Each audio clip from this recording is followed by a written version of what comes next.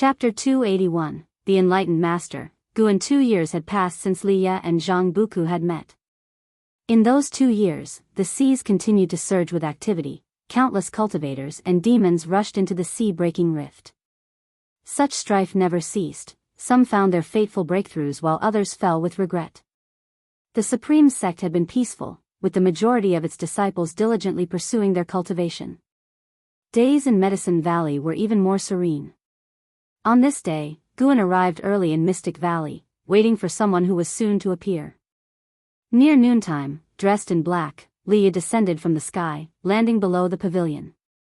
This time, he didn't enter through the window but stood beneath it, gazing at Guan's windowsill, silent for a long time without taking a step forward.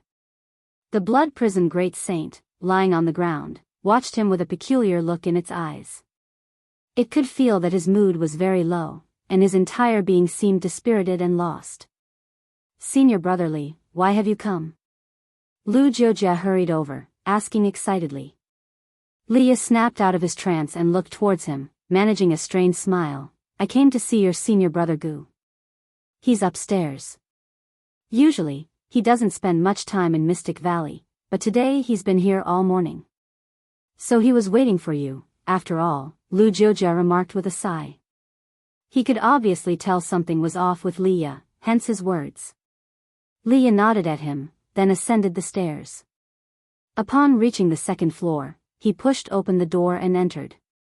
Guan, who was seated in a chair, put down the Supreme Secret Records book he had been reading and looked at Liya, exclaiming with surprise, "Senior Brotherly, what brings you here?" Looking at Guan, Liya's eyes suddenly reddened. He closed the door behind him, then walked over to the desk, clenching his fists tightly and gritting his teeth. Guan's smile faded as he asked anxiously, "What's wrong? What happened?" Liya dared not meet Guan's gaze because Zhang Buku had once said that Guan was his only senior relative. "Zhang Buku," Liya started with difficulty. "What happened to him?" Guan stood up abruptly. Liya took a deep breath and recounted what had happened to Zhang Buku. After listening, Guan collapsed in his chair, looking just as dispirited, deepening Liya's distress. "Wait, you said he became a divine exotic resentful ghost, which means he's still here, isn't he?" Guan asked urgently, as if grasping at a thought. Liya turned his head and replied, "He's still here, but becoming a divine exotic resentful ghost means he's no longer who he was. He's become a monster that devours living spirits, never to know freedom," Guan countered. "Did you see him do that?" Liya froze for a moment, then looked at him. Guan's expression became calm as he said, "Buku has always had a tough life, carrying the burden of half of the demon clan's bloodline, but he has managed to survive till now.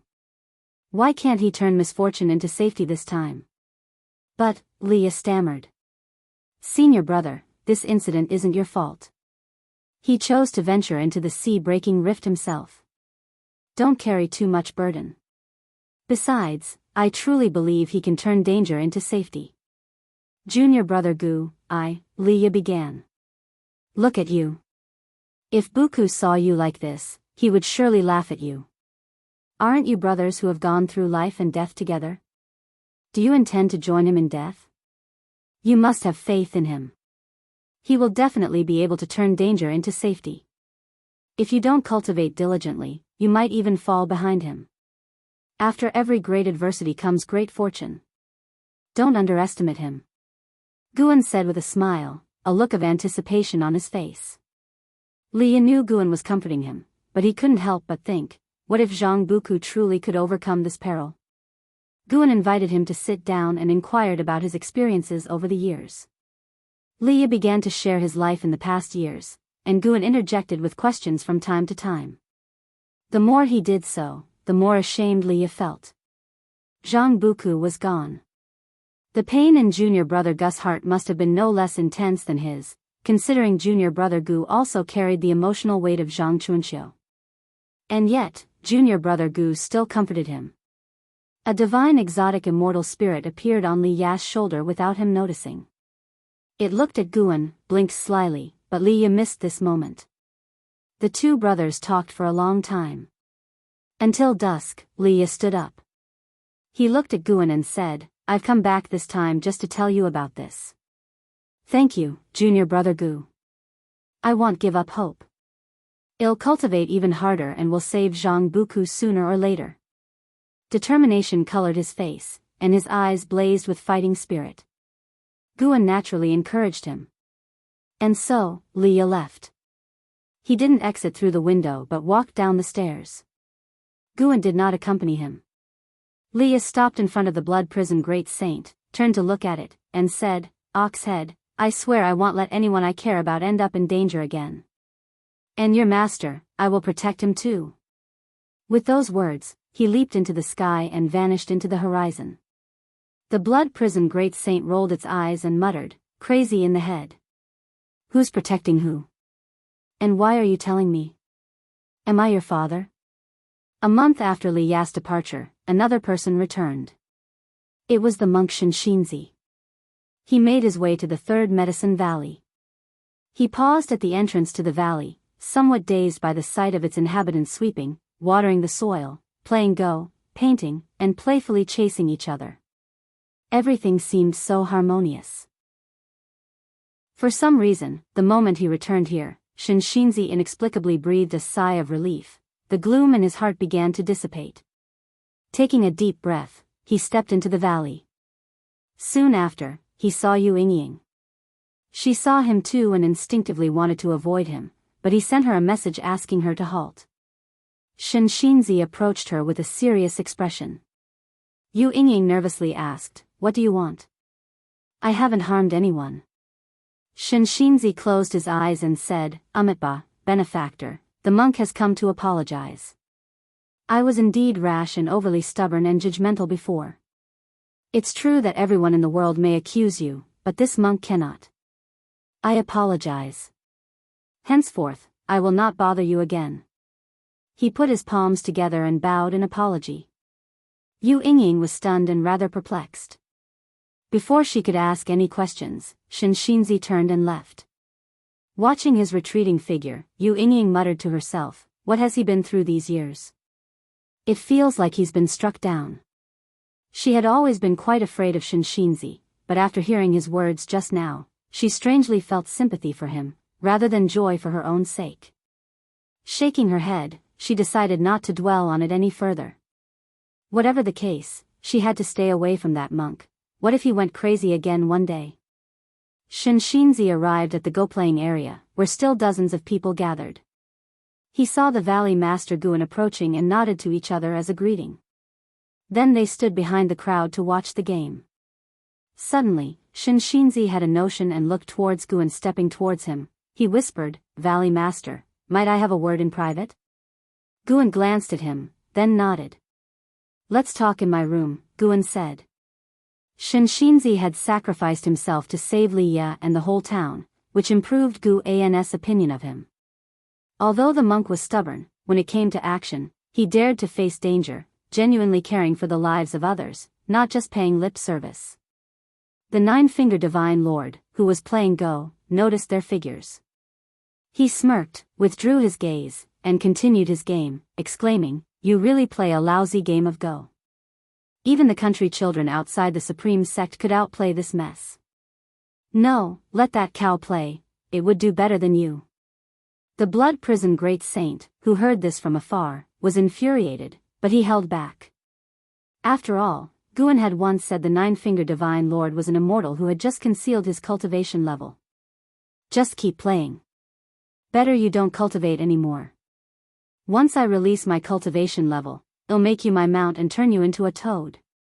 The blood prison great saint thought to himself, and this brought him pleasure. He immediately cheered up.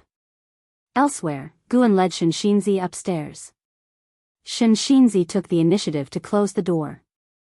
After inviting him to sit down, Guan began making tea.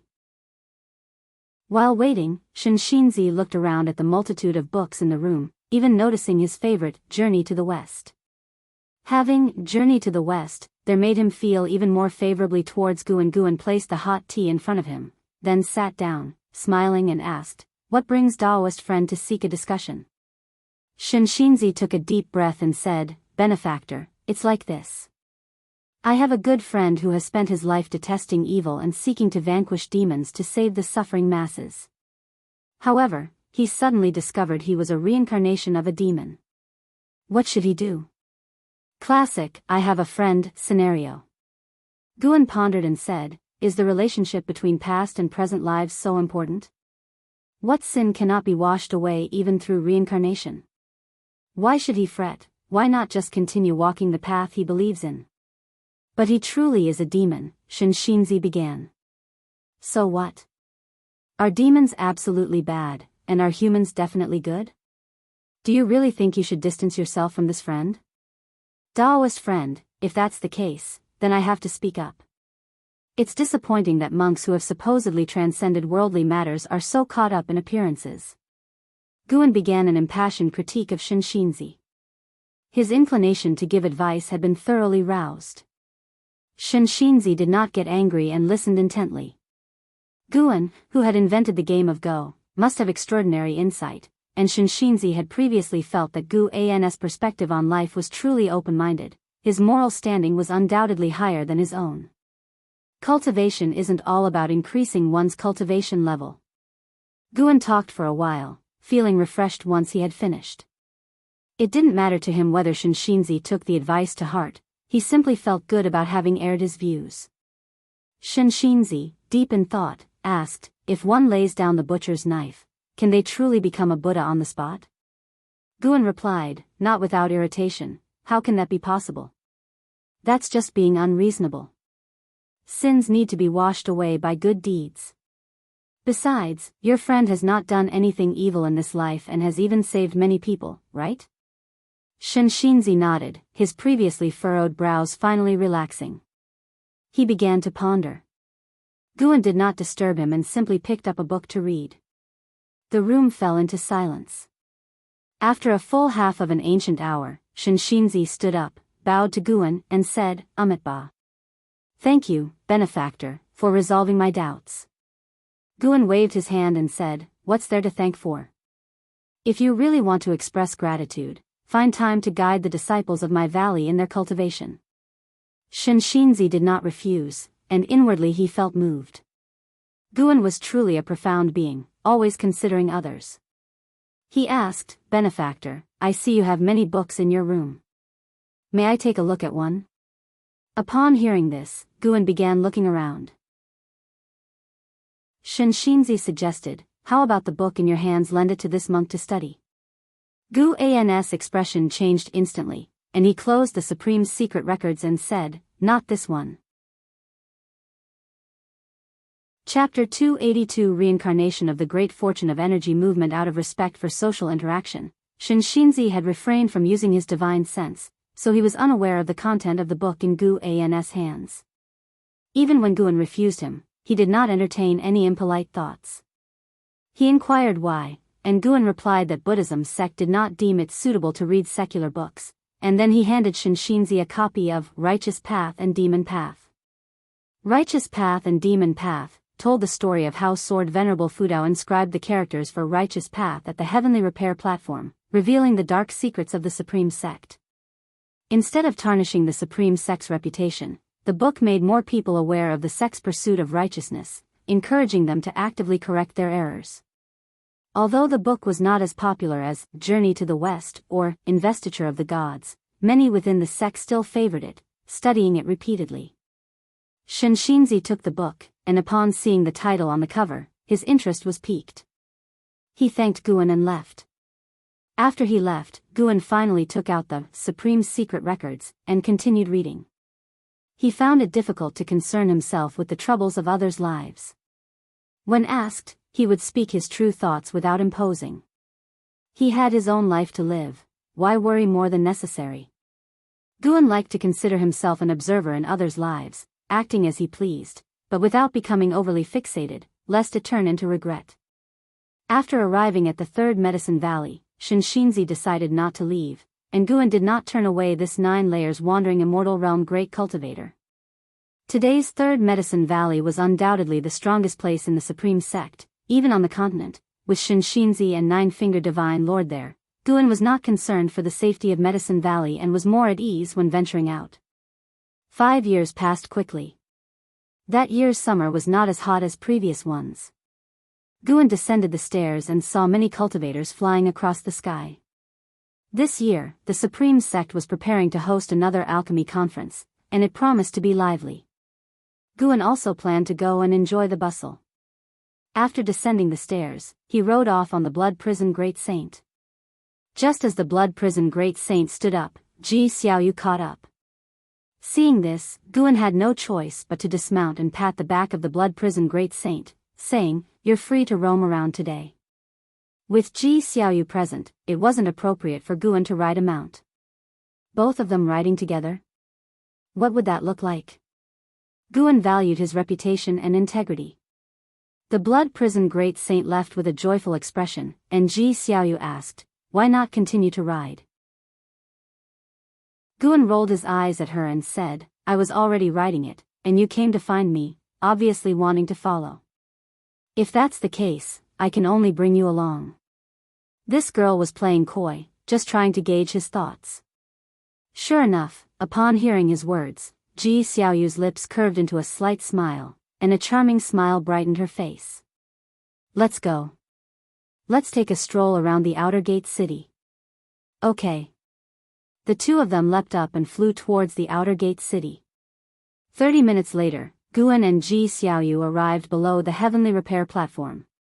Looking up, the platform was swarming with people, a magnificent sight.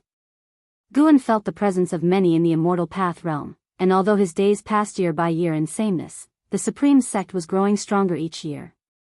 It was said that the Hall of Elders in the sect had changed a lot of members, and the overall cultivation realm had elevated. Clan families within the gate would recruit cultivators from overseas, so those who stepped down were not suppressed. Instead, they became stronger and gained greater benefits. As Guan surveyed the scene, he employed lifespan detection. He liked to see the maximum lifespans of people, something even divine immortals of wondrous dharma could not detect. Ji Xiaoyu initiated, "I heard you know another Ji Xiaoyu."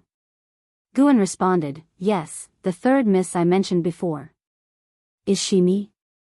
Ji Xiaoyu suddenly asked. Guan looked at her in surprise. Had the girl already awakened past life memories? Ji Xiaoyu explained, "I've had my name since birth, and I feel a strong identification with it, unlike a habit acquired later in life. Plus, not long after that Ji Xiaoyu died, I was born. The first time I met you, I felt a closeness to you, and coincidentally, you knew the other Ji Xiaoyu. I don't think it's a coincidence." With a steady gaze, she looked at Guan, waiting for his answer. Guan couldn't help but raise his hand to touch her forehead, then retracted it and spoke softly, "You don't have a fever, do you?"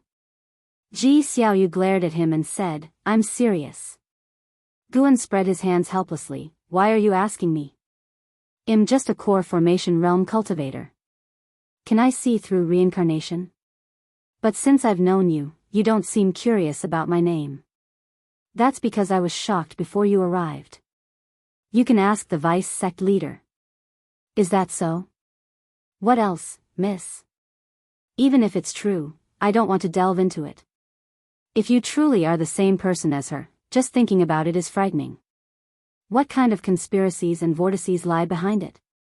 Me, with my core formation cultivation level dabbling in it, am likely to turn to dust." Guan spoke with a face full of fear, and as he did, he even stepped to the side. After listening, Ji Xiaoyu found his reasoning sound, but seeing his expressions and gestures, she couldn't help but feel both aggravated and amused. "Brother Gu, you've arrived." A figure descended from the heavenly repair platform. It was Wu Ju. Wu Ju, now at the second layer of the divinity transformation realm, was a renowned prodigy of the Supreme Sect, cultivated with vast resources from the sect, exuding an air of confidence and vigor, a far cry from his timid past. Guan greeted him with a smile. Wu Ju looked at Ji Xiaoyu with a puzzled expression. Why has Brother Gu changed his female companion again? That's a bit too. Guan immediately introduced Ji Xiaoyu to Wu Ju, who suddenly realized, "You are the Ji Xiaoyu with the strongest talent from the Ji family in recent years?" Ji Xiaoyu nodded slightly, and once Guan finished introducing him, she wasn't too surprised. Wuju was merely a famous prodigy, but the Third Medicine Valley hid many great cultivators, and even the sect leader occasionally visited. Afterwards, Wuju exchanged pleasantries with Guan and then left. They had made previous plans to drink together after some time. But Guan knew they would probably miss that appointment. He indeed had time, but Wuju did not. He was either busy cultivating or on missions. For a talent like Wuju, cultivation could last for years. Guan watched Wuju's departing figure, reflecting inwardly that too much leisure was not a good thing. Wuju's maximum lifespan remained unchanged, just as it had been decades ago. Of course, with his current maximum lifespan of 7,600 years, surpassing the Mahayana realm shouldn't be a problem. Guan simply felt a bit regretful because he initially believed Wuju could compete with Hao. Ji Xiaoyu noticed the regret in his eyes and couldn't help asking, "What's wrong?" Guan replied with a smile, "I feel a bit sorry for him. I think his achievements could have been even higher." "His achievements are not high enough?" "Without Hao returning, he is already the Supreme Sect's #1 prodigy," Ji Xiaoyu said, confused. "Ha ha ha, indeed."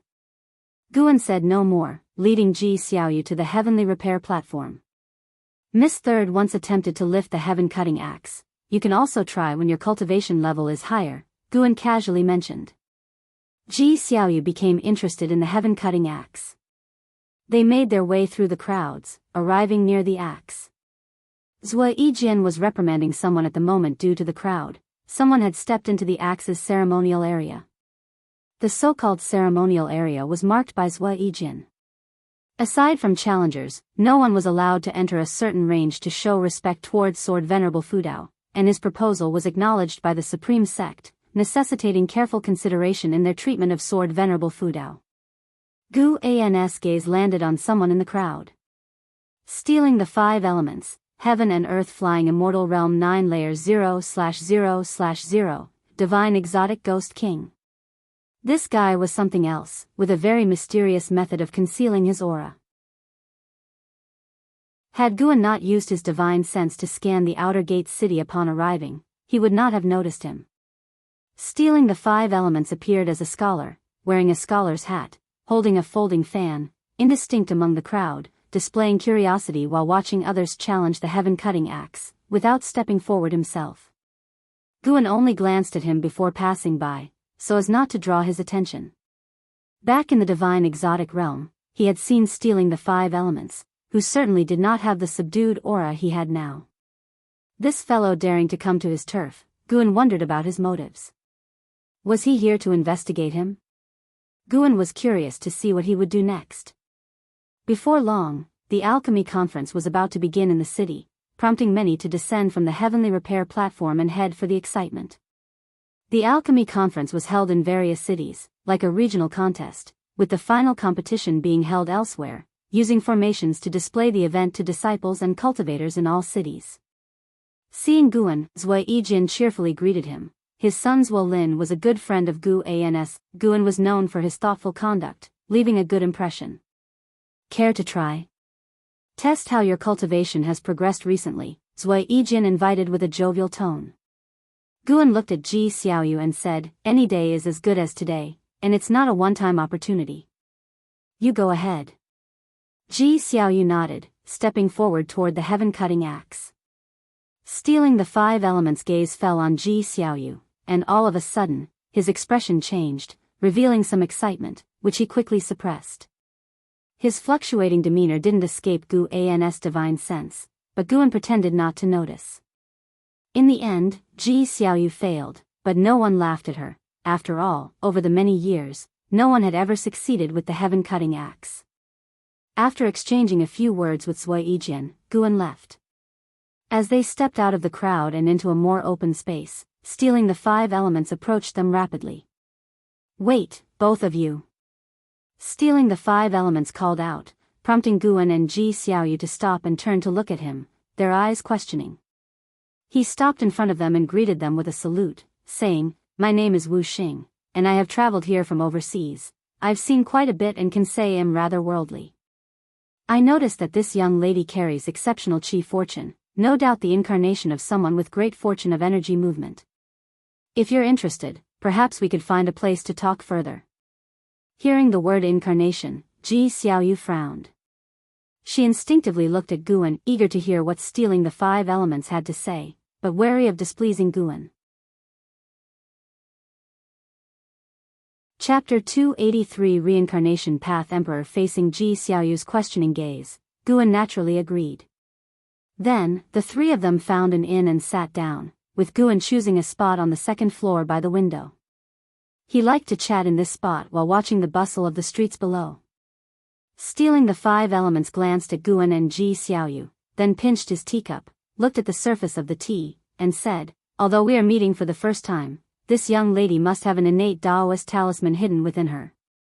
Speaking of which, you and I are old acquaintances. In one of your past lives, you had formed ties with me." After he finished speaking, he first glanced at Guan and then at Ji Xiaoyu. He was uncertain of the relationship between the two, so he spoke very cautiously.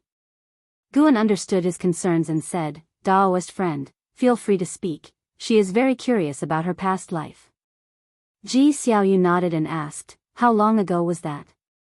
Stealing the 5 elements revealed a smile and said with feeling, "It must have been nearly 20,000 years ago." 20,000 years?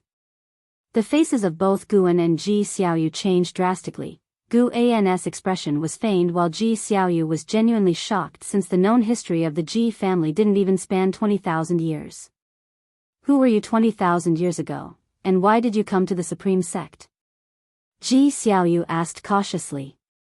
Guan could feel that stealing the 5 elements had already imposed a restriction, making it impossible for other diners to hear their conversation. Stealing the 5 elements answered, "To be honest, this trip to the Supreme Sect was specifically for you. I can sense that you have reincarnated again. In terms of status, I should respectfully call you a senior. If not for your intervention back then, it would have ceased to exist long ago." Talking about the past, his face was full of nostalgia, his gaze unfocused as if his thoughts had drifted back to the distant past. Ji Xiaoyu furrowed her brows and asked, "Why did I reincarnate?" Stealing the 5 elements said, "I only know you experienced calamities. You weren't forced into reincarnation due to hatred, and you can rest assured about this. No one in this world can do anything to you. I even consider you the strongest person I have ever seen."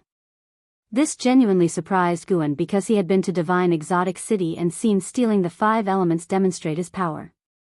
Knowing this, stealing the 5 elements still believed that one of Ji Xiaoyu's past lives was stronger. It seemed like the last time, in the 7 Stars spirit realm, the innate Taoist talisman had not yet displayed its true power, but at that time, it had already been enough for Ji Xiaoyu to seek revenge. Stealing the 5 elements continued to speak about Ji Xiaoyu's strength at the time. In that lifetime, Ji Xiaoyu had called herself Reincarnation Path Emperor. The two had met only once, but due to Reincarnation Path Emperor's kindness, stealing the 5 elements had always wanted to repay her, only to find his freedom in recent years. He did not reveal his real identity, and the name Divine Exotic Ghost King was already known throughout the world. He also knew his reputation was not good. From stealing the 5 elements story, Ji Xiaoyu could only understand how strong her previous self was, and it didn't unravel the secrets of reincarnation. She looked at stealing the 5 elements and asked, "What exactly do you need from me now? I can't help you with anything in my current state." She was very cautious, worried that stealing the 5 elements might want to kill her and force her previous life to emerge. Guan had been listening silently, noting down the name Reincarnation Path Emperor, planning to investigate further the next time he visited Immortal Seeking Island. 20,000 years might seem an eternity to mortals, but for great cultivators such as Wandering Immortals and Heaven and Earth Flying Immortals, it wasn't much, having lived through epochs preceding the fall of the Reincarnation Path Emperor. After a moment of hesitation, stealing the 5 elements said, "A catastrophe that will affect all beings is soon to erupt. When it does, many seas and continents will be destroyed, including the continent you are currently on, and I too am deeply trapped, unable to escape. The Reincarnation Path Emperor had a divine skill that could free me, even if it meant undergoing reincarnation, I would be willing." Upon hearing this, Guan was somewhat surprised. From what stealing the 5 elements said, the master of Divine Exotic Realm was likely to die. Why would an adversary of the Master of Divine Exotic Realm want to annihilate all living beings? He had previously felt that the appearance of the Divine Exotic Realm was not a coincidence, and clearly, the Master was wary of something. Otherwise, with the Master's strength, he could have swept away any invaders. But I am not the Reincarnation Path Emperor. Ji Xiaoyu hesitated. Stealing the 5 elements waved his hand and said, "You needn't worry. I am not here to force you to help me now. When the catastrophe falls, no one will be able to save themselves. At that time, you will undoubtedly awaken your primal consciousness. Just remember me then." After hearing this, Ji Xiaoyu's brows furrowed even tighter. Stealing the 5 elements looked at Guan and said, "It is best not to spread the word about this. Not even the Supreme Sect or any major powers overseas can prepare for it in advance. It's better if the cultivators here enjoy their current lives unaware, lest the spreading news precipitate the catastrophe." Guan nodded and said, "I understand that principle. I just want to know how long until the catastrophe erupts. If it's a few hundred years later, then I am relieved." Stealing the 5 elements laughed, suddenly finding this core formation realm minor cultivator quite amusing. Ji Xiaoyu couldn't help but shoot Guan a look, but she had to admit, after Guan asked that question, a lot of her tension was relieved.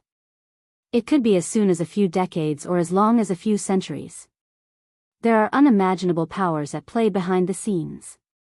I can only say, when the oceans begin to rise, that will represent the arrival of calamity. Stealing the 5 elements answer caused Ji Xiaoyu to frown again. After speaking, he stood up and said, "Well, that's all I have to say. I won't disturb you any further." He raised his hand in a salutation and then left. Once he left the floor, the invisible restriction vanished. Guan turned to Ji Xiaoyu and chuckled, "You certainly have an impressive background. I might have to think twice before joking with you in the future." Ji Xiaoyu huffed, "Aren't you joking now?" After hearing his words, "What do you think?" "I am not pleased. Although I had already guessed that I and the 3rd miss you spoke of are the same person, I actually hoped my guess would be incorrect. Now, learning even more identities has only increased my displeasure." Ji Xiaoyu spoke calmly, her tone devoid of any emotional fluctuation. Guan looked at her, his gaze turning thoughtful. Normally, he subconsciously considered this life's Ji Xiaoyu and her previous life as the same person, even if their characters differed. In his heart, they were the same. However, different memories and experiences had shaped a different person, even though the soul remained the same. The essence of being human is more than just the soul. Guan tried to comfort her, "If you are unhappy, then focus on cultivating, making your life in this incarnation last longer, or perhaps even achieving enlightenment." Ji Xiaoyu shook her head, "I can't achieve enlightenment. I will eventually die. The reason I cultivate is merely to make this life last longer and experience more. I often bother you just to enrich this life's experiences." She paused, then smiled and added, "Besides, you can only live for a few hundred years yourself, so why comfort me? Don't worry, even if I am unhappy, I am willing to accept this reality." Acceptance, huh? Guan chose not to probe further. He then called for the waiter and ordered a table full of exquisite food and drinks, shifting the conversation to the alchemy conference. Ji Xiaoyu's attention shifted as well, and it was as if the conversation with stealing the 5 elements had never happened. The alchemy conference eventually ended, and the cultivator who won first place was from overseas, a disciple of the Purple Pill Palace. It was the first time the disciples of the Supreme Sect had learned about Purple Pill Palace, an ancient alchemy sect that brought many alchemy techniques through this conference. Purple Pill Palace also offered to take a group of Supreme Sect disciples to their palace to cultivate the alchemy Tao, stirring excitement throughout the Supreme Sect. Guan was mainly concerned about stealing the 5 elements, who remained at the Supreme Sect and even formally became an inner sect disciple. Except for Guan, no one knew his true cultivation level. Even Shinxinzi and the 9-fingered Divine Lord could not see through him. By the end of summer, stealing the 5 elements had become a regular at the chess area of the 3rd Medicine Valley. One day, Guan had just returned from the North Sea Mountain and was discussing the affairs of Mystic Valley with Lu Jiujia. He suddenly felt a strong aura of battle coming from afar. From within the sea-breaking rift. This pressure had surpassed that of the heaven and earth flying immortal. That meant the master of divine exotic realm might have made a move. It seemed that stealing the 5 elements words might indeed be true. Alright, I agree. I'll discuss with the sect next time to expand Mystic Valley, Guan nodded. Lu Jiujia immediately showed a smile. Guan shared the profits of Mystic Valley with him every year. The bigger the Mystic Valley, the more he would gain. Since he had begun cultivating the Daoist expansion skill, Lu Jiujia had rekindled his fighting spirit. For this skill, he needed a lot of medicinal herbs. Guan suddenly remembered something and said, "Let's release your cultivation level by the end of this year. Take all the elixirs you have." Lu Jiujia frowned and asked, "Why? Can't we wait a bit longer?" "Why?" "Because you only live to be 190 years old." Guan did not reveal this fact. Instead, he said, "I have obtained a higher level mental method. I will pass it on to you later, and then you can release your cultivation level multiple times." Upon hearing this, Lu Jiujia was instantly overjoyed and quickly agreed. Guan patted his shoulder and then left. Lu Jiujia had begun to fantasize about what kind of transformation he would undergo after lifting the restrictions on his cultivation. Guan arrived at the 3rd Medicine Valley and went to the chess area. The 9-Finger Divine Lord had encountered an opponent again. It was stealing the 5 elements. Stealing the 5 elements mastered the rules of Go and swiftly dominated the chess scene of the Supreme Sect. The 9-Finger Divine Lord, unable to see through his hidden cultivation, was quite frustrated. Of course, in the heart of the 9-Finger Divine Lord, stealing the 5 elements was definitely not an ordinary person. Gu An's background was easier to investigate, having entered the Supreme Sect at the age of 15 and being a house servant of the Ji family when he was young. His age could not be hidden. But stealing the 5 elements was different. He came from overseas. The 9-Finger Divine Lord looked up at stealing the 5 elements, feeling annoyed. Who exactly is this guy? Stealing the 5 elements, smiling, waved his fan. He was not afraid of the 9-Finger Divine Lord's suspicions. With his cultivation level, it was impossible for the Divine Lord to see through him. In the entire Supreme Sect, there was only one person he feared, Sword Venerable Fudao, who seemed to have accepted him as long as he did not cause trouble. "I lost," the 9-Finger Divine Lord inhaled deeply and declared gravely. He had lost to stealing the 5 elements 6 times and felt utterly humiliated. The surrounding crowd cheered, exacerbating his depression. Stealing the 5 elements stood up and laughed. "To celebrate this victory, how about I teach everyone a spell for close combat?" The disciples were even more delighted, their cheers drawing the attention of other disciples from afar. Chapter 284. Zhang Buku becomes a disciple. Seeing that stealing the 5 elements was willing to teach the disciples sorcery, Guan was secretly pleased. This guy knew his way around people, far more so than the 9-Finger Divine Lord. As the number of Medicine Valley disciples increased, Gu An's distance from them grew ever larger. Despite being called master and disciple in name, they didn't share that true relationship. Even so, Guan still hoped they would have a better life and come across more opportunities for immortal cultivation. Stealing the 5 elements immediately took action, and seeing Guan on the way, he greeted him. After they left, Guan went to the chess table and looked at the 9-Finger Divine Lord, smiling. "Shall we play a game?" The 9-Finger Divine Lord snorted. "No, find him to play if you dare." "Then forget it. He seems very powerful. I'm not sure I'd win, so I can't start a game so carelessly." "What do you mean, you are sure with me? Have I ever lost to you?" "You." The 9-Finger Divine Lord was so angry he wanted to slam the table and stand up. Seeing the smile on Gu An's face, he understood that Guan was deliberately provoking him. Guan then asked, "By the way, it's been a while since you returned. Where is Chu Jingfeng? Aren't you taking care of him?" "Don't worry, he's doing well. He's in seclusion. When he returns, you'll have to look up to him." The thought of Guan being surpassed by his own disciple, even becoming a figure from another world, made him quite cheerful again. Guan sighed. if that's true, that would be wonderful. I have no hope of becoming an immortal. If he can achieve immortality, then I would also know an immortal, and my life would be without regrets. The Nine-Fingered Divine Lord really wanted to say that he himself was an immortal, but looking at Gu An's expression, he felt ashamed. What was wrong with himself? Why was he being so petty?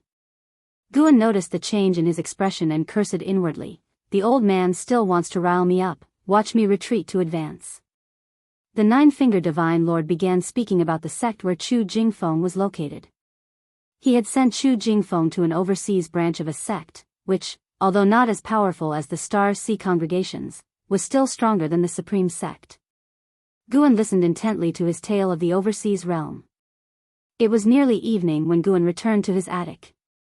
In recent days, he had seen more and more heaven and earth flying immortals return, mostly near the sea-breaking rift. Clearly, a great battle was brewing.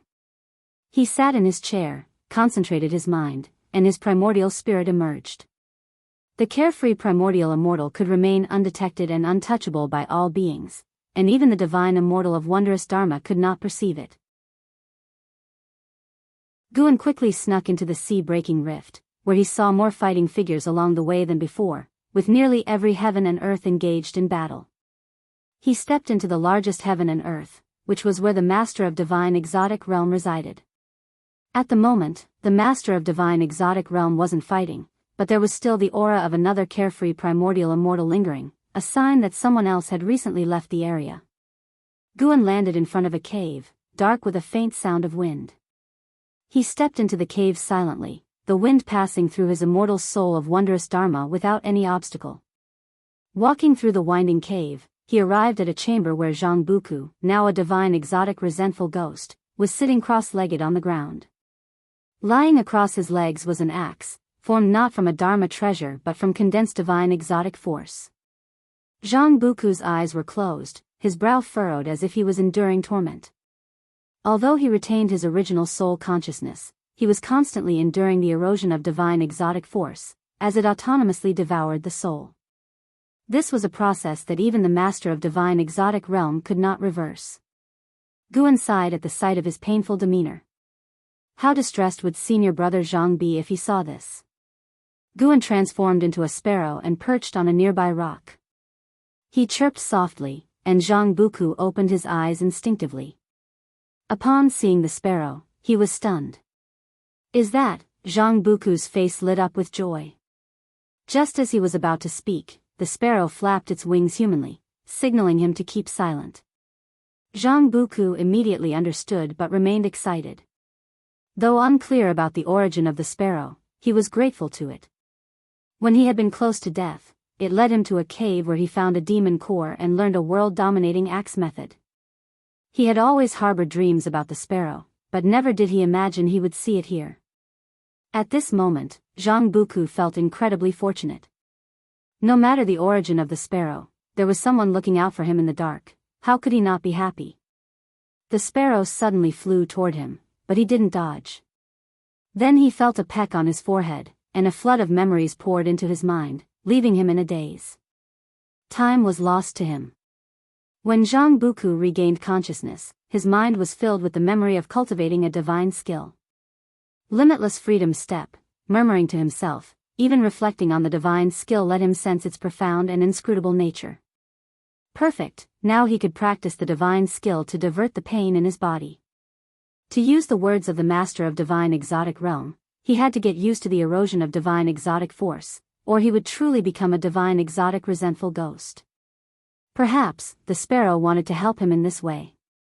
Warmth filled Zhang Buku's heart, and he suddenly felt that his pain was bearable. How many perished in the divine exotic realm, turning directly into divine exotic resentful ghosts, while he still had a chance? How could he not be joyous? I must practice diligently, get out of here early, so Leah won't worry. And Martial Uncle Gu, if I were to stay here for hundreds or even thousands of years, wouldn't I lose the chance to ever see Martial Uncle Gu again? Zhang Buku felt a sense of urgency at the thought. He always felt that Martial Uncle Gu wasn't simple, possibly concealing cultivation level. But no matter how much Gu concealed, He was younger than Liya and couldn't possibly be much stronger, especially since Liya had an opportunity like Divine Exotic City. Zhang Buku stood up and started practicing the Limitless Freedom step. He moved around the chamber, changing his step technique, gradually losing track of time and forgetting his pain. However, because he was in cultivation, his will became exceptionally clear. In the blink of an eye, 2 years went by rapidly. Zhang Buku was still in the cave, practicing the Limitless Freedom step without rest. For him, practicing the divine skill was not exhausting. He even began to find a way to resist the divine exotic force. Footsteps echoed from the tunnel, jolting him from his focus. He turned to see the master of divine exotic realm slowly entering the chamber. Zhang Buku had seen him before, so he wasn't afraid, just vigilant. The master of divine exotic realm looked at him and said, "The divine skill you're practicing is exceptional, with great potential. Practice well, for your future achievements will certainly be extraordinary." Hearing this, Zhang Buku was surprised.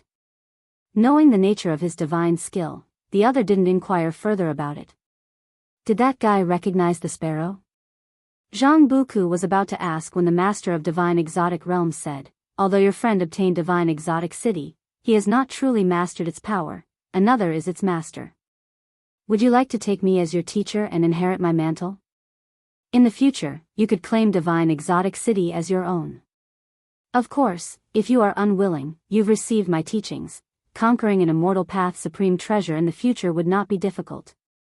Take him as a teacher."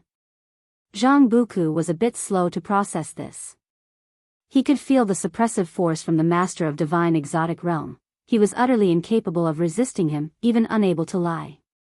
In such a situation, if the master of divine exotic realm wanted to calculate against him, why would he need to beat around the bush? The master of divine exotic realm saw through his thoughts and explained, "What interests me is not you, but the entity behind you. Now your fate is linked with mine. If I perish, you must die. At least we are now on the same side. If I can be on good terms with your backing, it's all benefits and no harm." "My backing? Who is it?" Zhang Buku asked in surprise. The master of divine exotic realm showed no astonishment. He had already delved into Zhang Buku's memories, but some parts were not clear, obscured by a force preventing his probing. He dared not investigate further, as he had already witnessed the power behind Zhang Buku. If you don't know, then don't ask too much. Knowing too much isn't always good. You just need to understand that whether it's him or me, if we wanted to harm you, we wouldn't need such methods. Your worth isn't that high, the master of divine exotic realm said slowly. After listening, Zhang Buku fell silent. He wasn't angered, in fact, he was even more grateful to the sparrow. Even if it was manipulation, he accepted it. He would definitely repay the sparrow in the future. As for the master of divine exotic realm, strictly speaking, they had no direct enmity. If he died in the divine exotic realm, he couldn't blame anyone. After all, it was his own path that he had chosen, and nobody had forced him to come. Zhang Buku took a deep breath and said, "All right." He then knelt halfway and saluted with a fist, "Honorable master above, please accept your disciple's bow." And with that, he bowed his head. The master of divine exotic realm's face revealed a smile. "It's been many years since anyone called me master. My last disciple is now high above, seemingly afraid of any association with me." His tone was full of self-derision. Zhang Buku looked up and asked, "Who is your disciple?" The smile on the master of divine exotic realm's face faded, and he scoffed, "Him? Just a dog of the holy court." Chapter 285 Life-Seizing Immortal, Calming the Sea's Fury. Name, Guan, Lifespan, 195/127088862, Physique, Primordial Karmic Body, Cultivation Level, Divine Immortal of Wondrous Dharma Realm, 9 layers. Under the tree, Guan lay on his back, resting. He called up his attribute panel to check, and as he looked at his lifespan, a smile appeared on his lips. It had been 21 years since his last breakthrough, and had accumulated over 12 million years of lifespan so quickly. Guan was very satisfied, proving he hadn't slackened. As long as he maintained this pace, a billion-year lifespan wouldn't be far off. After looking, Guan sent his divine sense toward the sea-breaking rift. Not long ago, Zhang Buku had become an apprentice to the Master of Divine Exotic Realm. Guan could feel the goodwill released by the Master of Divine Exotic Realm, and he wasn't just paying lip service, had already started teaching Zhang Buku earnestly and hadn't left the cave where Zhang Buku resided. From this matter, it was clear that the Master of Divine Exotic Realm was quite urgent, indicating that the catastrophe mentioned by stealing the 5 elements was approaching. Guan wasn't in a hurry. The Master of Divine Exotic Realm surely had other powers, otherwise, how would he dare to create such a rift in the sea? Let them fight it out first. Once it involved Zhang Buku, he would then consider intervening. Anyway, Guan wouldn't directly involve himself in the strife unless he was certain of his ability to solve the root of the problem. Zhang Buku seemed to be in a good state, so Guan could rest assured. Everything's good, everyone is busy, being busy is a good thing. Guan scanned all those he had good relations with using his divine sense, and seeing that everyone was well, he smiled. He sat up, stretched lazily, and then got up to leave. Disciples he encountered along the way greeted him, and he nodded back with a smile, his attitude gentle and devoid of airs. All the way to the pavilion, he saw Yang Jian conversing with the Blood Prison Great Saint about issues in physical cultivation. The Blood Prison Great Saint was also a physique cultivator, otherwise, he wouldn't have obtained Divine Beast True Blood. Seeing Guan approaching, Yang Jian hurriedly stood up to greet him. Guan thought for a moment and said, "Rest well, and in a while, it'll take you to spar in a combat to test your real strength." Upon hearing this, Yang Jian's eyes lit up. Normally, he could only spar with Li Lingtian, which was quite boring. Hearing that he could actually fight a real battle, how could he not be excited? Without waiting for a response, Guan stepped upstairs. In the distance, stealing the 5 elements, who was playing Go with someone, was observing Yang Jian thoughtfully. He could see that Yang Jian possessed some type of ancient treasure body, which made him more curious about Guan. No wonder this person could establish a close relationship with the reincarnation of the Reincarnation Path Emperor. His origins must be extraordinary. He didn't intend to investigate Guan but planned to form a good relationship with Yang Jian later. No matter what, as long as Yang Jian lived to 1,000 years, he would surely become a renowned figure, and befriending such an existence was naturally a good thing. Stealing the 5 elements started contemplating what spells and divine skills to teach Yang Jian. Guan didn't mind him guiding other disciples in cultivation, so he certainly wouldn't stop him from teaching Yang Jian. That evening, stealing the 5 elements found Yang Jian. "Little brother, I've observed you for some time and feel that your talent and comprehension are exceptional. I have a hand technique set. Would you like to learn it?" Stealing the 5 elements asked with a smile. Yang Jian knew he was a great cultivator. After all, he could win against the 9-Finger Divine Lord in Go. "Thank you for your kindness, Senior, but there's no need." Yang Jian clasped his fists and refused.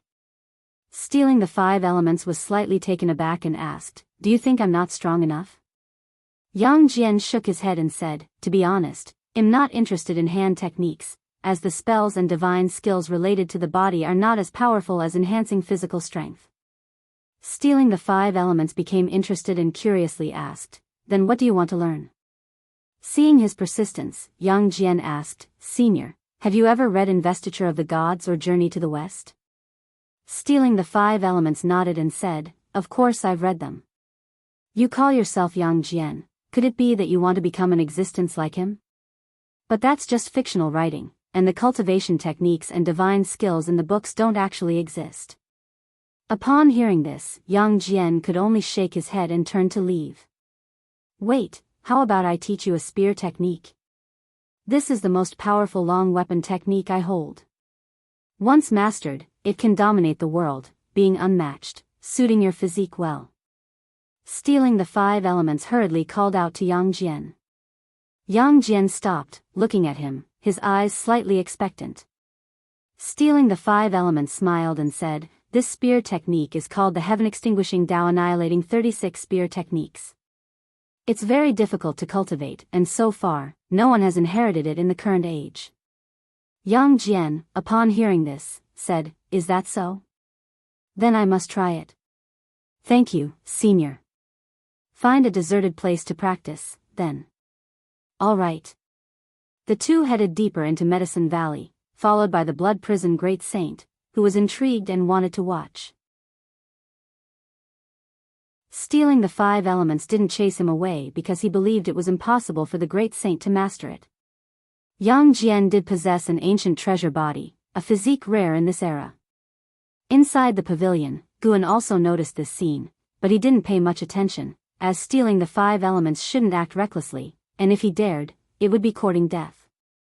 Moreover, he was curious about the heaven-extinguishing Tao-annihilating 36 spear techniques, wondering if they were indeed that powerful.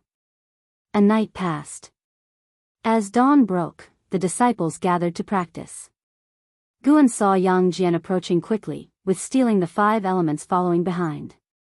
Stealing the 5 elements appeared dazed, lacking his usual composure, as if had been frightened. Guan found it amusing. Stealing the 5 elements was likely startled by Yang Jian's comprehension and physique. After just one night, Yang Jian had preliminarily mastered the heaven-extinguishing Tao-annihilating 36 spear techniques. Although he hadn't yet unleashed its true power, it was enough to amaze stealing the 5 elements. He suspected that Yang Jian's physique was among the strongest of ancient treasure bodies. Unfortunately, Impermanence Tian had been obliterated, otherwise, he could have asked him, as he was the most knowledgeable about ancient treasure bodies. "What did you do?" Li Lingtian looked at Yang Jian, surprised. Yang Jian's breath was chaotic, indicating he hadn't rested the previous night. Yang Jian dismissively said, "Just cultivating, don't ask more." Li Lingtian cast a glance at stealing the 5 elements in the distance and understood. After finishing their exercises, Li Lingtian found stealing the 5 elements to inquire if had taught Yang Jian any Daoist sorcery, to which stealing the 5 elements nodded without concealment. "Can you teach me as well? My talent isn't bad either." Li Lingtian promptly asked. Stealing the 5 elements appraised him and said, "Your aptitude is indeed good, but not enough to make me act. Improve your cultivation first, and perhaps one day, when you look pleasing to my eyes, I'll teach you." Pleasing? Li Lingtian was infuriated. All his life, had been cherished by others and had never been rejected. Even in the 3rd Medicine Valley, Guan hadn't refused him. Li Lingtian, teeth clenched, stormed off. Stealing the 5 elements wasn't bothered, Li Lingshan's predicaments weren't complicated, and the forces behind him didn't threaten stealing the 5 elements. He even anticipated trouble from Li Lingshan's backers, something to spice up his life. Just as he was about to play go, Shen Xinzi intercepted him. "Amitba, benefactor, care to chat?" Shen Xinzi sternly asked, stealing the 5 elements. Stealing the 5 elements smiled and nodded, and the two left the 3rd Medicine Valley. With autumn's arrival, the 3rd Medicine Valley gradually took on hues of withering yellow, and disciples could be seen everywhere clearing fallen leaves. Inside the pavilion, Shenzhen was enthusiastically discussing her new masterpiece with Guan. Guan was uninterested in her journey to the south, and his divine sense was gazing towards the ocean. Above the sea-breaking rift was a shocking battle where one person fought against 3 divine exotic ghost kings, and that person even had the upper hand. Heaven and earth flying immortal. The divine exotic ghost kings were already at the 9th level of heaven and earth flying immortal, yet there was another heaven and earth flying immortal who could single-handedly overpower them. How could this not pique Guan's curiosity? "Are you listening?" Shenzhen asked, dissatisfied. Guan smiled, "Of course, I'm listening. But I'm more curious about your cultivation than your book." Shenzhen, Nascent Soul Realm, 7th layer 231/880/4400, Shenzhen's maximum lifespan had actually increased. This surprised Guan. Previously, Shenzhen's maximum lifespan was only over 2,500 years.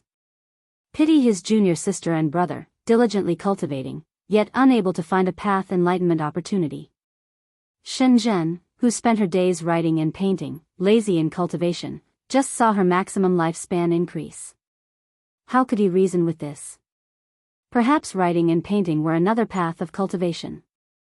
Shenzhen coughed lightly, her face slightly uneasy, and she replied, "I'm doing okay. I am working hard." Guan didn't have the heart to expose her. Every time he checked on her with his divine sense over the years, she was either reading, writing, painting, or playing music, living alone in her cave, seemingly never getting tired. Now, it seemed that her actions were not without meaning. Judging from Shenzhen's expression, she seemed unaware of her increased talent and comprehension. Guan didn't mention it. After all, she was still young and didn't need to rush in cultivation.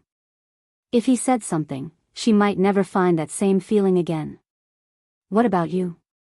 Why does it seem like your cultivation isn't progressing?" Shenzhen asked, raising an eyebrow. Upon hearing this, Gu An's face darkened immediately, and he sighed. Shenzhen frowned. "What's wrong? Is something troubling you?" "Nothing. I just increasingly feel heavenly destiny. Even with medicinal herbs for alchemy, I find breaking through difficult. You don't understand this feeling. I see no future in immortal cultivation. Perhaps this is already my future," Guan sighed. Hearing him, Shenzhen opened her mouth, wanting to console him, but words failed her. Talent is reality. Gu An's friend Wu Ju had already soared, and as for Leah, had already become the face of the supreme sect. Guan forced a smile. "Ms. Shen, my life is short, but yours is different." As he was about to continue, suddenly, a vast oppressive force engulfed the heavens and earth, interrupting him. Immediately, a dominantly unrivaled voice resounded throughout the world. "I am the life-seizing immortal of the great cold demon sect. Today, I plant a tower at the sea-breaking rift. Within 100 years, if no one can defeat me, I will annihilate all living beings who have heard my words to quell the ocean's fury." The Great Cold Demon Sect. Guan had heard of this sect, a demon path sect comparable to the Bitter Sea Buddha sect. According to Bai Zia, the Great Cold Demon Sect was also one of the few demon path sects recognized by the Holy Court.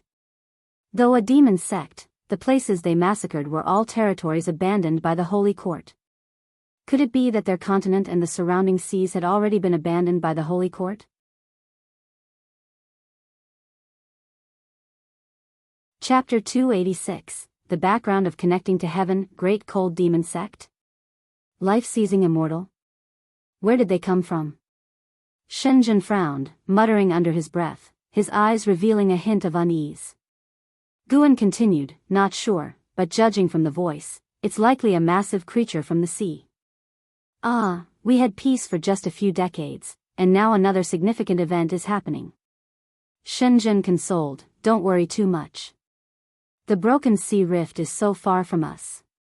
People of talent arise continuously in this world, and good will always overcome evil. We will get through this." Guan nodded, but his thoughts were quite the opposite. The power behind the Great Cold Demon Sect had already reached the heavens.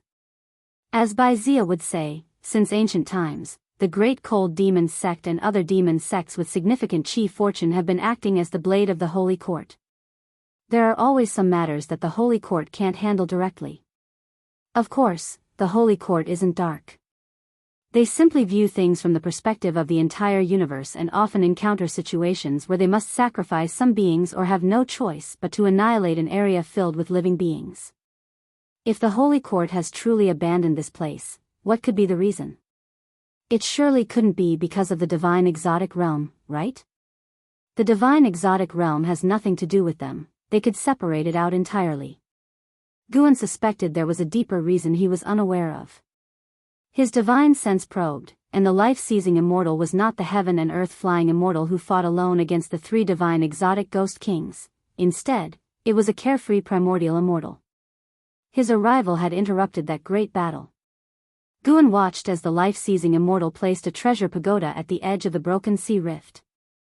It grew taller and taller, reaching through the clouds, no less than 100,000 feet tall, quite majestic. The life-seizing immortal then flew into the pagoda. The three divine exotic ghost kings fled into the broken sea rift, followed by the heaven and earth-flying immortal, clearly aligned with the life-seizing immortal. Guan was curious to see if any other carefree primordial immortals would take action within the next 100 years. He continued discussing the affairs of the world with Shenzhen. They were both minor cultivators in the world of immortal cultivation. When talking about the happenings in the world, they mostly expressed envy. Not long into their conversation, Shenzhen excused himself. Guan also got up and went downstairs, ready to discuss the great cold demon sect with the disciples and cultivators in the valley. The shout of the life-seizing immortal had caused an uproar across the world. Wherever there were gathered beings, this matter was being discussed. When Guan arrived at the chess area, Nine-Fingered Divine Lord and Stealing the Five Elements were discussing the great cold demon sect with great cultivators from the Supreme Sect. Other disciples surrounded them, listening intently with tension. Shinxinzi sat among the crowd as well. Although he rarely spoke, he listened attentively. After Shinxinzi had spoken with Stealing the Five Elements, the two did not come into conflict. It seemed they had reached some agreement. At the time, Guan hadn't listened because, in his eyes, these two couldn't stir up any trouble. The great cold demon sect has existed for 1,000,000 years. That life-seizing immortal is also a person from the legends. I didn't expect him to still be alive. Now we're really in trouble, lamented Nine-Fingered Divine Lord. He didn't mention the Holy Court, clearly very wary of it. 1,000,000 years. The disciples listened with twitching eyelids, unable to fathom how long 1,000,000 years was. The younger ones felt a longing. They hadn't completely resigned themselves to fate yet. They always felt that there was hope. The Third Medicine Valley was only the first stage of their entry into the world of immortal cultivation. The world of immortal cultivation is full of stories where those with ordinary talent obtain great opportunities to change their destinies against all odds. Guan also listened intently, as if he were listening to a story, occasionally exclaiming with the surrounding disciples or revealing an incredulous expression. Meanwhile, inside the main city of Sect. In a mansion, Lu Lingjun visited the courtyard of the Holy Mother of Western Spirit, where teacher and student sat opposite each other. The Great Cold Demon Sect is comparable to the Bitter Sea Buddha sect. In terms of heritage, they are even stronger. If the Great Cold Demon Sect stands behind the Broken Sea Rift, we are in trouble, the Holy Mother of Western Spirit sighed, bringing up the existence of the Holy Court. This was the first time Lu Lingjun had heard the name of the Holy Court, and she was shocked. How vast is this universe? The Holy Mother of Western Spirit also suspected that this sea area had been abandoned by the Holy Court. Otherwise, the people from the Great Cold Demon Sect wouldn't be so unrestrained, even giving out 100 years, clearly wanting large sects to evacuate promptly. Upon hearing this, Lu Lingjun couldn't help asking, 100 years, only the immortal cultivation sects can evacuate, right? Will all the myriad living beings who stay behind really die? The Great Cold Demon Sect has slaughtered so many living beings. The continents and sea areas affected by the Broken Sea Rift added together only make up a small area of the Great Heaven and Earth. To the Great Cold Demon Sect, it's nothing. The Holy Court won't care either.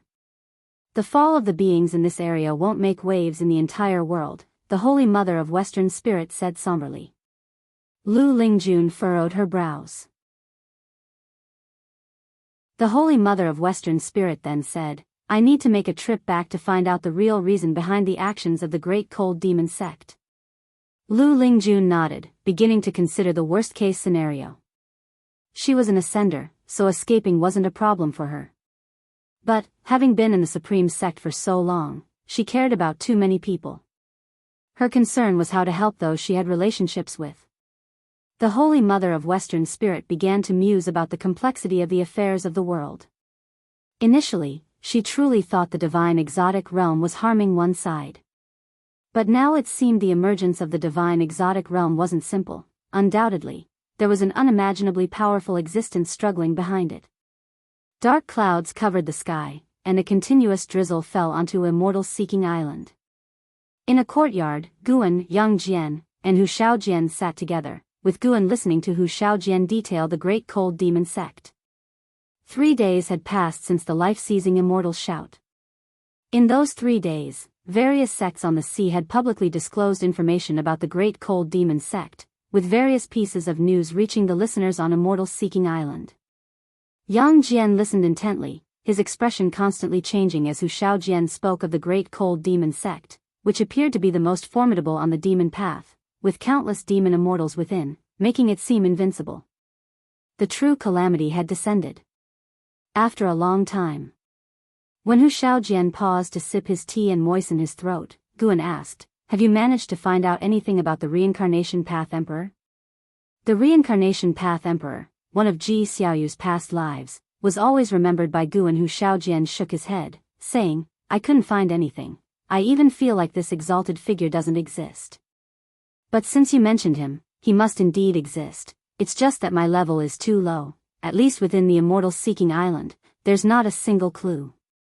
Guan didn't get angry. He gently moved on from the topic. Hu Shaojian put down his teacup, his gaze shifted towards Guan, hesitating to speak. After hesitating for a moment, he stood up, walked to the side, then knelt down and began to kowtow to Guan. "What are you doing?" Guan asked with a frown. Hu Shaojian looked up, pleading, "I beg you, senior, to take me away. The great cold demon sect's power is vast. The upper echelons of Immortal Seeking Island are preparing to evacuate. I am only a nascent soul realm cultivator. Within 100 years, I absolutely cannot escape the range that the great cold demon sect wants to obliterate. Even if by chance I escape, who knows if I can survive elsewhere? Senior, you are a loose immortal. You come and go as you please. Can you take me with you? I will serve you like an ox or a horse." Yang Jian sat on the side, his feelings complex. This was a nascent soul realm cultivator. In the Supreme Sect, this was an existence looked up to by servant disciples, yet he didn't even have the confidence to survive at sea. Guan pondered and then said, "Don't be anxious. For now, stay peacefully at Immortal Seeking Island. If the sea powers truly cannot withstand the great cold demon sect, I will take you with me. Before that happens, help me keep an eye on the Sea Protection Mansion. If they truly intend to abandon Immortal Seeking Island, then I will come and take over." Hu Shaojian was stunned, not expecting Guan to still be concerned about Immortal Seeking Island at this critical moment. Yang Jian glanced at his master. It seemed like his master had no fear of the great cold demon sect. His master referred to himself as a loose immortal. Could it be that loose immortal was not his realm, but just his identity? Hu Shaojian wanted to persuade Guan, but feared offending him, so he could only agree. Guan noticed his concerns and reassured him, "Don't underestimate this world. Otherwise, the divine exotic resentful ghosts in the sea-breaking rift would have already swept across the oceans, right?" Hu Shaojian felt persuaded by these words and promptly thanked Guan. Guan waved his hand, helping him up, and invited him to sit and speak. Hu Shaojian continued to talk about the great cold demon sect. He knew a lot about it, but nothing about the life-seizing immortal. Guan then began to think about how to control Immortal Seeking Island. Firstly, he must arrange someone to act as a puppet while he stayed hidden. Using the various channels of Immortal Seeking Island, he could collect more medicinal herbs, and besides, it sounded like a fun endeavor. It felt like preparing to play a management game, which he was quite looking forward to. To suppress Immortal Seeking Island, he would need at least a wandering immortal. He had to think carefully about this candidate. Just like that, time swiftly passed, and the rain intensified. 2 ancient hours later, Guan left with Yang Jian, returning to the forested mountains of the Supreme Sect. Yang Jian was no longer experiencing the limitless freedom step for the first time, but as his cultivation level increased, he grew more awestruck of his master's divine skills. "Master, is there really someone who can confront the great cold demon sect?" Yang Jian asked, his words still carrying a hint of cautiousness. He did not dare ask directly about his master's prowess, so he had to beat around the bush. While moving forward, Guan responded, "Who knows? At any rate, your master, I'm not sure." "Just not sure?" Yang Jian was secretly alarmed. Just what was his master's background? Guan was unaware of Yang Jian's thoughts. He had modestly underestimated himself, not expecting it would make Yang Jian even more amazed. Listening to Hu Shaojian, the great cold demon sect had taken on an unimaginably fearsome and evil persona in Yang Jian's mind, such an existence often being the ultimate antagonist in stories. Knowing that Guan was confident in confronting the great cold demon sect, how could he not be surprised? Jenner, cultivate diligently. Even if we survive this calamity, there will be no shortage of trials ahead. From ancient times until now, every great cultivator has persevered through countless hardships. The greater the crises, the more diligently one must cultivate, Guan said earnestly. Yang Jian nodded, saying, disciple always keeps this in mind. I will strive to cultivate as diligently as you. How many years had it taken for his master to reach his current height? Yang Jian thought to himself, guessing surely it took tens of thousands of years. No, perhaps his master had even existed longer than the great cold demon sect, merely frolicking in the mortal world. He believed his master wouldn't deceive him. His master surely had also endured countless hardships and diligently cultivated to achieve his current level of cultivation. Guan continued to instruct Yang Jian, educating a disciple, after all, required occasionally teaching them, making it an enjoyable experience. Yang Jian, unaware of his master's inner thoughts, could feel his master's earnest intentions.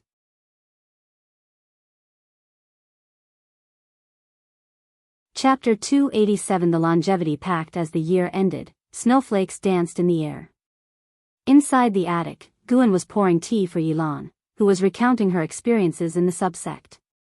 Having not seen each other for many years, Yilan now more than ever exhibited the demeanor of a great cultivator.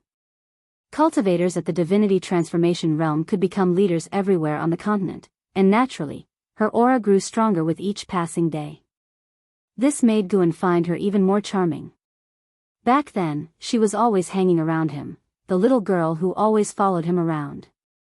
Now, she had become an existence that stood above tens of thousands, which made him feel not only nostalgic but also immensely proud.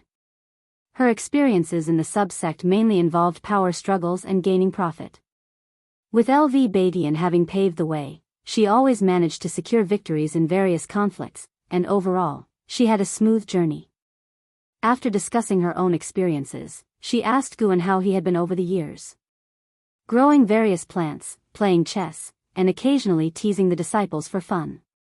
I'm quite content, Guan said, looking at Yilan with a smile. Yilan raised her eyebrows and asked, who is the girl downstairs? You've been wanting to ask that, haven't you? That's what Guan thought to himself, but he said aloud, her identity is not simple. I will only tell you, and you mustn't let it slip. The attic had a protective restriction, strong enough to ward off the probing of any cultivator below the divinity transformation realm, so Guan was not afraid of being overheard by Ji Xiaoyu. Yilan nodded expressionlessly. Guan took a deep breath and said, her name is Ji Xiaoyu. You understand, right? Yilan frowned and asked, isn't Ji Xiaoyu already deceased? Ji Xiaoyu had once been a renowned genius, famed for her beauty across the world. Her death had sparked much discussion within the Supreme Sect, and Yilan too had heard about it. She did die, but she has also reincarnated. Guan shared the information he got from stealing the 5 elements, his face full of emotion. Upon hearing this, Yilan too was taken aback. Such oddities existed in the world, and the background of Ji Xiaoyu was far beyond her expectations, even shattering her previous perceptions. Guan cautiously said, junior sister, this matter must not be disclosed.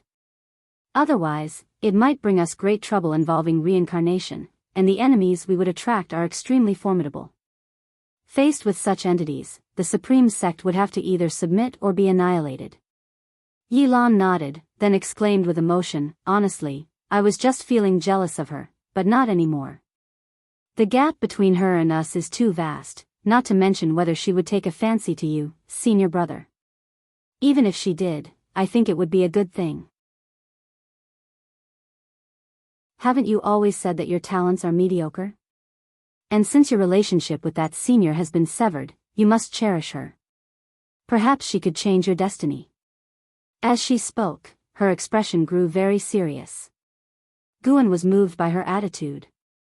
Truth be told, due to his experiences in his previous life, Guan felt that it was impossible for someone to consider others completely selflessly, even love started from individual needs. He had rejected Yilan many times, but she had remained consistent, and he didn't want her to suffer losses. Thus, he had always helped her. Of course, he was moved by this. At least Yilan had an irreplaceable position in his heart. But he hadn't expected Yilan to hope for his future to the extent of wanting him to cozy up to another woman. This silly girl. Guan glared at Yilan and said irritably, "Cherish what?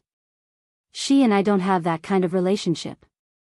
At most, we are just Taoist friends, and in her heart, there isn't a place for romantic feelings, only the immortal path." That was the truth. He could feel Ji Xiaoyu's ambition. Whether in her past life or now, Ji Xiaoyu was not a woman obsessed with romantic love, otherwise, she wouldn't have chosen death to resist a marriage arranged by her family in her previous life. Yilan rolled her eyes at Guan and said, "Senior brother, a woman staying in your building must have a significant background. How could she not have feelings for you? Even if you can't really pursue her, establishing a better relationship with her would still be beneficial for you." Although she had reached the divinity transformation cultivation level, she still felt that her path to immortality had come to an end. At least she no longer dared to hope for longevity, but she hoped Guan could have that chance. The reason? She couldn't really say, she just hoped for Guan to have a better life, and she felt he deserved it. From a young age, she always believed that her senior brother was worthy of all the good fortune in the world. Even when Guan rejected her, she wasn't angry. She liked her senior brother. Why should he have to comply with her wishes? Forget it, senior brother. I rather prefer a peaceful life. If she wishes to stay in the Third Medicine Valley, I will not treat her badly, and if she wants to leave, I won't keep her. She and I are ultimately not people of the same world. We should not hinder each other's paths. Guan shook his head and said. This too was his heartfelt truth. His goal was longevity, not marriage and children. Yilan blinked, unsure whether to feel happy or to sigh. Senior brother, if you don't achieve longevity in this lifetime, would you accept me? Yilan asked. Guan thought for a moment, then said, if neither you nor I achieve longevity, then let's just live out a mortal's life in the last 100 years. A mortal's life spans only a century, and before that, let both of us strive for the immortal path. Who knows what might be possible? Although I seek a stable life, I have not given up on cultivation. Yilan smiled upon hearing this, gazing at Guan and said dreamily, Senior brother, with you saying this, I suddenly feel like the life limit isn't so scary. Guan raised his hand to ruffle her hair, messing it up under her scolding gaze before he finally stopped. Later, Yilan brought up the Great Cold Demon Sect. She had also learned quite a lot about the Great Cold Demon Sect, which made her very anxious. She feared that the continent might not survive this calamity, so she had come back early to see Guan, to avoid regrets. Of course, she still held hope, that being Sword Venerable Fudao. This was also the reason why most disciples of the Supreme Sect hadn't panicked. Over the years, the protection of Sword Venerable Fudao gave them faith and confidence to fantasize about and tackle all adversities.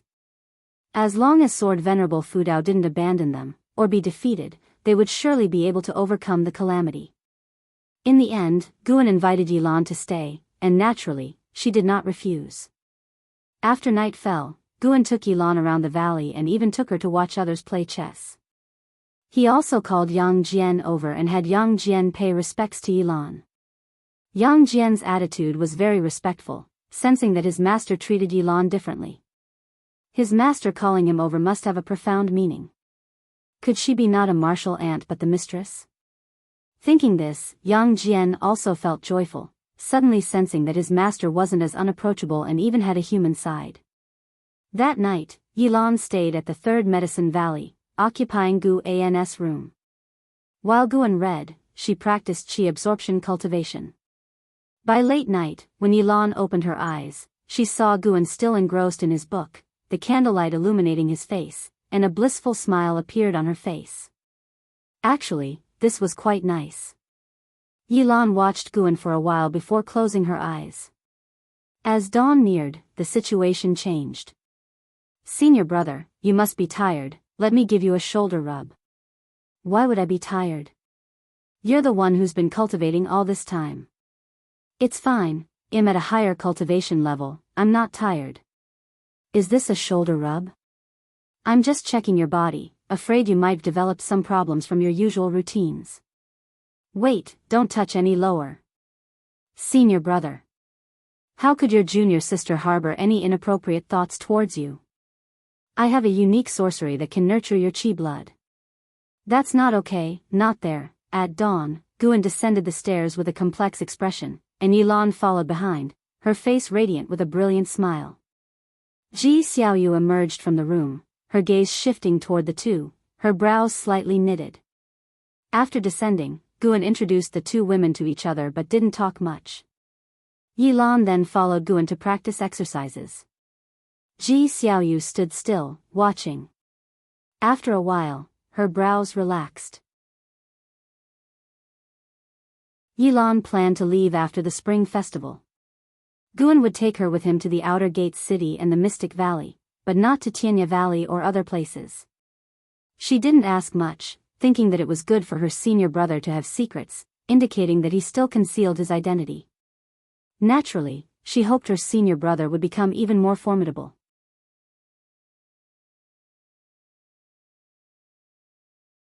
Chapter 288, 9 Profound True Fire, Calamity from the Sky. This year's spring festival felt warmer than in previous years for Guan, thanks to the company of Yilan. The day after the festival ended, Yilan left. She did not wish to become lost in the presence of her senior brother, as cultivating her immortal path was a major life event for her.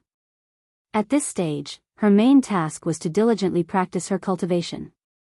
Despite the declarations of the life-seizing immortal from the Great Cold Demon sect casting a shadow over the lands, it had not impacted the overall structure of the world.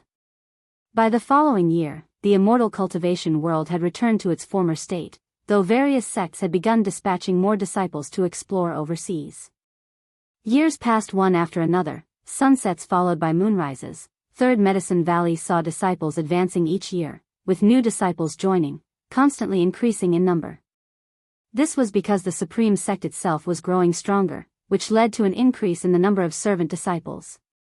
These servant disciples needed positions to earn spirit stones. In the blink of an eye, 10 years had passed. Guan stood by the window, using his divine sense to survey a distant great battle. A great cultivator had gone to challenge the life-seizing immortal, even a heaven and earth-flying immortal. Alas, he did not even get to see the face of the life-seizing immortal, being suppressed by his disciple. This battle was watched by countless cultivators and demons. Not all beings wished to flee this region of the mortal world, especially sects that followed the righteous path, shouldering the responsibility to protect all living beings. Over the past decade, more than once had heaven and earth-flying immortals challenged the life-seizing immortal, each time without exception being overwhelmed by the life-seizing immortal's disciple. Advancing to the tower had become a mere wishful thinking. The name of life-seizing immortal's pagoda spread far and wide, known as the soul-calming pagoda. It was also an immortal path's supreme treasure. Guan shook his head as he watched, the defeat of the heaven and earth-flying immortal obvious, proving that he was not the savior of this region of the mortal world. He turned and went downstairs, feeling a presence entering the valley. It was the Holy Mother of Western Spirit from the Bitter Sea Buddha sect. The Holy Mother had found Shinshinzi, taking him to a secluded corner to speak, for which Shinshinzi had even set up a restriction. Inside the Supreme Sect, no one's divine sense could penetrate the barrier created by Shinshinzi's restriction, except for Guan. Did you get that clear? Shinshinzi asked, referring to matters concerning the Great Cold Demon sect. The Holy Mother of Western Spirit took a deep breath and said, "This matter involves a holy king from the Holy Court, and though he cannot represent the entire decision of the Holy Court, this Holy King has far-reaching connections and even the Buddhism sect does not wish to offend. After all, no one knows when Xingtian will emerge from seclusion." Holy King. Shinshinzi frowned and then asked, "What in this region of the mortal world could be of interest to a being like the Holy King?" The Holy Mother responded, "I am not entirely sure myself. I only found out that it has something to do with the reincarnation of a great power from the Holy Court. That great power might be a rival of the Holy King, reincarnated here in this region of the mortal world." Shinzinzi's frown deepened. Looking at him, the Holy Mother continued, "The situation has gone beyond redeeming. The Buddhism sect does not wish to risk involvement. Let's head back soon." Shinshinzi scoffed, the Buddhism sect doesn't want to risk involvement? What a joke, whatever happened to universal salvation? The Holy Mother was taken aback by Shinzin's tone, clearly detecting the sarcasm in it. Something was off. Shinzi, who used to take pride in being part of the Bitter Sea Buddhist sect, had never spoken this way before. You go back, I am staying at the Supreme Sect, Shinzi stated seriously. The Holy Mother wanted to persuade him otherwise, but Shinzi took his leave with determined steps. What has actually happened? The Holy Mother stared at Shinzin's departing figure, filled with confusion. Her cultivation level was lower than Shinzin's, and her status was not as prominent, so she couldn't forcefully take Shinzi back. Thus, she refrained from further persuasion and could only take the news back to the Bitter Sea Buddha sect. Elsewhere, Guan, walking towards a certain garden area, was also pondering the intelligence brought by the Holy Mother of Western Spirit. Holy King, reincarnation of a great power. Upon hearing about the reincarnation of a great power, his first thought was Ji Xiaoyu. However, upon reflection, it might not be Ji Xiaoyu. Ji Xiaoyu had reincarnated countless times, and if it truly were the rival of that Holy King, why hadn't the Holy King acted sooner? Moreover, he was curious about which role the Master of Divine Exotic Realm played in this feud. Perhaps he needed to seek an opportunity to discuss this with the Master of Divine Exotic Realm. Inside a dimly lit chamber, Zhang Buku put down his great axe. The strength energy around him began to dissipate, and his constantly swirling white hair gradually settled. He exhaled deeply, eyeing the great axe in his hand, his brows slightly furrowed. At that moment, footsteps approached. Zhang Buku clenched the axe tightly, causing it to vanish as he turned to look toward the entrance of the cave. He saw the Master of Divine Exotic Realm approaching slowly, and perhaps it was Zhang Buku's illusion, but he felt the Master seemed weaker than before. Master. Zhang Buku raised his hand in greeting and spoke. Throughout these years, the Master of Divine Exotic Realm had been conscientious in teaching him. At least Zhang Buku believed the Master truly treated him like a direct disciple, not only instructing him in cultivation but occasionally also bringing him heavenly materials and treasures to enhance his ghost body and resist the backlash of exotic forces. The Master of Divine Exotic Realm stopped before him, sizing him up, and nodded slightly, saying, "Not bad, you are mastering the exotic powers." Zhang Buku couldn't help but ask, "Master, are you all right?"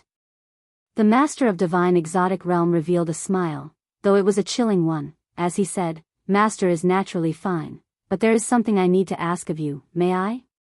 "What is it?"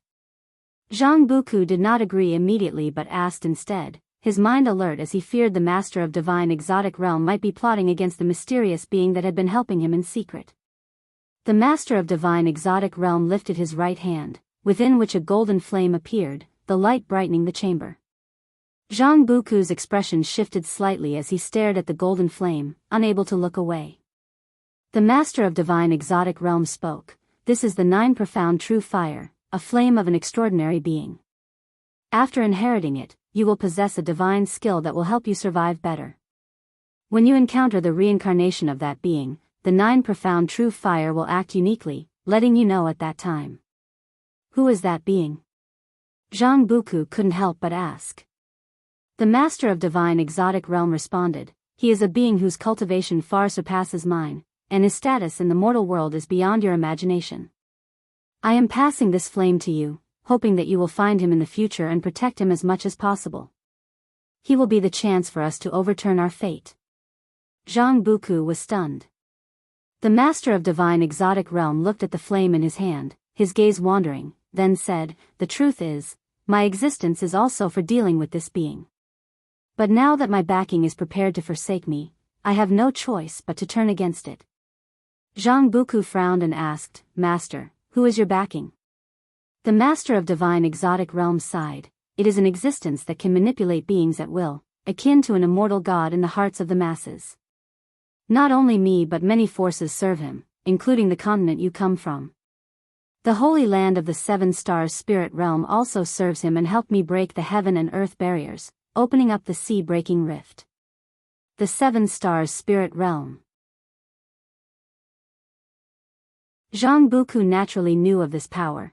He hadn't imagined that the long-destroyed Seven Stars spirit realm was still connected to the sea-breaking rift. Well, I can't tell you too much, lest you invoke temporarily insurmountable karma. Just remember, when you encounter someone that causes the 9 profound true fire to act unusually, you must support him. He will be the greatest opportunity you will ever encounter, and the only hope for you to be free of exotic forces, the Master of Divine Exotic Realms said, squinting at Zhang Buku with a serious look.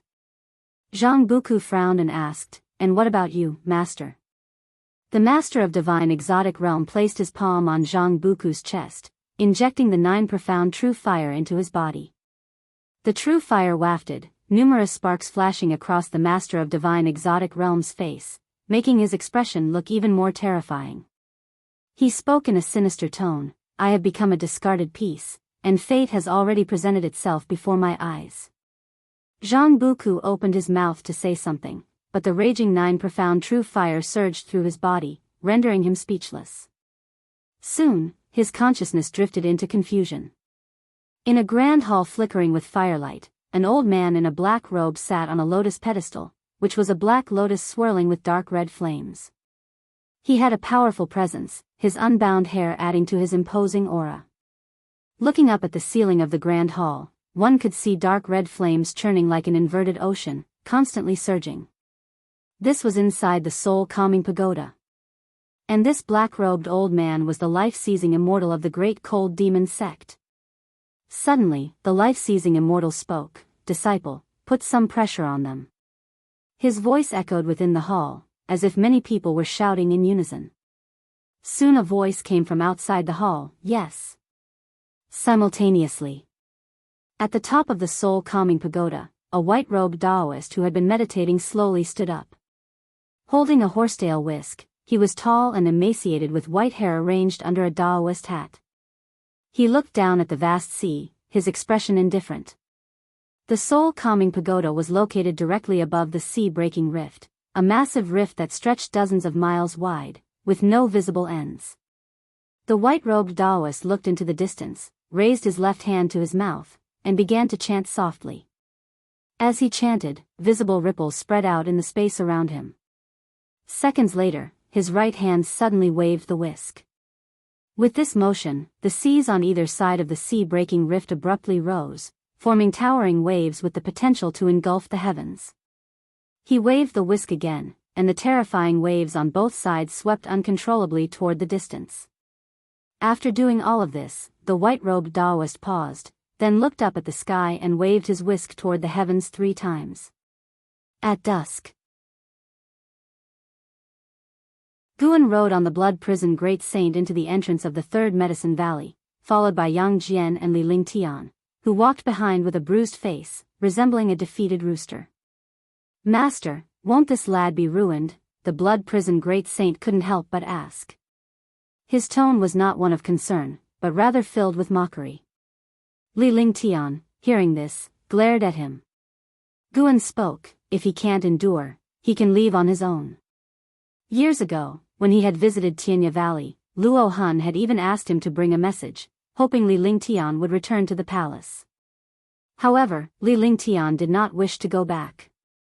Although he often got beaten, he was indeed getting stronger. Defeating Yang Jian had become his obsession. Just as Li Lingtian was about to speak, he suddenly sensed something and looked up, his eyes widening in shock. Guan, Yang Jian, and the blood prison Great Saint all looked up, and the disciples in the valley did the same, their expressions increasingly changing, as if they were witnessing something terrifying.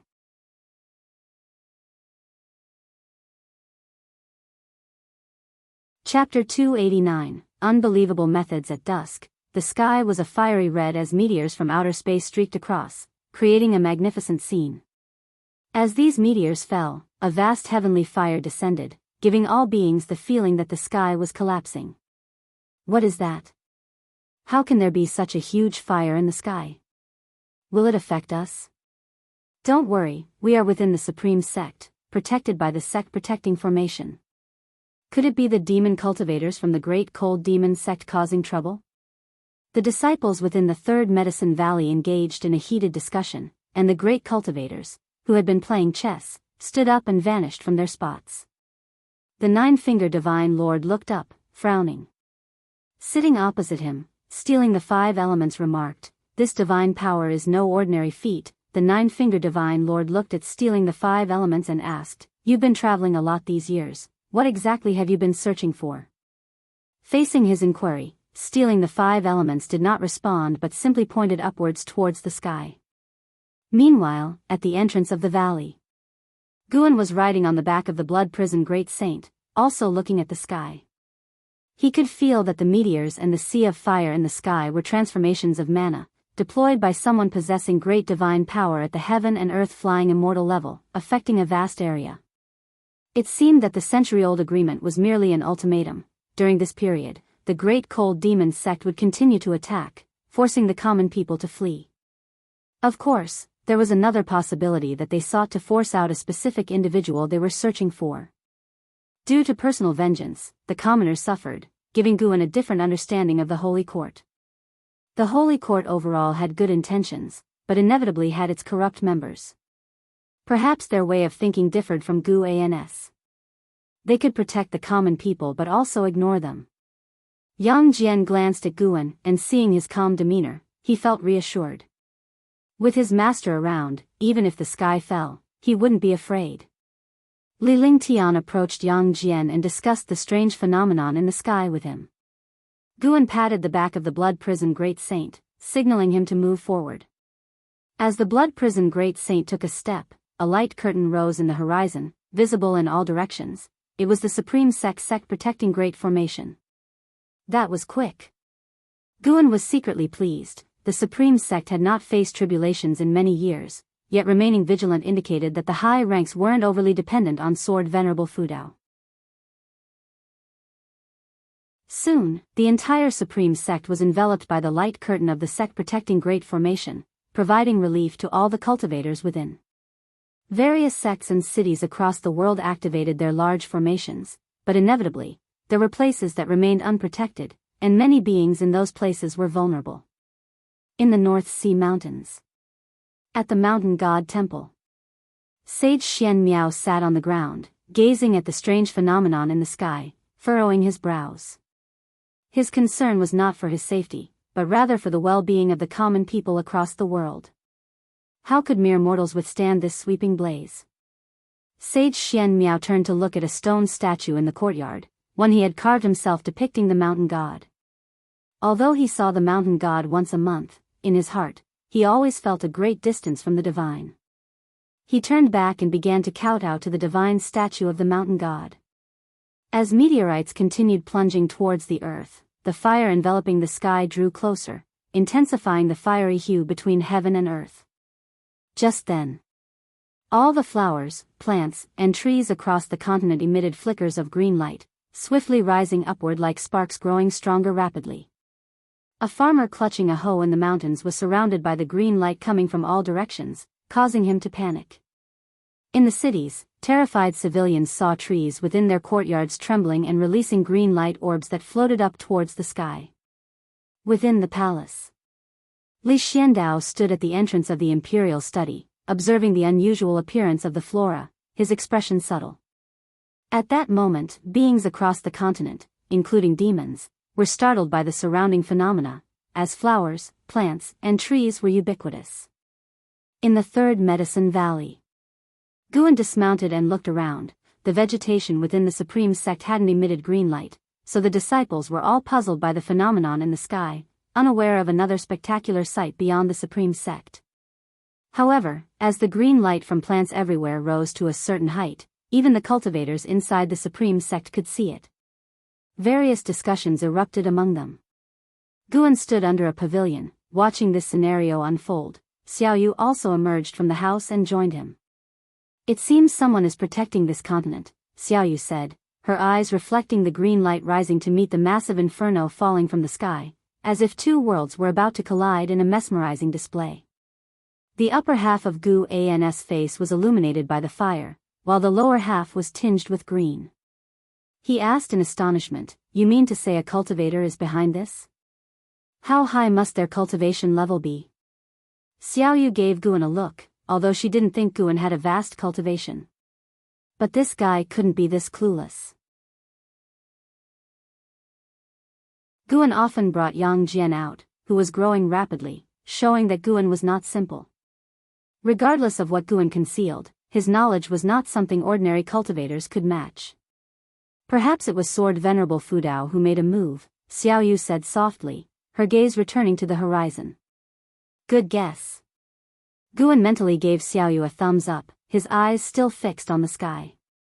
Under the gaze of all beings on the continent, the vast green light collided with the sea of fire, and following a brief somber moment, the sky radiated intensely bright light, like endless fireworks exploding.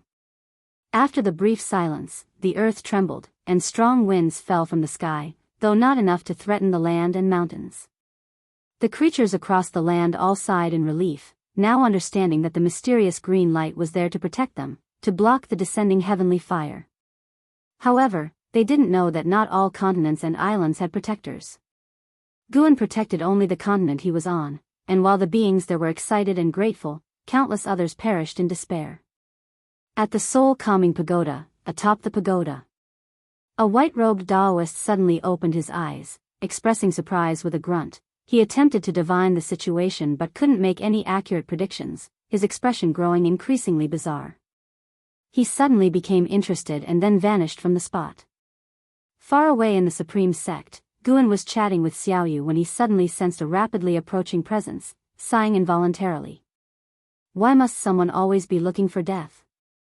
I'm going to check on Mystic Valley, we'll talk later, Guan said, heading towards the transmission array platform. Xiao Yu was not puzzled and looked up at the sky alone, admiring the powerful divine skills of Sword Venerable Fudao. Underneath a nearby tree, stealing the 5 elements and the 9-finger Divine Lord, sitting opposite each other at a chessboard, also looked up at the sky, paying no attention to Guan stealing the 5 elements spoke. The trouble has ultimately been drawn here, the guy has arrived. The 9-finger Divine Lord turned to him, asking, who is this guy? A pupil of life-seizing immortal, the real person Bai Hong, a renowned genius from the great cold demon sect, with unfathomable cultivation, stealing the 5 elements responded. The 9-finger Divine Lord's face subtly changed, clearly, he had heard of Bai Hong's name. Stealing the 5 elements chuckled, there's going to be a show to watch. Geniuses all have one flaw, excess confidence. Not far off, Shen Xinzi, while staring at the sky, was also listening to stealing the 5 elements conversation. He couldn't help but think of the hand that had been placed on his shoulder that night and began to sympathize with Bai Hong. There were many hidden great powers in the world, no matter the cultivation level, one should never underestimate this world. This was the greatest realization Shen Xinzi had after leaving the Bitter Sea Buddha sect. In another place, under the red dawn sky, Bai Hong rapidly flew through, unfazed by the sweeping fire, as he passed over vast expanses of water without looking down. His gaze had fixed on a distant continent. Within his divine range, many great cultivators were resisting his divine power to protect various beings. Yet, that particular continent was special, its methods piqued his interest, and moreover, he was unable to deduce the cause and effect of its mana. Perhaps the individual behind it was related to the person his master sought. Thinking of this, Bai Hong's eyes gleamed with anticipation. He was acting not only on behalf of his master but also to seize an opportunity for himself. Snap! A hand suddenly pressed onto his shoulder, bringing his full-speed flight to an immediate halt, causing his mana and chi blood to surge chaotically, and he even felt a strong discomfort as if his primordial spirit was about to leave his body. When he tried to break free, he was horrified to discover that he had lost control over his body and soul. He couldn't even achieve primordial spirit emergence, which made him widen his eyes and instinctively panic. In an instant, Bai Hong theorized many possibilities. Bai Hong, a 150,908-year-old 9 layers of heaven and earth flying immortal, is lamentable to die here. Guan looked at Bai Hong's lifespan and thought so. Guan didn't employ his soul-capturing skill but prepared to directly annihilate Bai Hong.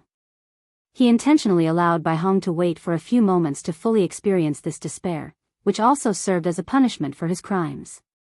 Bai Hong felt the pressure on his shoulder lessen and was about to speak when the hands suddenly tightened. With a squeeze from Guan, Bai Hong instantly turned to ash, his soul dispersing without a sound. He then disappeared from the spot. Back in the forest around Mystic Valley, Guan pretended to inspect medicinal herbs, and a notification popped up before his eyes. He successfully seized 38,000 years of lifespan. Not too bad. Guan wasn't worried about life-seizing immortal coming for revenge. If he came, Guan would kill him. Could the carefree primordial immortal threaten the divine immortal of wondrous Dharma? If a stronger presence appeared and he was uncertain of his chances, he would flee. So far, it seemed unlikely that the Holy King would make a move, as it would hurt his image. Otherwise, why wouldn't he personally search for his enemy's reincarnation? Being able to summon the Great Cold Demon sect showed that the Holy King had his reservations. The sea of fire in the sky lasted for 30 minutes before completely dissipating.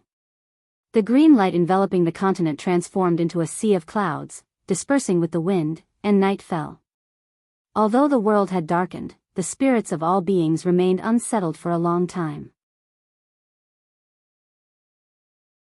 When Guan returned to the third Medicine Valley, Xiaoyu had already returned to her house. He could only join a group of disciples gathered in the chess-playing area, who were discussing the earlier phenomena. With stealing the 5 elements and the 9-fingered Divine Lord present, the disciples could greatly expand their knowledge and also learn about the incredible methods of Sword Venerable Fudao.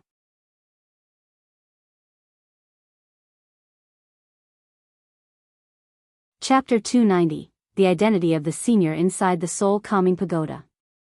Life-seizing immortal opened his eyes, a frown creasing his brow, his eyes filled with doubt and suspicion. Why has his aura ceased?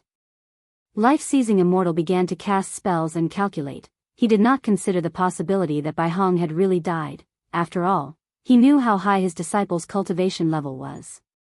Within the same realm, Bai Hong had the power to suppress 3 divine exotic ghost kings single-handedly, which showed how terrifying his strength was. Even if he encountered a carefree primordial immortal, he would not die without a trace. However, no matter how he calculated, he could not deduce Bai Hong's whereabouts. Bai Hong's karmic ties were still fading away. This indicated that Bai Hong had most likely fallen, and moreover, had been scattered to the winds, with the heaven and earth rules erasing the marks of his existence. Life-seizing immortal's eyebrows knitted tightly together, his heart filled with shock and anger. Had a carefree primordial immortal made a move? To achieve such a feat, it would certainly not be a low-level carefree primordial immortal. The first thing life-seizing immortal thought of was a being from the Holy Court. How could such a formidable existence hide in this mortal world region?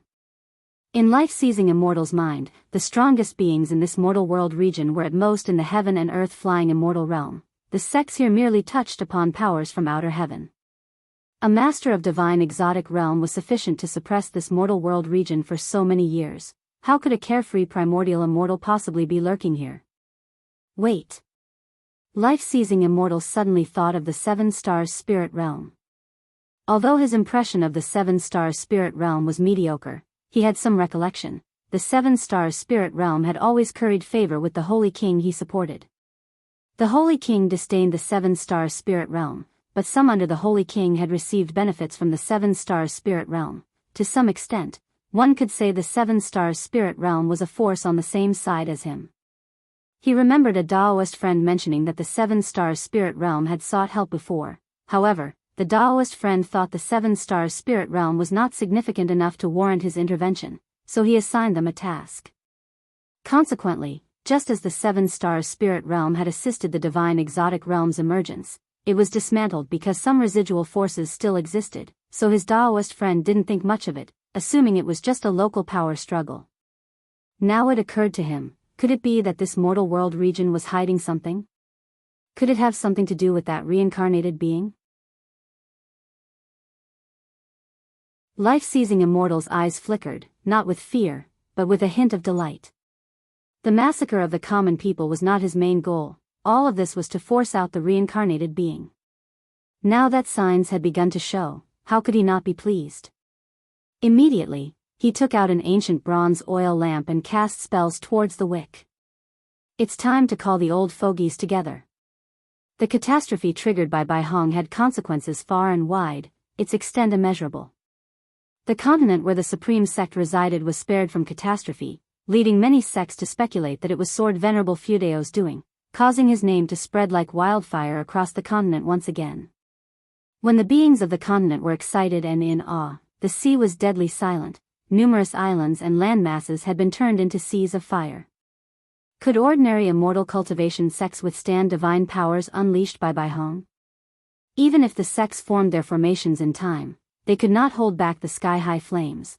This was one of the reasons Guan had taken action. This heavenly fire caused 1/3 of all creatures in the mortal world region to die, a staggeringly large number. After the disaster had passed, on the 7th day, Guan came alone to Immortal Seeking Island, where the atmosphere within was grave, with significantly fewer cultivators coming and going, and a tense mood pervading the streets. Judging by the buildings within the city, it had not suffered from the heavenly fire's onslaught, but the surrounding seascape was littered with countless dead fish and demonic creatures, showing that Immortal Seeking Island was within the reach of the heavenly fire as well. The divine skills of a heaven and earth flying immortal were enough to obliterate all beings. Guan called over Hu Shaojian, who heaved a sigh of relief upon seeing him. "Elder, I'm so glad you've come." Hu Xiaojian's tone held a hint of resentment. 7 days earlier, he truly thought he was going to die on Immortal Seeking Island. Though he had a narrow escape, he trembled with fear every day, dreading the sudden arrival of another catastrophe. Guan teased, "That scared?" Hu Shaojian nodded. "How could I not be? Did you see that great fire? It was terrifying, blotting out the sky. Just imagining the cultivation level of the person behind it scares me." He wanted to say it might far surpass that of a loose immortal, for there were many loose immortals on Immortal Seeking Island, and he had occasionally witnessed loose immortals in combat, which allowed him to make comparisons. But then he thought of Guan being a loose immortal and immediately held his tongue. "Don't worry," Guan consoled, "evil has never triumphed over good. The person behind the scenes will definitely face retribution." In fact, the orchestrator of this catastrophe, Bai Hong, was already dead. The reason Guan had come so late was to guard against a sudden assault from Life-Seizing Immortal on the Supreme Sect. Life-Seizing Immortal had not shown up, and, given his capabilities, he must have known of Bai Hong's demise. His absence likely meant he was plotting something. Guan felt there was a good chance he was shaking the tree to see what falls. The Great Cold Demon Sect, after all, was a colossal force in the world, with countless cultivators whose numbers were difficult to estimate. Later, Guan followed Hu Shaojian around to learn the situation on Immortal Seeking Island. According to Hu Shaojian, after experiencing this calamity, the island master was clearly planning to abandon Immortal Seeking Island. He had already instructed people to transport part of his property and disciples away, and within the Sea Protection Mansion, everyone was in a state of panic, with cultivators like Hu Shaojian unsure of where to go. Previously, Immortal Seeking Island was their home and their greatest support. The Sea Protection Mansion would not take them with them. After hearing this, Guan did not offer an opinion but asked Hu Shaojian to take him to purchase medicinal herbs, which made Hu Shaojian even more nervous. He feared this was Gu An's last visit to Immortal Seeking Island. An hour later, the two arrived at Hu Xiaojian's courtyard, and after Guan sat down, Hu Shaojian immediately poured wine for him. Guan did not refuse, and his attitude made Hu Shaojian feel somewhat more at ease. Only after Hu Shaojian had poured the wine did Guan speak. "Rest assured, I truly wish to obtain Immortal Seeking Island. Soon, I will send a wandering immortal to take over Immortal Seeking Island, and then your standing within the Sea Protection Mansion will rise. You, on the other hand, should diligently cultivate, so in the future you can be worthy of a high position." Wandering immortal? Hu Shaojian trembled slightly, tentatively asking, "Elder, might I know who you truly are?" Guan, being only with a loose immortal cultivation level but able to invite a wandering immortal, suggested that Guan had the backing of a great power. This was a pleasant surprise for Hu Shaojian. No matter how strong one person was, they could not compete with a vast force. Guan replied, "It's better for you not to inquire about my identity. Knowing too much is of no benefit to you. Even if we truly can't withstand an attack from Life-Seizing Immortal in the future, I will take you away.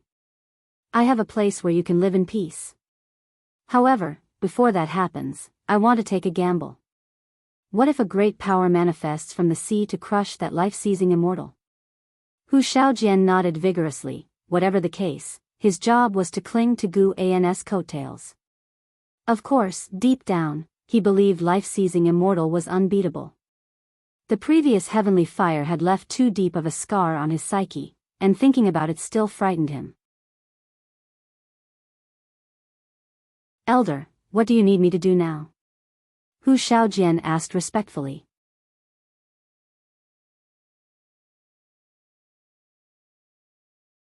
Chapter 291. Do you want to join the Great Cold Demon sect? Guan had stayed in Hu Xiaojian's residence for an ancient hour. After he left, Hu Shaojian was brimming with excitement, and his face was a bouquet of smiles. The predecessor had entrusted him with so many matters, which assuredly meant he wouldn't easily forsake Immortal Seeking Island. He hadn't deceived him. Moreover, what need had the predecessor to deceive him? He was just a minor cultivator at the nascent soul realm. If the predecessor wished not to take him, a single stern glance would have sufficed to silence any further pleas from him. Meanwhile, Guan had returned to the premises of the Supreme Sect, pondering, as he walked into the Third Medicine Valley, which wandering immortal should assist him. Wandering immortals were not minor cultivators. How could one easily control them? The Nine-Fingered Divine Lord was not an option, for Guan feared exposing himself, given that the Nine-Fingered Divine Lord had been to Immortal Seeking Island. Neither Shenxinzi nor stealing the 5 elements were reliable. Guan was not in a rush. There was still time. If need be, he could use the Mortal Jade to sway someone, asking Mortal World Peak to dispatch a wandering immortal to Immortal Seeking Island to assist him. Now as the Peak Master of Mortal World Peak, which was rivaled only by Great Cold Demon Sect in strength, and surpassed it in heritage, he felt Mortal World Peak would not fear the Great Cold Demon Sect. The Great Cold Demon Sect needed to do the Holy Court's dirty work to survive, whereas Mortal World Peak was different. It could hold office in the Holy Court. Over the long years, Mortal World Peak had sent how many immortals to the Holy Court? Guan believed Mortal World Peak would not fear the Great Cold Demon Sect. Of course, Mortal World Peak would not oppose Great Cold Demon Sect unless sufficient benefits tempted them to dare offend both the sect and its backing, the Holy King. Reflecting on this, Guan suddenly felt sentimental. No matter how high one's cultivation realm, one could not escape the web of relationships and favors. Only those strong enough to disregard the entire immortal path could act recklessly and willfully. The karmic ties of the world were too complex, with the karma of all beings interlinked in a tangled mesh. Even the weakest beings, when followed through their karmic associations, were connected to immensely powerful entities. Guan surveyed Medicine Valley and did not spot Nine-Fingered Divine Lord or stealing the 5 elements, but found Shenxinzi, who was engrossed in studying Journey to the West. He could not understand Shenxinzi's fascination with the Journey to the West and felt that he had grown increasingly distant from the Bitter Sea Buddha sect, barely mentioning Buddhism these days. Guan did not disturb Shenxinzi but instead headed towards his loft. Compared to worrying about the affairs of the world, what to read next concerned him more. With strange occurrences being commonplace in books through the ages. Recently, Guan took pleasure in reading histories.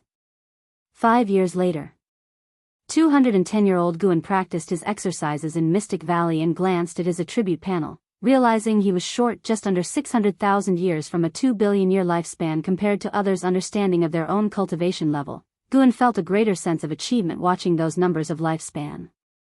But was it really just lifespan? These numbers were clearly his cultivation.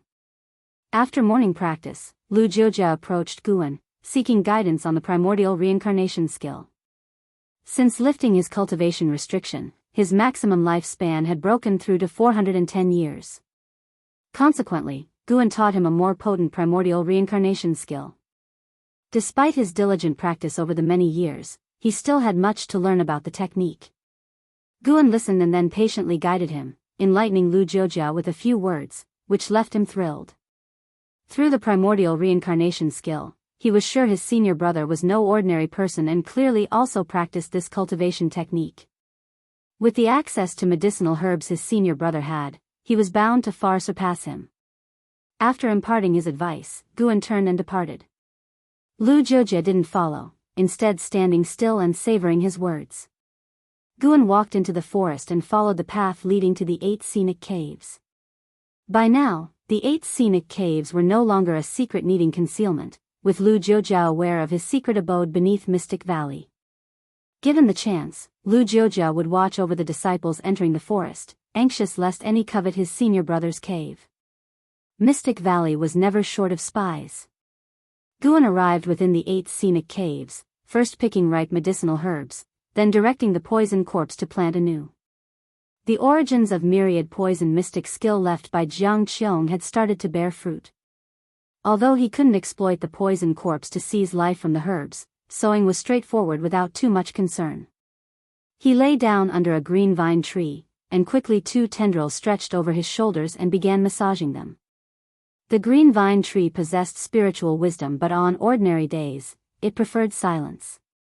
Guan didn't press it, rather he relished the tranquility of life in the 8 scenic caves. Accustomed to life in Medicine Valley, taking the time to be alone in the 8 scenic caves was also enjoyable. He planned to stay overnight, as someone would visit him that evening. After finding a comfortable position, he pulled out a history book purchased from Immortal Seeking Island, recording the rise and fall of a powerful force. Time swiftly passed.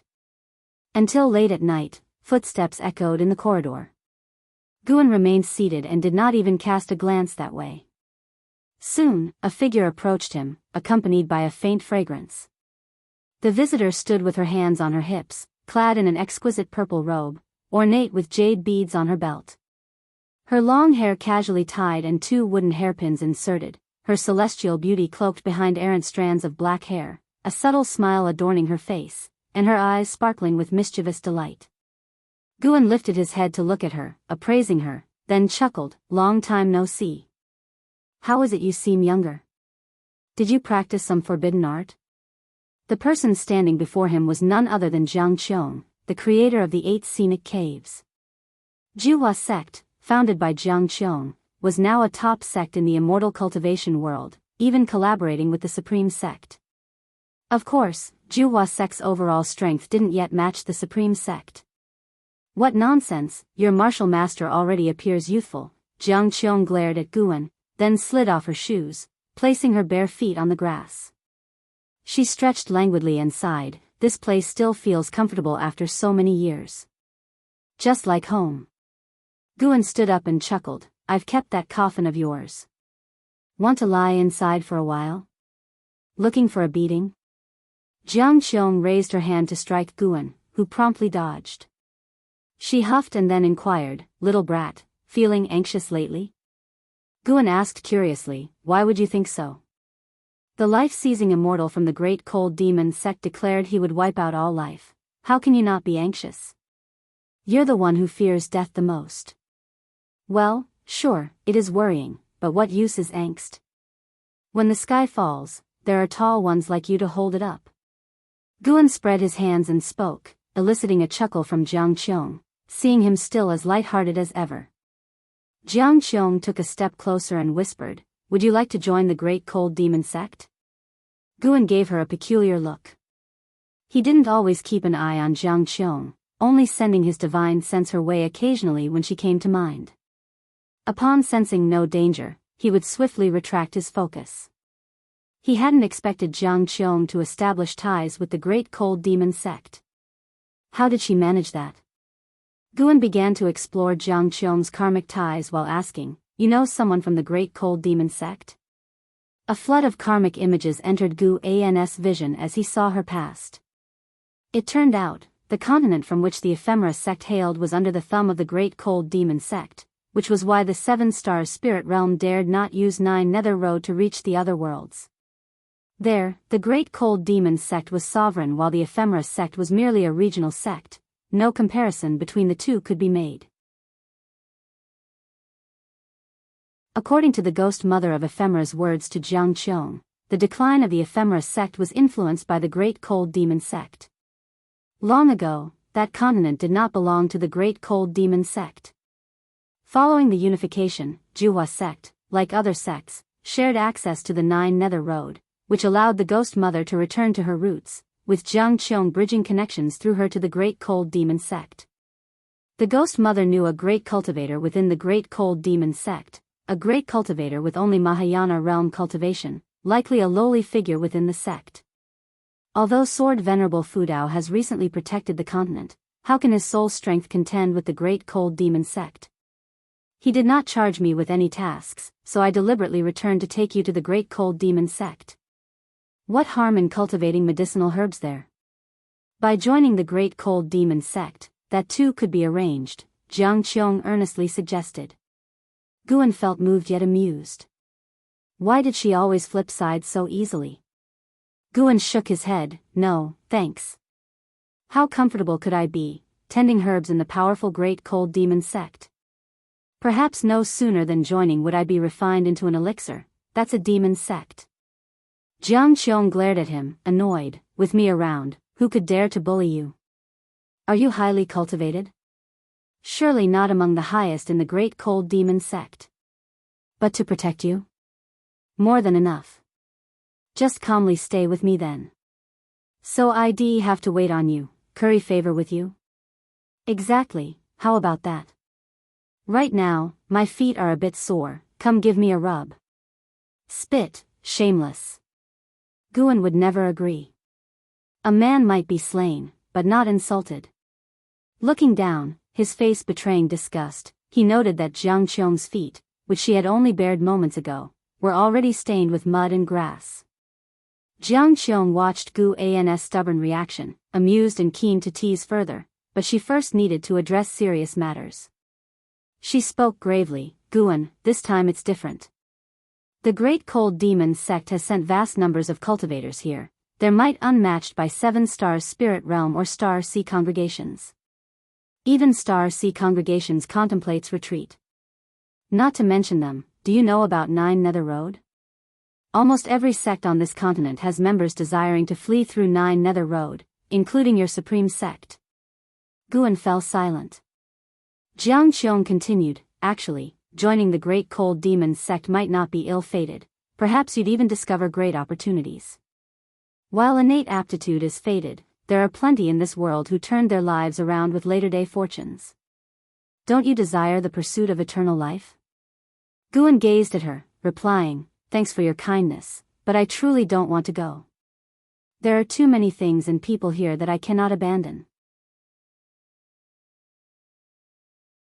As for fortunes you mentioned, when has this world ever offered fortune free from danger? Even venturing into the 8 scenic caves once nearly brought me peril. Hearing this, Jiang Qiong grew frustrated. Why was this boy so stubborn? Guan added, moreover, I feel this catastrophe might not be insurmountable. I believe in Sword Venerable Fudao, believe in the triumph of good over evil. Surely, there are many great powers in this world who can stand against the Great Cold Demon Sect. I often read books, and don't they all say, if man will strive, then heaven will thrive? The Great Cold Demon Sect, which treats life so wantonly, no matter how powerful, will eventually meet its reckoning. Aligning with them is not a righteous path. With that, he raised the book in his hand with a determined expression.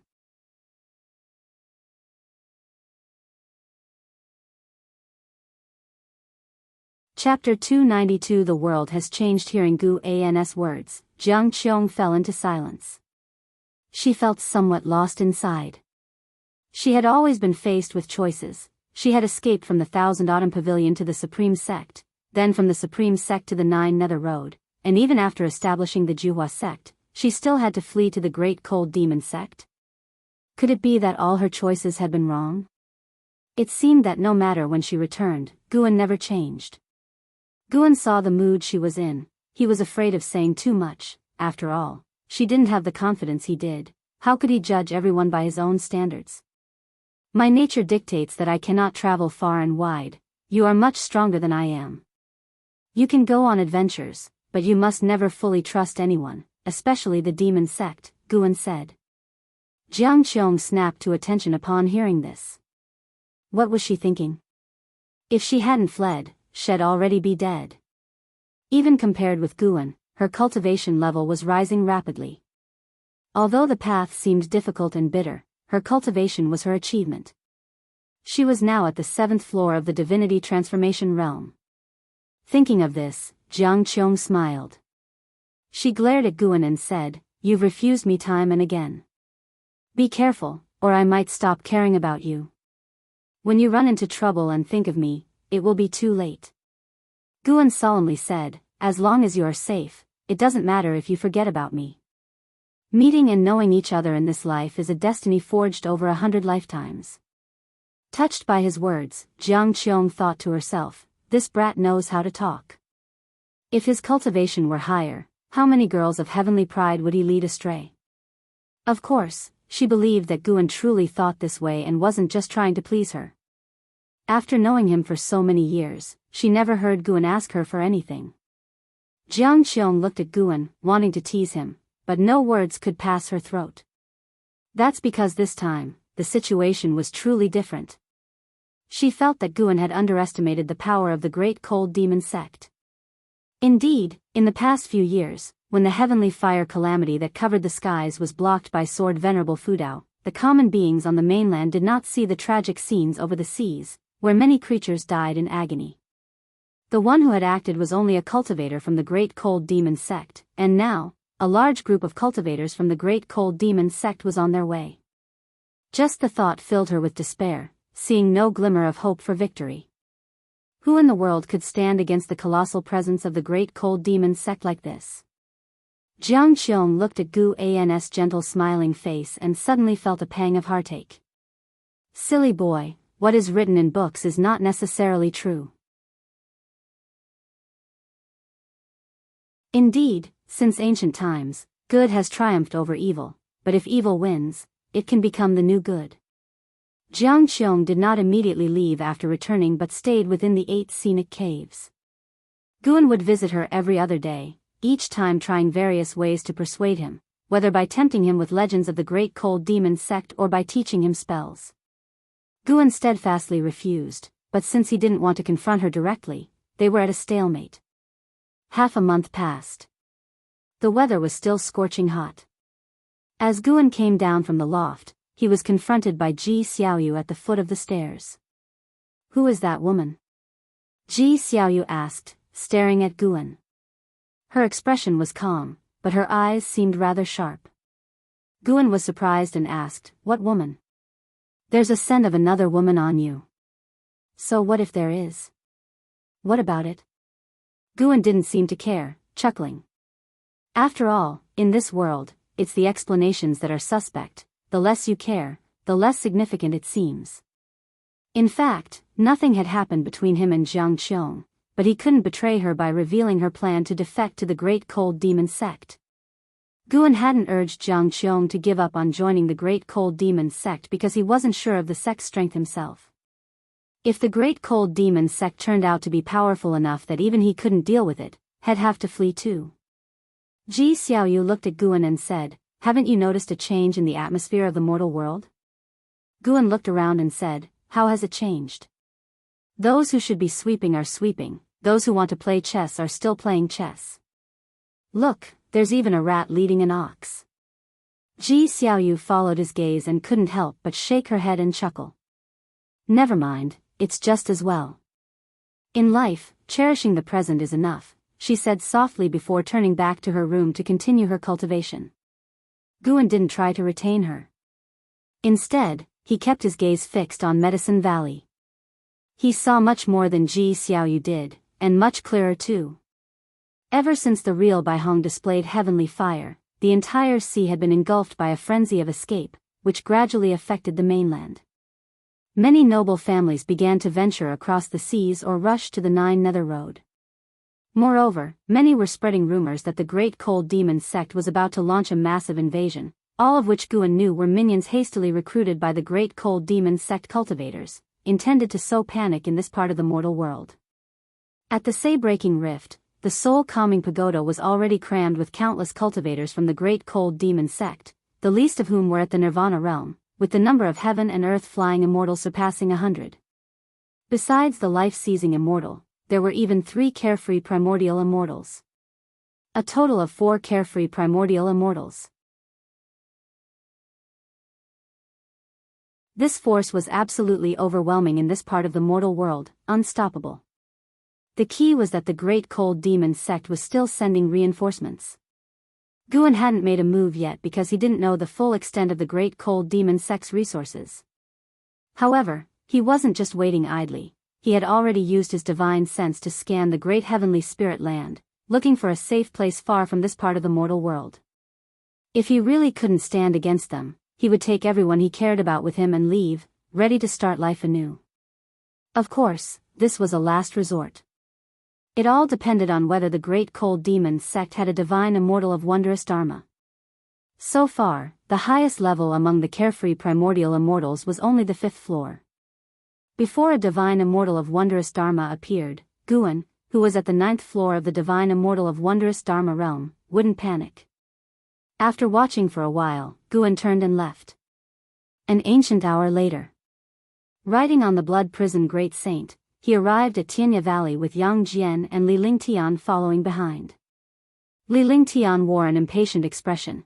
It was clear he was not keen on coming to Tianya Valley. Li Xiandao was waiting inside the valley. Guan, accompanied by the two men, entered the courtyard where Li Xiandao was. By now, Li Lingshan's cultivation had reached the 8th floor of the core formation realm, pleasing Li Xiandao, who complimented him for not neglecting his cultivation. Let's get one thing straight, I don't want to go back. Besides, Father Emperor, you're still in good spirits, so there's no need for me to act as the crown prince. Li Lingtian said immediately.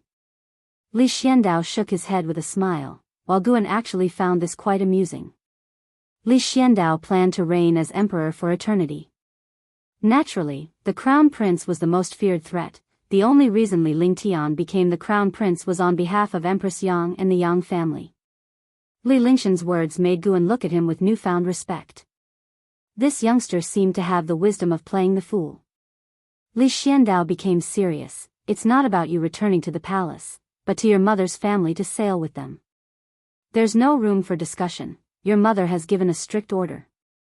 Li Lingtian was taken aback. He instinctively wanted to ask why, but he quickly understood.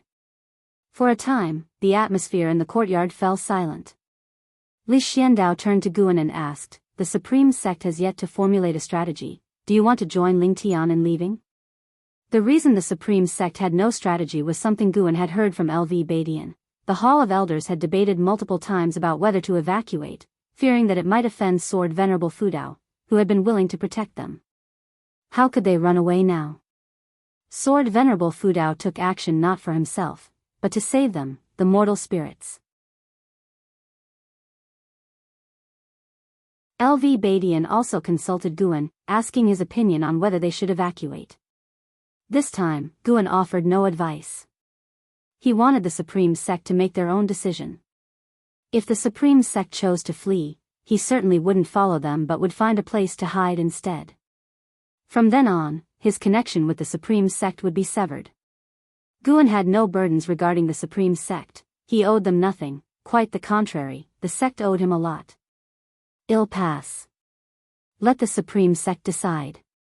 I can't leave the Supreme Sect, Guan answered.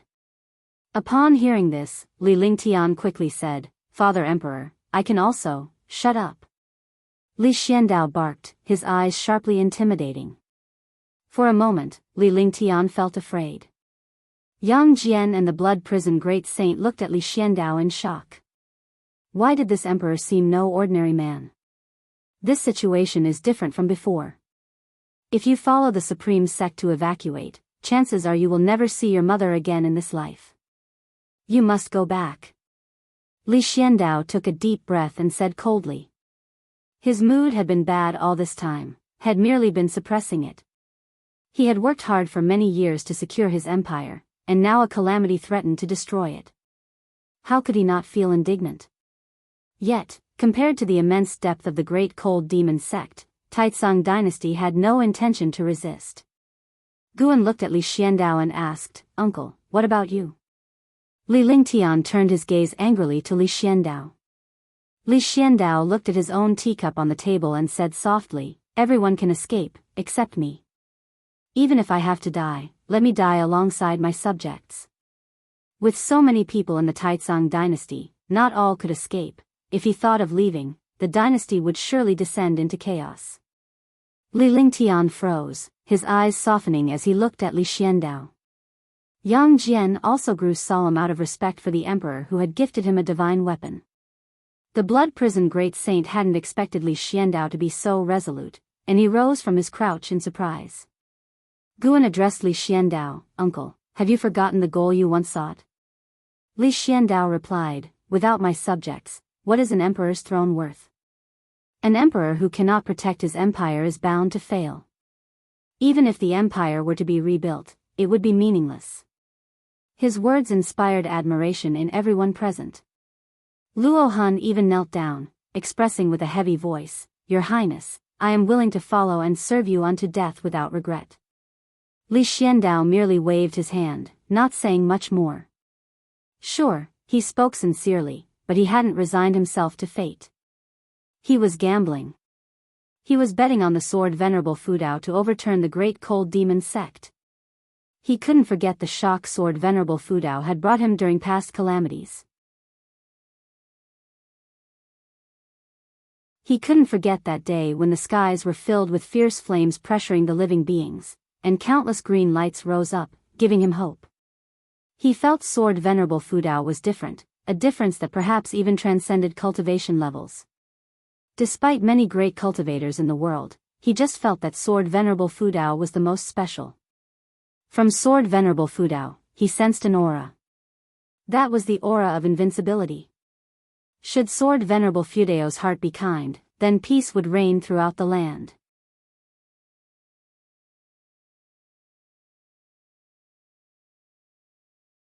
Chapter 293, How about I slice that continent in half with one sword? After staying in Tianya Valley for an ancient hour, Guan left with Blood Prison Great Saint and Yang Jian, while Li Lingtian stayed behind in Tianya Valley, as he was about to head south and venture out to sea. If nothing unexpected happened, at least in Li Lingshan's view, it would be very difficult for him to see Guan and Yang Jian again in his lifetime. When they parted, Li Lingtian asked Guan to convey a message to Ji Xiaoyu, speaking words of blessings. "Master, is there really no power in the world willing to come out and stop the great cold demon sect?" Blood Prison Great Saint asked with a tone full of emotion.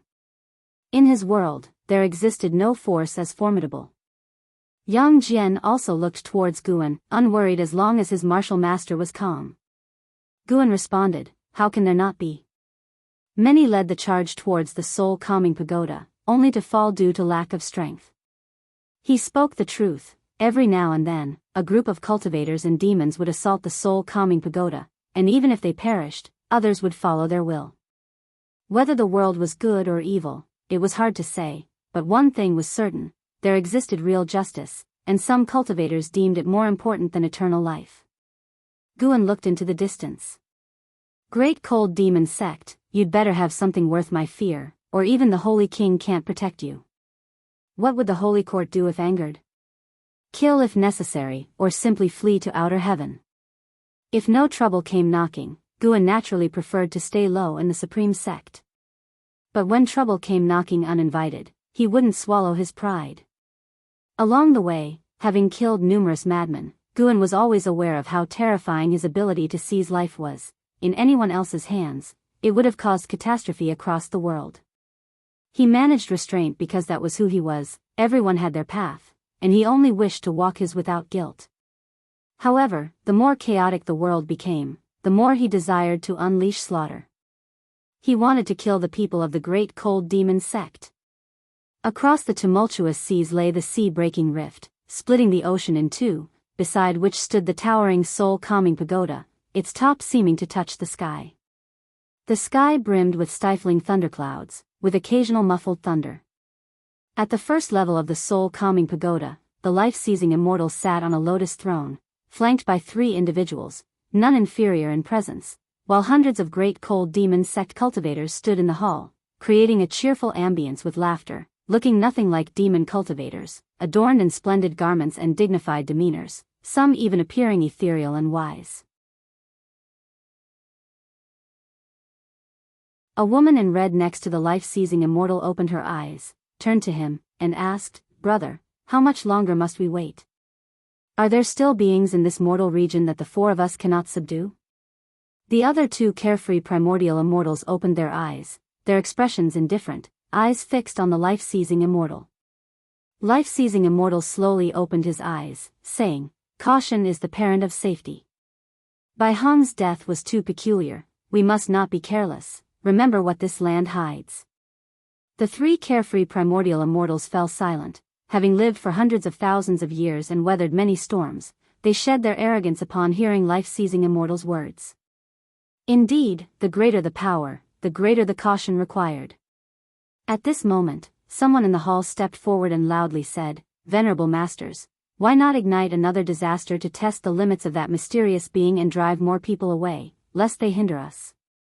With these words, the hall erupted with agreement and cries for revenge for Bai Hong.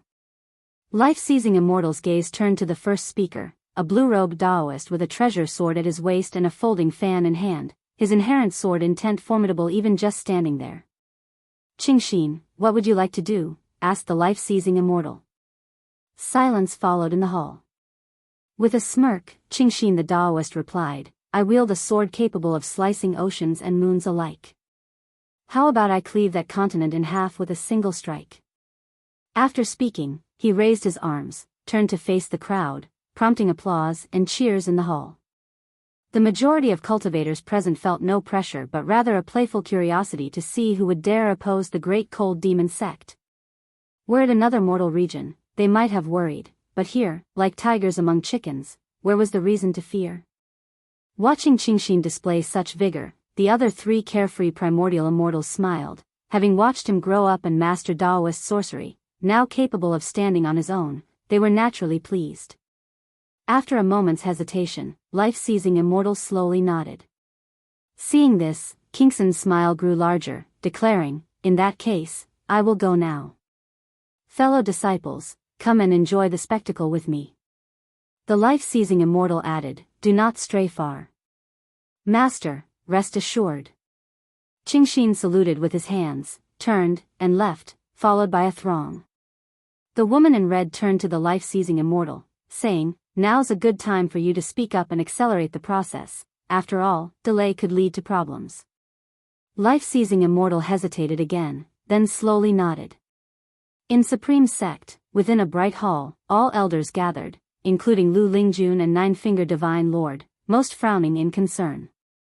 LV Badian, sitting in the sect leader's seat and flanked by 5 supreme elders, appeared equally at a loss.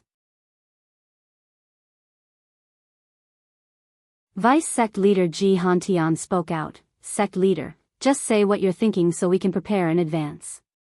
We can't possibly wait until a catastrophe is upon us to start considering our response." At this, other elders also spoke up, urging LV Badian. LV Badian took a deep breath and said, "I fear that once we retreat, our connection with Sword Venerable Fudao will be irreversibly severed." A few agreed with him. An elder stood up and argued, "Survival is the most important thing. So far, none of us have even seen Sword Venerable Fudao, let alone understand his views on the matter. Moreover, we simply cannot compare ourselves to Sword Venerable Fudao. If he wants to flee, he can, his Dao level is beyond ours." This sentiment was echoed by others, considering not only themselves but also their disciples and descendants, each backed by influential families or intricate networks. The current Supreme Sect comprised millions of disciples, and the number scattered across various places was immeasurable. Gu Zong also sighed, unusually not supporting LV Badian this time. Lu Lingjun also wished for the Supreme Sect to evacuate. Her reluctance to leave Supreme Sect stemmed from concern for the people of the Third Medicine Valley, hoping they wouldn't perish in this impending catastrophe. LV Badian's expression turned extremely grim as he took another deep breath and declared, "If so, those who want to leave may do so. However, Supreme Sect must remain on this continent, empty or not.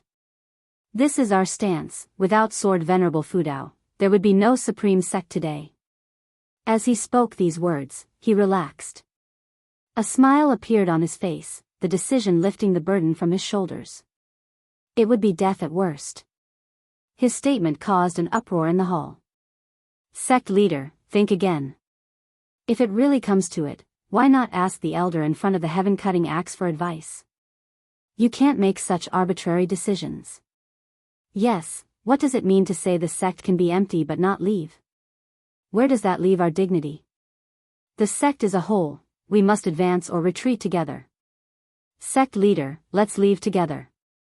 We can ask Sword Venerable Fudao to join us. LV Badian, listening to their words, felt their hypocrisy.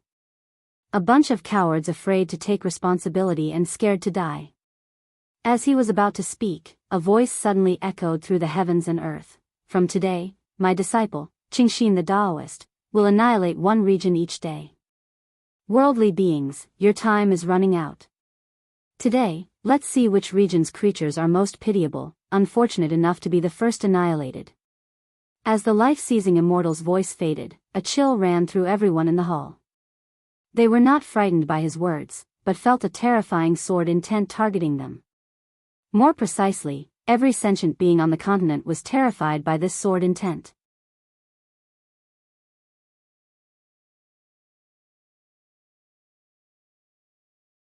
Chapter 294, Deadline of Death inside the Third Medicine Valley. Guan and an Exian stood in a garden area, with Guan instructing what to plant next. An Exian listened attentively. Just then, the voice of the life-seizing immortal suddenly echoed. He was actually planning to exterminate one region of heaven and earth every day. An Exian had no time to think further when a terrifying sword intent descended, causing a drastic change in her complexion. The previously bustling Medicine Valley fell silent in an instant. An Exian felt as if she were being crushed by a mountain, almost unable to breathe, which turned her complexion even paler. Suddenly, a hand landed on her shoulder, making her heart tremble. Before she could think further, the pressure on her body abruptly vanished. She turned her head instinctively and, seeing it was her master's hand, she breathed a sigh of relief. Master, could it be that they've chosen the continent we're on? An Exian asked cautiously. Even though she was carefree on normal days, she feared death when faced with it. The words of the life-seizing immortal, coupled with the sudden sword intent, made it clear that the first chosen continent was the one they were on. Guan took a deep breath and feigned composure. Unclear, let's go back inside first.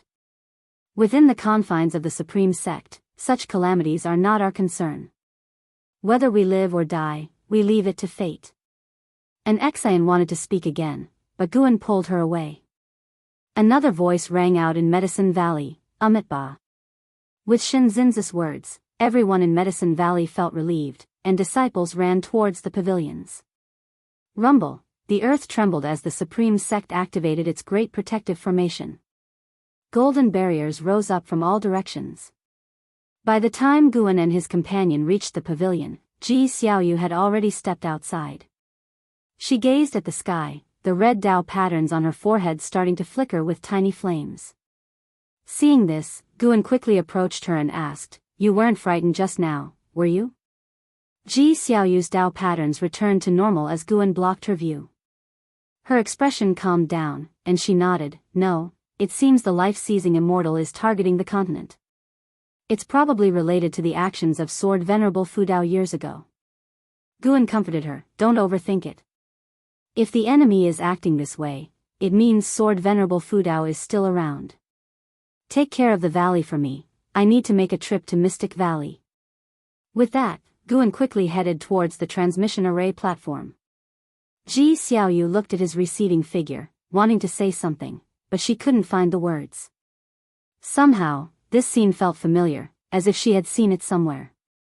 Guan swiftly arrived in Mystic Valley and saw Lu Jiujia already calling disciples to take cover. He nodded to himself in approval. Taking advantage of the moment when no one was paying attention, he quickly walked into the woods pretending to inspect medicinal herbs. "Are you courting death? Caring about your flowers and plants at a time like this, you must be insane." The voice of Jiang Qiong came from behind, and Guan turned to look, seeing her with an ugly expression walking towards him. She looked at Guan and said with resentment, "Now I can't even escape if I want to. Let's wait for death together." She could feel the sword intent approaching rapidly. Even if she tried to escape now, she was afraid it would be too late to reach the Nine Nether Road. Guan, squatting on the ground, couldn't help but punch the grass, picking up a handful of fallen leaves before standing up, his face filled with unwillingness. Jiang Qiong looked at his expression and suddenly laughed, teasing, "What's wrong? Scared?" Guan tossed the leaves in his hand forward as if venting his anger. He then turned to look at Jiang Qiong and said, "I'm not afraid. I just find this disdain for life detestable." Jiang Qiong fell silent, then said, "Come with me to the 8 scenic caves." Guan nodded and followed her up the mountain. Jiang Qiong didn't notice the leaves that Guan had thrown floated up again, each leaf trembling. Only after they entered the entrance of the 8 scenic caves did the leaves disappear into the forest. In front of the soul-calming pagoda, tens of thousands of great cold demon sect cultivators floated in the air, their eyes focused on Qingxin Jinren, who was holding a sword. Such exquisite sword intent, Elder Brother Kingxin's supreme mysterious sword Dao has reached the transformation realm. Indeed powerful, enough to sweep across the heaven and earth flying immortal realm. I heard that Elder Brother Bai Hong was defeated by Elder Brother Qingxin 1,000 years ago. The founder of the supreme mysterious sword Dao, the supreme mysterious ancestor, went to the Holy Land long ago. In 10,000 years, the only one who has reached such a level with the supreme mysterious sword Dao is Elder Qingxin. This sword strike, everyone should watch carefully, it is a rare sight. The great cultivators of the great cold demon sect discussed animatedly, mostly in a light-hearted tone. Even though they already knew about the fall of Bai Hong, they were not panicked. They had the numerical advantage this time, and with 4 carefree primordial immortals as their support, how could they possibly die? Qingxin Jinren positioned his treasure sword in front of him, the blade perfectly aligning with his eyes. Suddenly, he opened his eyes, which astonishingly turned green. As soon as he opened his eyes, his sword intent fully erupted, silencing the surrounding noise. All eyes fell on Qingxin Jinren, and with a stern look, he immediately slashed with his sword. Sword light gleamed, chilling the heaven and sea, and even the rolling thunderclouds above were illuminated. As Qingxin Jinren swung his sword intent transformed into terrifying sword chi, shooting forward as his pupils suddenly contracted. In the reflection of his pupils, numerous green dots grew rapidly. From the onlooker's perspective, Qingxin Jinren's sword slashed out a terrifying sword chi tens of thousands of miles long, like a crescent moon sweeping across the sky. At that moment, a series of green light beams shot from the edge of the sky with even greater speed, too fast for anyone to react. Boom! The sword chi scattered, and Qingxin Jinren's eyes widened in disbelief as a green light reached him in a blink of an eye. As if time stood still, he saw a falling leaf amidst the green light. The leaf, carrying terrifying sword chi, directly shattered Qingxin Jinren's physical body and extinguished his soul. It wasn't just one leaf. Dozens more did the same, annihilating great cultivators of the great cold demon sect, the soul-calming pagoda trembling violently. The life-seizing immortal and his 4 carefree primordial immortal companions appeared out of thin air, casting spells swiftly to form a vast barrier, protecting all the disciples around them. Silence. The world rapidly fell into quietness, and all the disciples of the great cold demon sect trembled, displaying fear no longer masked by their previous nonchalant demeanor. The life-seizing immortal turned his head, noticing the leaves embedded all over the surface of the soul-calming pagoda, his pupils narrowing. It was leaves. The attack was too fast, so fast that by the time they realized it, more than a dozen disciples had died, all heaven and earth flying immortals. Even the red-clothed woman who had been urging the life-seizing immortal to speed up the process couldn't speak now. As powerful as the carefree primordial immortals were, they were filled with dread. The enemy had struck too fast, killing disciples right under their noses. It was as if someone had slapped them across the face, leaving a burning sensation. Guan followed Jiang Qiong into the 8 scenic caves, with prompts of lifespan continuously appearing before him. This strike seized 4,300,000 years of lifespan. Guan hadn't used his full strength, but it was enough to terrify the life-seizing immortal and his associates. If they could summon even stronger beings, then they should call them sooner. If not, even if they gave up on exterminating this region of the mortal world, Guan would not let them go. The 100-year mandate set by the life-seizing immortal had already become his death sentence in Gu An's mind. Jiang Qiong let out a sound of surprise, feeling the terrifying sword intent suddenly disappear. Guan then asked, could it be that we've escaped this disaster? Without looking back, Jiang Qiong replied, can't say for sure. The two made their way to the green vine tree, with Jiang Qiong starting to set up the formation. Guan asked her what she was doing. The smaller the range of the formation, the stronger its protection. I want to see if we can escape this disaster. Let's take a gamble. If it doesn't work, we're dead anyway, so worrying then would be pointless, Jiang Qiong casually answered, making Guan want to cry and laugh at the same time. Meanwhile, the entire continent was in a state of tension. Even though the sword intent had vanished, the tightly wound nerves of all beings on the continent could not immediately relax. Many beings began to flee, and Guan even felt many presences flying out of the supreme sect, all in groups, which were noble families in flight. Inside the third medicine valley, Ji Hantian landed swiftly and found Ji Xiaoyu. The two conversed inside the house. I'm not leaving, Ji Xiaoyu stated, expressionless.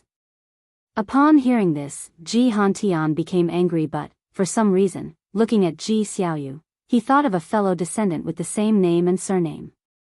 Although they looked different, their expressions at this moment made them seem like the same person.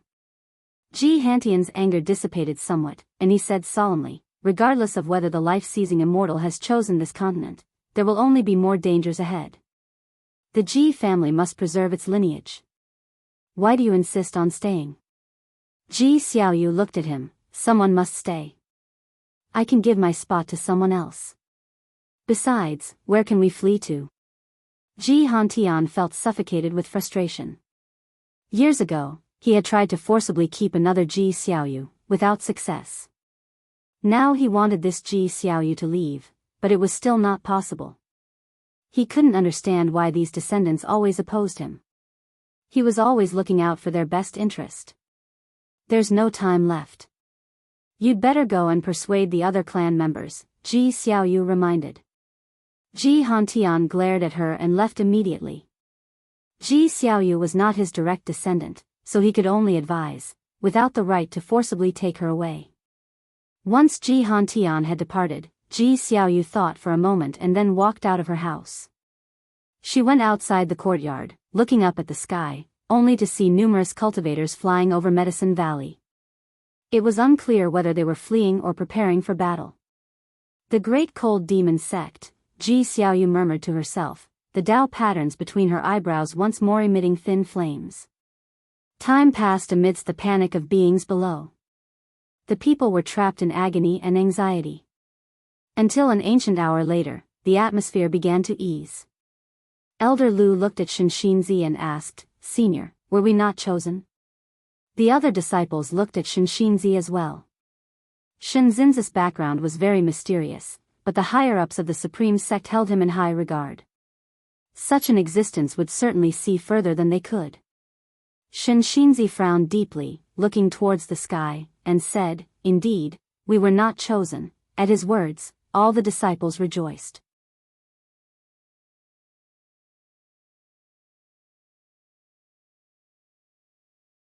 Chapter 295, The Great Cold Demon Sect Attacks. Upon hearing Shenxinzi's words, the disciples of Medicine Valley all cheered, yet Shenxinzi hesitated as if he wanted to say more. He intended to say one thing, that it seemed no continent had been chosen. To obliterate a continent, what immense power it must require, he, being from the 9th layer of the wandering immortal realm, could surely sense it. However, he could not openly mention this, for fear that these mortals would be terrified. Even if they knew what would happen next, what could they do? Better to enjoy the surprise and live the remaining days as carefree as possible. Time continued to pass. With the moon setting and the sun rising, only when the next day's sunlight swept across the great heaven and earth did the creatures of the continent finally breathe a sigh of relief, for the life-seizing immortal had said that each day, one continent would be chosen, and they had survived the first day.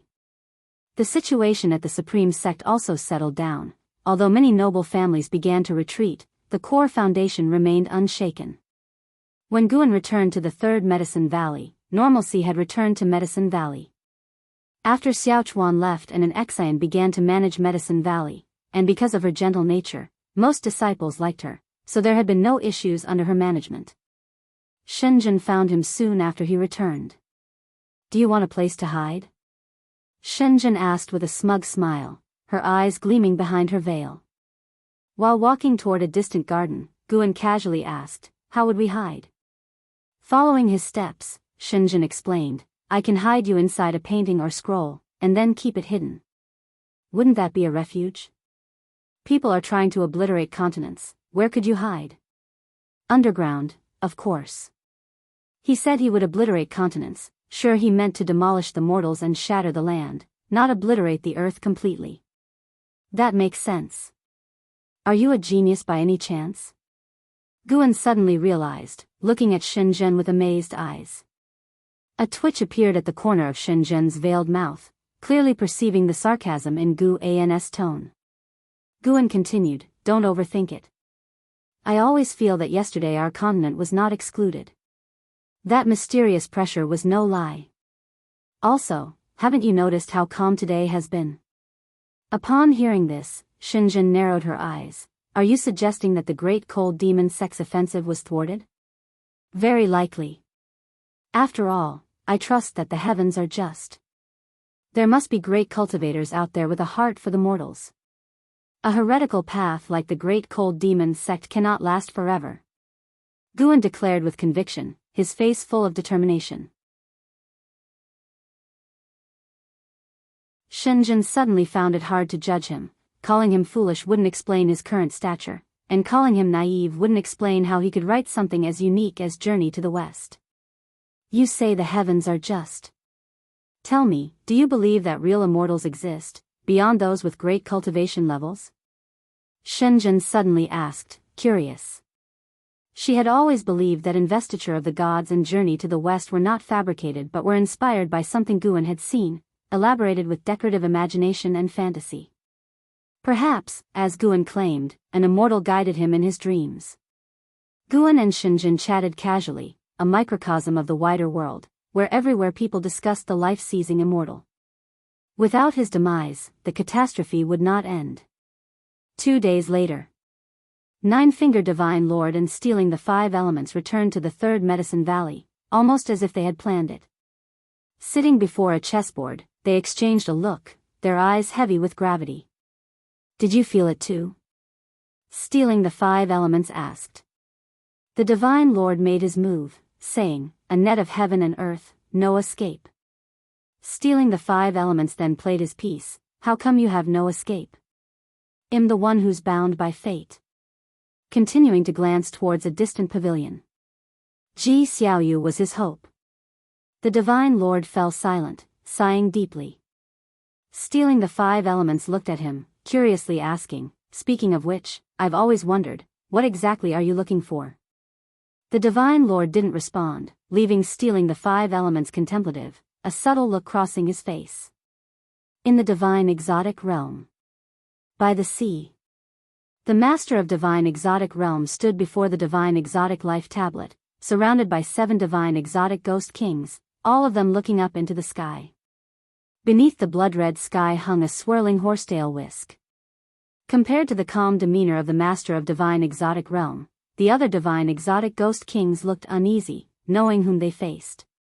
"Master of Divine Exotic Realm, prepare to join us in an expedition."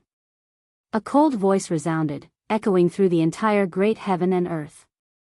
In a distant cave, Zhang Buku also heard this voice and inadvertently opened his eyes, his brow furrowed in worry for the Master of Divine Exotic Realm. With an expressionless face, the Master of Divine Exotic Realm asked, "An expedition to where?" "To avenge Divine Exotic Impermanence."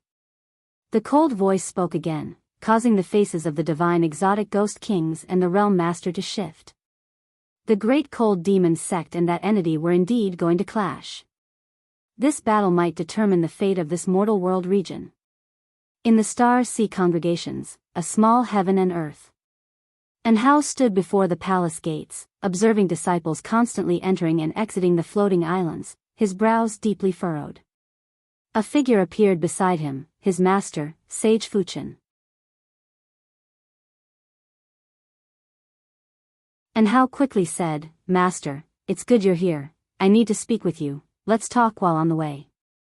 Prepare for retreat, we must withdraw today." Sage Fuchen said in a grave tone. "Why?" And Hao couldn't help but ask. "The Great Cold Demon sect is making a major descent, targeting the continent where the sword Venerable Fudao resides.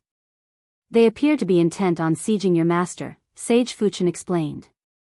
On hearing this, and Hao became anxious. Before he could reply, Sage Fuchen continued, "Your cultivation level won't assist your master. It's best to leave early. Your master, although strong, can't withstand the full assault of the Great Cold Demon sect, otherwise, he wouldn't be on the defensive."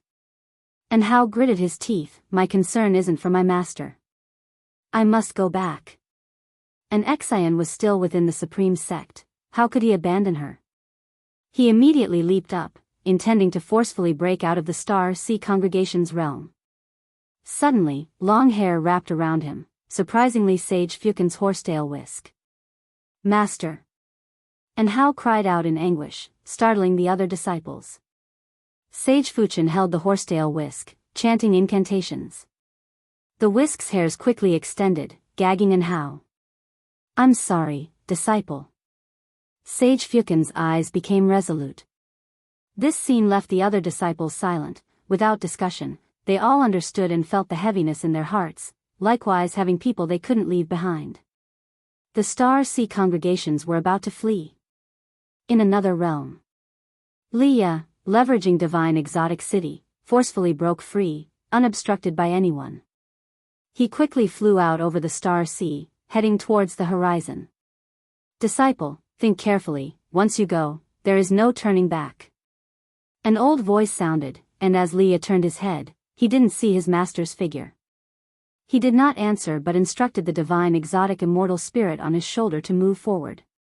The Divine Exotic Immortal Spirit howled, and the Divine Exotic City immediately displayed extraordinary speed, streaking towards the horizon. After flying for a while and seeing no one pursued, Leah relaxed, his gaze hardened. "Junior brother Gu, wait for me. And the old ancestor, I wonder if you're still thinking of me." Leah thought silently, his face heavy. Initially, his emotions weren't profoundly impacted, fueled only by fury as Zhang Buku became a divine exotic resentful ghost. However, the moment the Star Sea congregations announced their departure, he panicked. The Star Sea congregations were a major force at sea. If there was any chance of victory, they wouldn't be abandoning their domain. Hearing that the Great Cold Demon sect aimed to target the sword Venerable Fudao, he couldn't contain himself.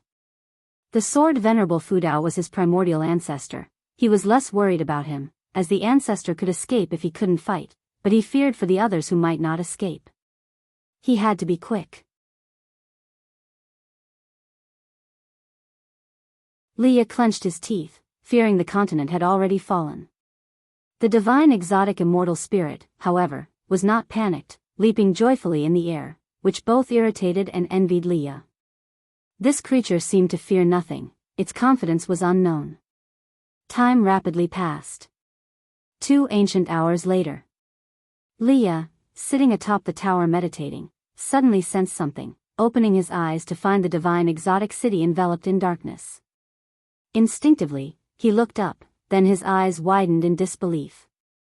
How possible?" Leah murmured to himself, his voice trembling, his eyes full of despair. In the Third Medicine Valley. At the garden fence, Guan was stretching his muscles. Passing by, Yu Yingying curiously asked, "What are you doing? Isn't there exercise in the morning?" Guan replied, "Just felt like moving." "Is that not allowed?" What followed was sure to be a great battle. It must be said, the Great Cold Demon sect was indeed frightening. The dense auras attacking from all directions were overwhelmingly oppressive, and once they arrived, if seen by the denizens of the continent, it would surely cause legs to tremble. Yu Yingying looked at him, unable to resist asking, "Everyone is worried about the calamity, why aren't you afraid?"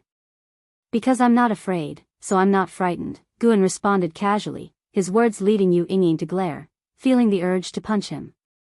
She couldn't understand Guan at all. Out for experience, he feared death, yet, with calamity impending, he seemed not to fear it. Truly a baffling person. Yet, somehow, the more anxious she felt, the more she wanted to talk to Guan. Perhaps it was his fearless demeanor. Guan guessed her thoughts and smiled. Whether you worry or fear, it won't change anything, will it?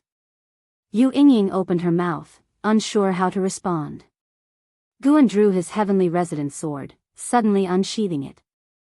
The sword's light gleamed in Yu Yingying's face, snapping her out of her trance. Looking at Guan holding the sword, Yu Yingying's earlier illusion re-emerged, his forehead marked with golden patterns, appearing extraordinary as if an immortal lord on earth. She had to admit, although Guan's cultivation level wasn't impressive, his appearance and bearing were truly out of this world, unlike a mortal. Guan raised his sword towards Yu Yingying, the blade's tip reflecting in her pupils, causing her to shiver. If only this sword could slash away the fear in your hearts, how wonderful would that be? Guan said wistfully. Yu Yingying was left in a daze.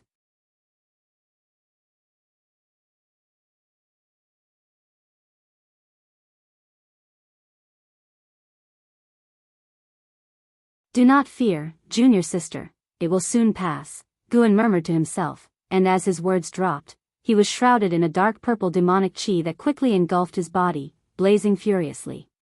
His figure vanished into the depths of the forest, leaving no trace behind. At the edge of the continent, towering waves crashed against the shore. Above the mountains, great cultivators hovered in the air, with the vast landscape behind them and the endless ocean ahead. They hailed from different sects: Supreme Sect, Three Pure Ones Mountain, Zhangtian Sect, Dao Tian Sect, Sword Sect, Candle Sky Peak, Flame Sect, Juhua Sect, and more. Sects across the world continuously dispatched cultivators to different edges of the continent. They were just one group gathering rapidly beyond 100, with more cultivators on their way.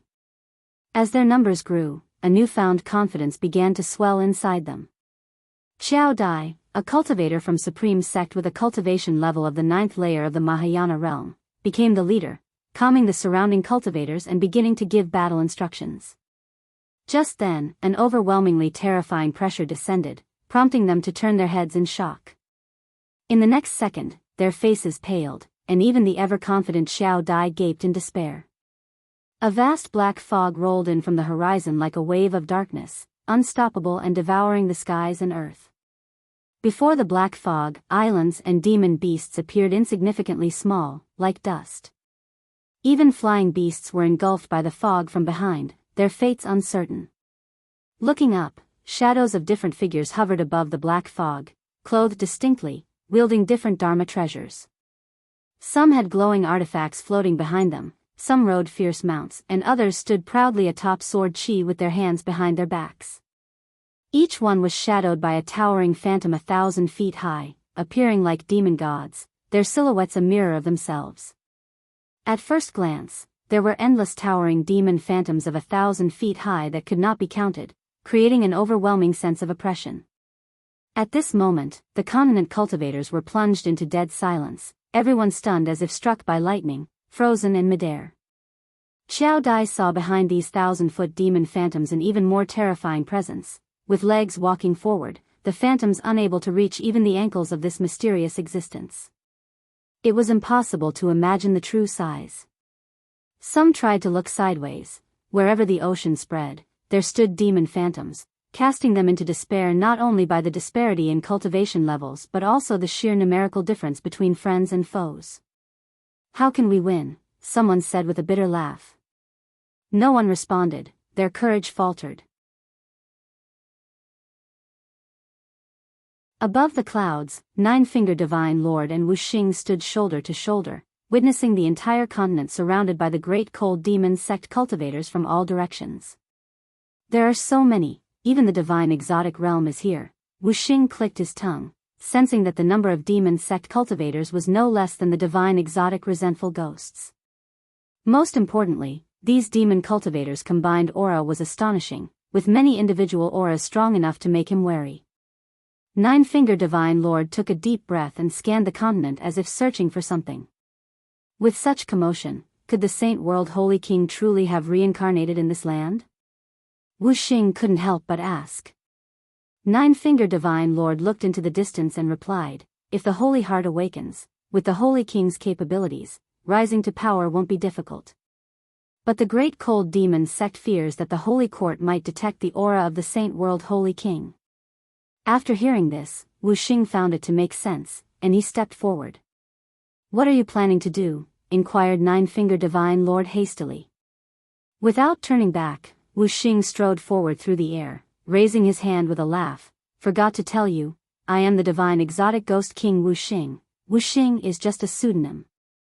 Nine-Finger Divine Lord frowned but didn't get angry, just watched as Wu Xing advanced. Wu Xing, return to your place at once. The voice of the Master of Divine Exotic Realm rang out, loud and clear. Wu Xing accelerated immediately, but suddenly, his face darkened. He looked up only to see an immensely large hand reaching out from behind the demon army, covering the sky and aiming to seize him. The size of this hand was beyond what words could describe. Wu Xing was horrified to discover that he was frozen in place. This is bad. Despair filled Wu Xing's eyes. At that moment, a powerful sword light forcefully entered his field of vision, and immediately after, the terrifying giant hand disintegrated before him.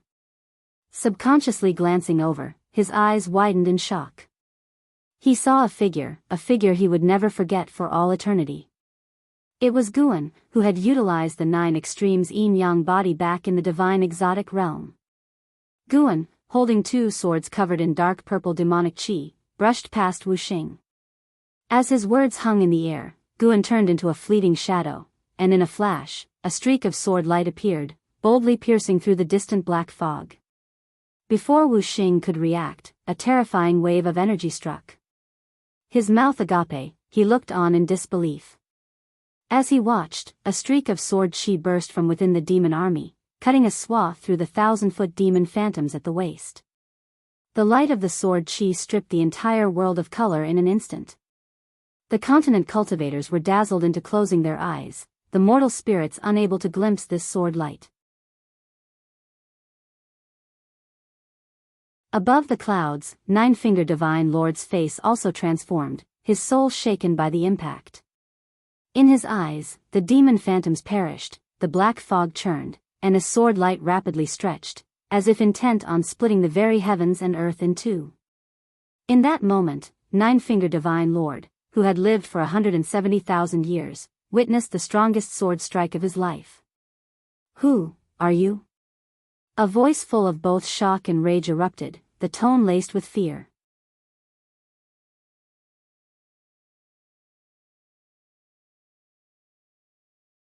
Chapter 297, Guan takes action. The sword light between heaven and earth began to fade, and the voice of the mysterious great cultivator from the great cold demon sect still echoed over the ocean, awakening the continent cultivators who had not seen Guan's figure just now. Only Nine-Finger Divine Lord and stealing the 5 elements had seen clearly.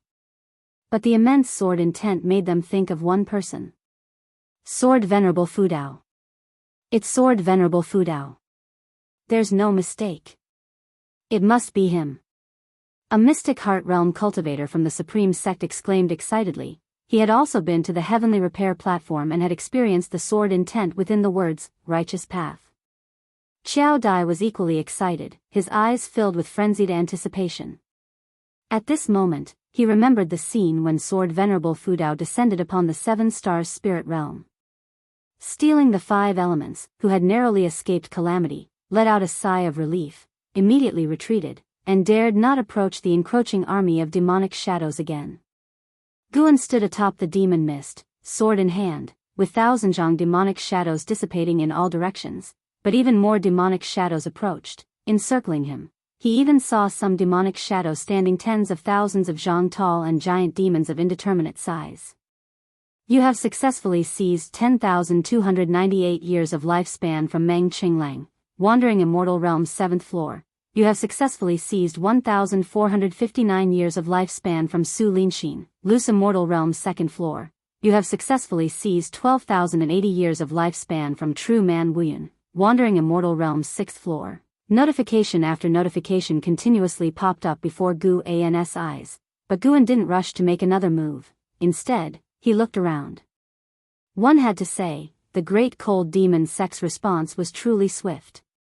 As soon as he made a move, the remaining cultivators did not panic but instead immediately arranged a formation. Their formation was highly profound, not only capable of being formed in an extremely short amount of time but also containing powerful and mysterious forces.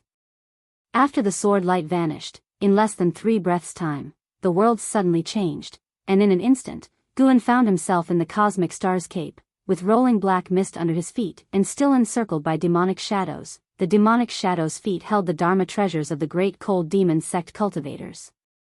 Accompanied by Guan's arrival in the cosmic star's cape, those titanic figures and even larger beings revealed their true forms.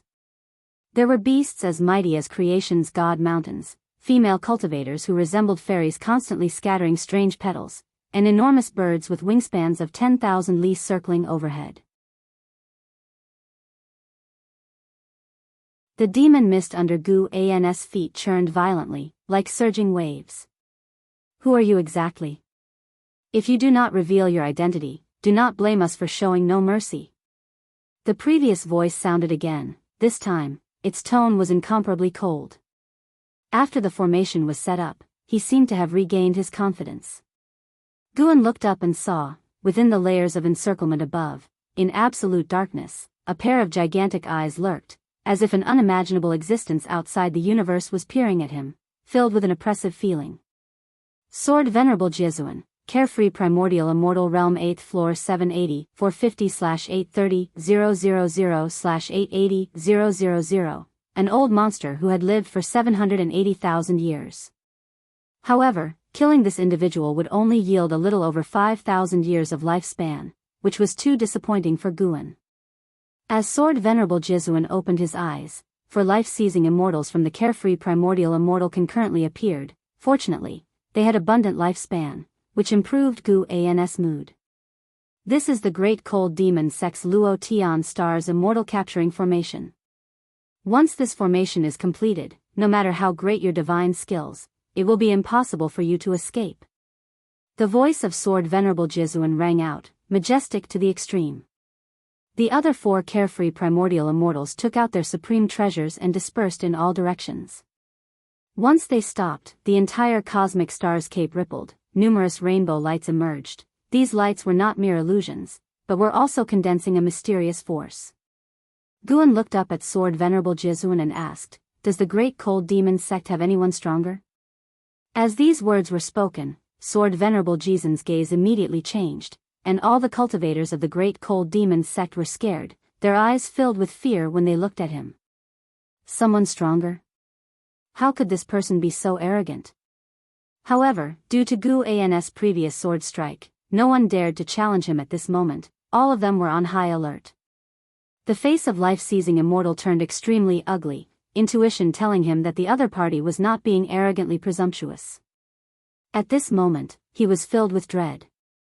Luckily he wasn't rash but instead gathered the strength of the Great Cold Demon Sect, otherwise he might have ended up with his soul scattered like his disciple Bai Hong. For a time, silence fell within the Luo Tian Star's immortal capturing formation. It seems there's no one stronger. Truly disappointing. You're acting so recklessly, I thought you'd have more to back it up. Guan spoke again, and suddenly, he threw the heavenly resident's sword out. Boom! With this sword strike, he swept above the black mist, annihilating the Great Cold Demon Sect cultivators one by one, and when the sword blade arrived in front of them, a layer of light burst forth around their bodies, but it was shattered as soon as it appeared, utterly failing to protect them. One sword pierced thousands of li, directly penetrating the Luo Tian Star's immortal capturing formation and returning to reality. The continent cultivators hovering in the air only saw a sword light cutting through the vast expanse of black mist in front of them, making them even more nervous, unclear about the state of the battle within that black mist. After Guan made his strike, Sword Venerable Jesuan immediately gave the command, "Kill." The Great Cold Demon Sect cultivators from all directions cast their spells, various spells and divine skills formed a stream of rainbow colors charging towards Guan. Guan raised his hand to grab, then retracted it, revealing an individual in his palm. Origin Heaven Capturing Hand. This was the inherent divine skill of the primordial chaos supreme holy skill. Today was the first time Guan had used it. The person in his hand was Sword Venerable Jizuan, a white-robed elder. At this moment, Sword Venerable Jizuan's face was filled with fear and despair. Guan directly crushed him to dust, then, taking up the Qinghong sword, he began the slaughter. Within the continent, an endless stream of cultivators rushed to the edge. When they saw the ocean, they all changed color. The fearsome black mist seemed as if it could devour everything between heaven and earth, giving one the feeling of an impending disaster. Anyone who saw it would be afraid. The black mist surged violently, as if countless demons were raging within. The morale on the side of the continent collapsed completely, with no one willing to fight. What they didn't know was that within the black mist, a large number of great cold demon sect cultivators were rushing in the same direction. The cultivators of the great cold demon sect had received the message. Someone had launched an assault on one side. All warriors were to immediately reinforce the Luo Tian Star's immortal capturing formation. Rolling thunderclouds covered the sky, enveloping the entire continent. The sound of thunder was oppressively heavy. In the demon land, within a subsect of the supreme sect, Yilan stood on a pavilion, looking up at the sky, tightly clutching the white spirit sword in her hand. She felt no anomaly from within the white spirit sword, but her heart would not be at peace. I hope we can safely get through this calamity, Yilan muttered to herself, praying secretly. Although she saw no hope of longevity, she didn't want life to end like this. She had so many things unfinished, so many places unvisited. She had yet to fulfill her promise with her senior brother. How could she be resigned to death? Beneath the thunderclouds, Nine-Fingered Divine Lord and Stealing the Five Elements stood shoulder to shoulder, unable to maintain composure, both unconsciously agape with faces full of shock. Not just them, but the continent cultivators felt the same. Newcomers slowed their flight speed due to the sights before them. Within the vast black mist, countless enormous demonic shadows were snuffed out, leaping out, and countless cultivators hovered, all attacking in the same direction, which glinted with sword light. Even though separated by a great distance, unable to see the specifics of the battle, everyone could sense a powerful sword intent. This was not a battle of evenly matched strength, but a massacre with a great disparity in power. The number of cultivators from the great cold demon sect was vast, forming an ocean of people, and within their encirclement, Guan wielded dual swords casually, yet each sword could kill a large number of cultivators and demons. His strength deeply struck the great cold demon sect. No good. We are not his match. Damn. He's doing it on purpose, deliberately not using divine skills, and relying solely on sword chi to slaughter us. Even the Luo Tian Star's immortal capturing formation has been broken by him. How could we have any chance of winning? Be careful. His sword is swinging this way. Retreat. Quick, retreat. The world plunged into clamor and chaos. Each of Gu An's sword strikes took not just life but also the overall morale of the great cold demon sect. Life-seizing immortal dared not approach Guan, only able to use long-range divine skills. Giant hands resembling the clasping of fingers descended from the sky, pressing towards Guan, but were instantly shattered upon contact with him, having no effect. Guan strolled leisurely, walking above the black mist, each step followed by a sword swing as casually as if taking a walk, with no swordsmanship to speak of. Every time the great cold demon sect tried to form the Luo Tian Star's immortal capturing formation, it would be dispersed by Gu An's sword chi. Guan looked at the notifications before him, struggling to contain the emotions in his heart. He was not killing for the sake of killing, he was enacting justice on behalf of the heavens. Suddenly, Guan stopped in his tracks, and as he did, all the great cold demon sect cultivators retreated, leaving 100 li radius around Guan where no one dared to tread. The cultivators of the great cold demon sect fell silent, all staring dead ahead at Guan. Life-seizing immortal gritted his teeth and said, "The sect leader will arrive soon, don't panic, everyone." His voice reached the ears of every great cold demon sect cultivator, yet these words did not boost their morale. Don't panic. Gu An's voice rose, filled with sarcasm, as if he had heard the world's biggest joke. Before life-seizing immortal could speak, Guan suddenly vanished from the spot, frightening the cultivators of the great cold demon sect. Up there, a voice rose, laden with despair. Countless cultivators and demons all looked up, their eyes wide with astonishment. What they saw was a colossal figure whose height could not be judged by the naked eye, standing proudly above the clouds, showing only its upper body, an almost illusory sight. Even the 10,000 Zhang demonic shadows appeared tiny in front of this figure, who was none other than Guan himself. At that moment, all the cultivators of the great cold demon sect felt an overpowering suppression that rendered them immobile. Some of the highly cultivated cultivators of the demon sect unconsciously looked down, only to see the billowing black mist below give rise to a land ablaze with dark purple flames, rushing towards them. Life-seizing immortal lowered his gaze and his complexion drastically changed. What was that? A land on fire? No, it was unmistakably a hand. A hand large enough to grasp all of them. In the distance, Nine-Fingered Divine Lord, stealing the 5 elements, and the continent cultivators were all dumbfounded. At the edge of the ocean, a city was rapidly approaching, and it was none other than Divine Exotic City. Leah, standing atop a tower in the city, had his eyes wide open, trembling all over, as he watched an immensely huge hand rise from within the infinite expanse of black mist. Even with his eyesight, he couldn't take in the entire hand. He had never imagined such a large hand could exist in this world. If there were hands of heaven and earth, surely it would be this one.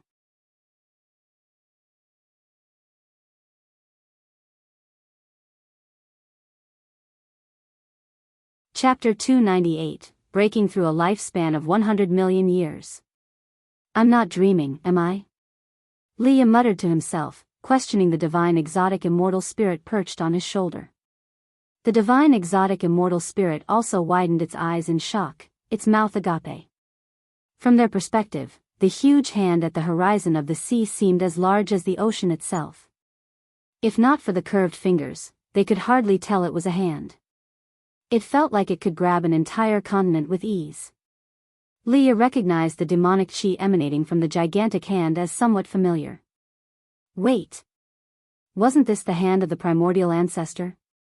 At that thought, a surge of blood rushed through Leah's body uncontrollably, exciting him to the extreme. At the same time, the entire continent's populace could see Gu An's figure, whose massive presence shook mountains and clouds on his path, a sight that overturned their understanding and imagination. In the Third Medicine Valley, thousands of disciples watched with their mouths agape. Ji Xiaoyu also stepped out of his house, completely dumbfounded when he saw Gu An's towering figure. It was as if they were beholding the descent of a deity. What is that? It's Sword Venerable Fudao. It's the silhouette of Sword Venerable Fudao. Really? How can it be so large? Is it not an illusion?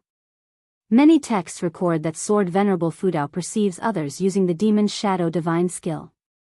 I knew Sword Venerable Fudao wouldn't abandon us. A roar of cheers erupted across the continent.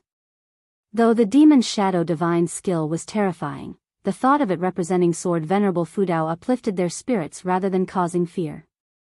Since the fame of Sword Venerable Fudao, which righteous deed hadn't he done, and which person he killed wasn't among the evil? If it were a normal competition among sects, Sword Venerable Fudao wouldn't have intervened, otherwise, Supreme Sect would have long become the foremost under heaven. Because of this, other sects respected Sword Venerable Fudao, acknowledging Supreme Sect's luck. In confrontations with Supreme Sect, they were wary of Sword Venerable Fudao, but they weren't afraid he'd harm them, as long as they didn't commit heinous acts. Since Sword Venerable Fudao appeared, many disciples had perished during Supreme Sect's expansion, yet Sword Venerable Fudao hadn't sought vengeance. The sects and clans that decided to stay were bustling with excitement, as if the spring festival had come early. While the continent was invigorated, the cultivators of the great cold demon sect fell into despair.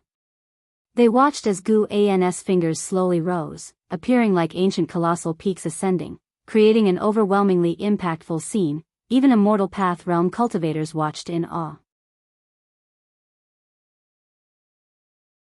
The life-seizing immortal desperately mobilized his mana, but he couldn't move an inch, feeling as insignificant as an ant.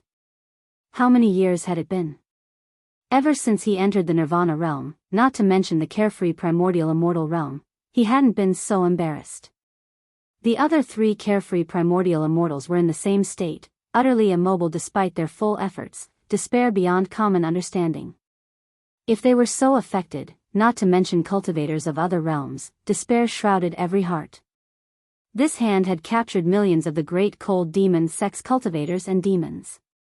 Those arriving cultivators from the great cold demon sect, upon seeing this gigantic hand, fled in panic, throwing aside all their rules and consequences. Guan looked down at the great cold demon sect cultivators and the demons they brought within his palm. He also hesitated. Killing too many would weigh on his conscience and he worried it might bring greater troubles. But remembering the countless lives Bai Hong had slaughtered, his heart hardened. Such a wicked sect, if it's to be extinguished, so be it. If even this act brought divine retribution, then Guan would question what heaven really stood for. Once Guan's thoughts cleared, he suddenly clenched his hand. His palm was so huge that a simple clench stirred up a terrifying storm, unleashing waves sweeping toward the horizon. The fierce winds assaulted Divine Exotic City, forcing it to activate its city protection array immediately. Leah watched as the protective barrier around Divine Exotic City violently distorted. He couldn't concern himself with the safety of the city as he looked into the distance, trembling. The sight of that mighty clenched fist was simply too magnificent. He even doubted whether immortal cultivation could really reach such a mighty level. He wondered whether the primordial ancestor was born an immortal, a true immortal, not merely a mortal who had cultivated into one.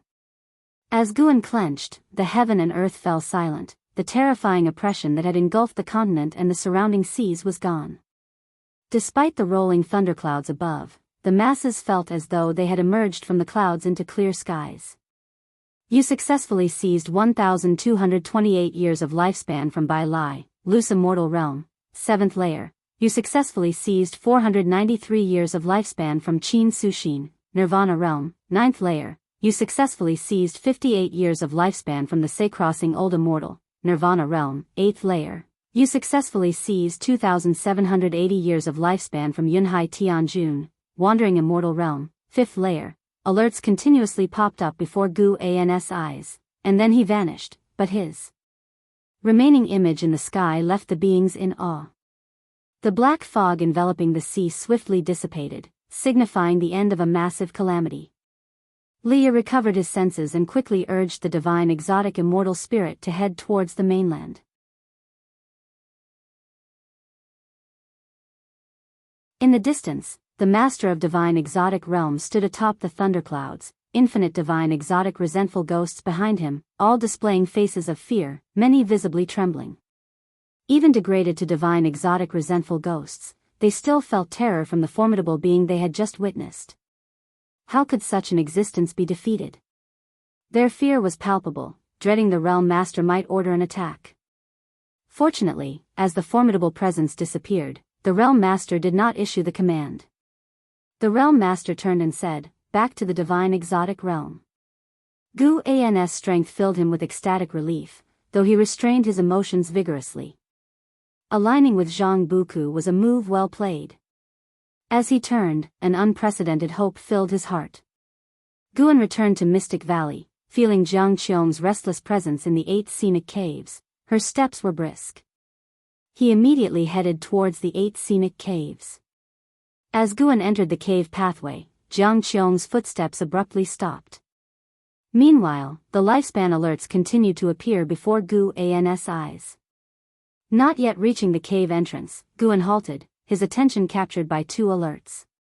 For the first time, your lifespan has breached 1 billion years, unlocking the Lifespan Samsara feature. Lifespan Samsara, every 100 years, execute once, undergoing reincarnation evolution. The evolution will reflect into reality, each use consuming 10 million years of lifespan. All memories acquired during the reincarnation will be transferred into your mind as if you experienced them personally. The duration of the reincarnation evolution is limitless, entirely dependent on your karmic choices during the evolution. Integration of real-world memories requires only an ancient hour. You successfully seized 487 years of lifespan from Zhu Changming, Mahayana realm, 9th layer, lifespan samsara.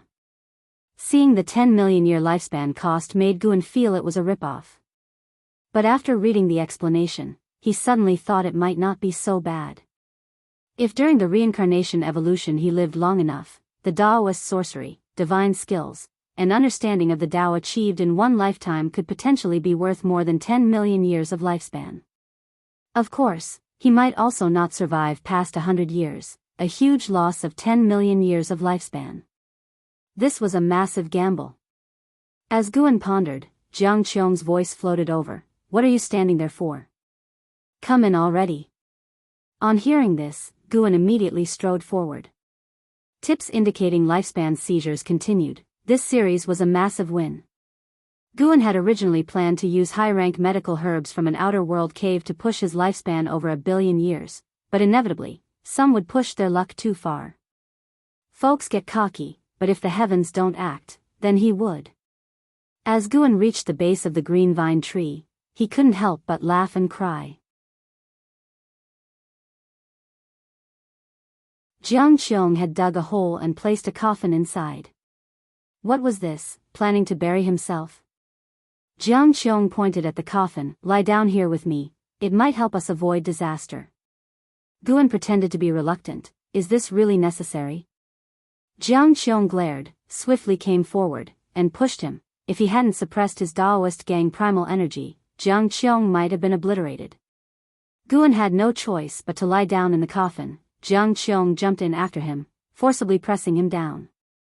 Lying in the coffin, she swung her right hand, and the lid immediately covered them, plunging their vision into darkness. From the outside, the coffin began sinking into the earth, soon vanishing from sight. Confined in the cramped space of the coffin, Guan and Jiang Qiong squeezed together. In that moment, Guan's heart calmed. Massacring so many, even if all evil, his heart couldn't stay tranquil easily. Excessive killing bred malevolent energy, even a thrilling emotion of breaking free from moral shackles. He needed time to adjust. Now, lying in this darkness, his mood inexplicably steadied. Despite being in the dark, Guan could still see his lifespan alerts. Jiang Qiong's body began to squirm. Her arm was soft, she seemed to feel too squeezed, constantly pressing against Guan. Guan couldn't help asking, "If the calamity doesn't strike, how long must we hide here before we can leave?" Being squeezed in the coffin with Jiang Qiong, he actually found it quite amusing, a completely novel experience for him. Hide for a few decades, at least until we get past the life-seizing immortal's 100-year mark. That long? No, I need to go back. There are disciples in the valley, I can't abandon them. Humph, don't even think about it. Now that you've already lain down, don't think about leaving. As her words fell, Guan felt his left hand grasped by hers. Her hand was cold, like a corpse's. Guan tried to break free, but she held on tightly. Only after all the lifespan alerts had settled did Guan come back to his senses. He hadn't checked his lifespan yet, planning to later enjoy the moment of unveiling his lifespan. He spoke up, "It's a bit uncomfortable squeezing like this, don't you think? Squeezing like this for decades, I'm afraid I might die." Jiang Qiong didn't respond but began to shift her body. Guan stiffened instantly. Jiang Qiong actually lay on top of him, face to face. In the darkness, Guan distinctly felt her breath was a bit agitated, though faint, not escaping his senses. Suddenly, Jiang Qiong's face pressed against Guan's chest, and he could feel one of her legs rubbing against his shin. This is bad. Things have gone too far. Guan fake coughed, "Why are you so heavy?" Jiang Qiong's breathing hitched, then Guan felt a hand land on his waist, fingers pinching his flesh.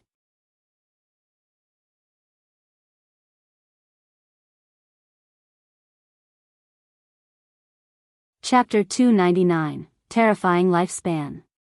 Kid, do you truly not know how to speak, or are you purposely trying to irritate me?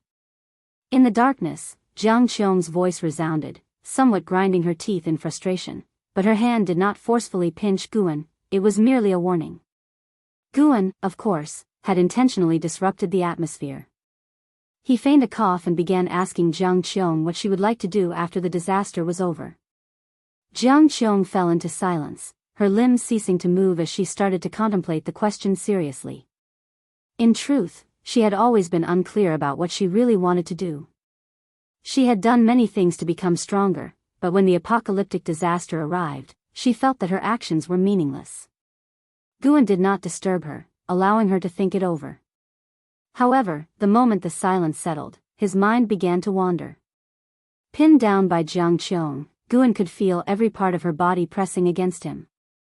How could he remain calm? At that moment, the plots of Green Hero Travelogue, Supreme Secret Records, Black Heroes Travelogue, and many others flashed through his mind. Suddenly, he felt Jiang Qiong tremble slightly. He hurriedly shifted his thoughts to ponder what exactly lifespan samsara was. As his thoughts shifted, Jiang Qiong calmed down. She spoke up, "If we truly can survive this catastrophe, then I'll focus on developing the Juhua sect. I won't wander around anymore. I feel like all these years of running about haven't really counted for much." "That's good," Guan replied, "to avoid any dangers." Jiang Qiong suddenly stretched out her hand, hugged Guan tightly, and whispered softly, "The calamity of the ephemera sect left me without any relatives. You are now the only person I care about. Back when you first entered the 8 scenic caves, I was considering whether to kill you or not. Who would have thought that after so many years, you would become so important to me?" Hearing this, Guan stiffened slightly and replied helplessly, "Is it that serious? I haven't been all that good to you. On the contrary, you've taught me quite a few spells." Setting aside the matter of Sword Venerable Fudao supporting Jiang Qiong, Guan genuinely felt that his outward contributions to Jiang Qiong paled in comparison to what she had offered him. Many spells Jiang Qiong taught him, he still used to this day. She had also given him magic artifacts and heavenly treasures. "How can you say you haven't been good to me? You've managed the 8 scenic caves very well, and you've never betrayed me. Every time I've come back, you've taken good care of me. Affection isn't entirely about contributions. If you were stronger, you would definitely treat me even better, I understand that. And I felt right from our first meeting that you had the ability to kill me. You hit it well, but I knew not only that you didn't kill me, but also that you were obedient to me." Listening to Jiang Qiong, Guan suddenly didn't know what to say. "Of course, you rascal, you are good to everyone. Everyone in the valley praises you," Jiang Qiong suddenly snorted. Hearing this, Guan immediately said, "That's what makes me a scary talent, being good to everybody, making it hard to interpret my thoughts." "Yes, but you never ask others for returns, which means you genuinely care for those around you and aren't aiming for anything. Stop undermining yourself. I can feel whether you are genuine or not. Pretense cannot last long," Jiang Qiong said softly. Guan, seemingly startled, said, "You're not thinking of exchanging vows, are you? That won't work. My junior sister and I plan to get married in the last 100 years of our lives." Jiang Qiong laughed and said, "The last 100 years? What if one of you lives longer?" "Whoever lives longer, it's still the same path to go down. The pursuit of immortal cultivation isn't about enduring love, but about eternal life. You certainly see it clearly." "Yes, so don't harbor any improper thoughts about me." "Why can't I?" At the Thousand Autumn Pavilion, it's common for one person to have multiple Daoist friends, and female cultivators can have many Daoist friends too, as long as she is strong enough. Now I am stronger than you, and you can't escape my grasp unless one day your cultivation surpasses mine." Jiang Qiong said proudly, her hand catching Gu An's face as she spoke. She suddenly began her offensive. "You demon cultivator, faking refuge from the calamity and actually abusing me? You can scream all you want now, it's useless. Be careful, I won't be nice. Come on, seeing your cultivation, I'm too lazy to immobilize you. I just like seeing you struggle.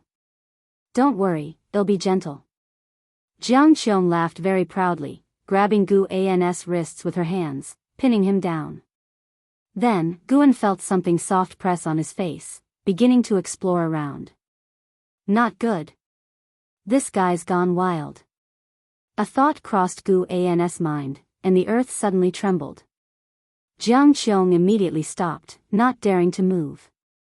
Guan breathed a sigh of relief, but just then, Jiang Qiong suddenly launched a sneak attack, catching him off guard.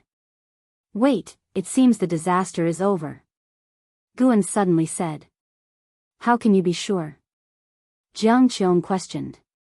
Before finding you, I saw Sword Venerable Fudao make a move. Oh. Then you still came. It seems you also expected something to happen between us. I just saw you were prepared and didn't want to waste our time. Let's go out and see. Is that so? Really, let's go up. I'll think about it. Boom. Beneath the green vine tree, the earth stirred, and a coffin rose, its lid popping open, and Guan immediately leaped out, then straightened his clothes. Nearly lost my virginity. I can't let the over 200 years worth of my preserved virginity be breached.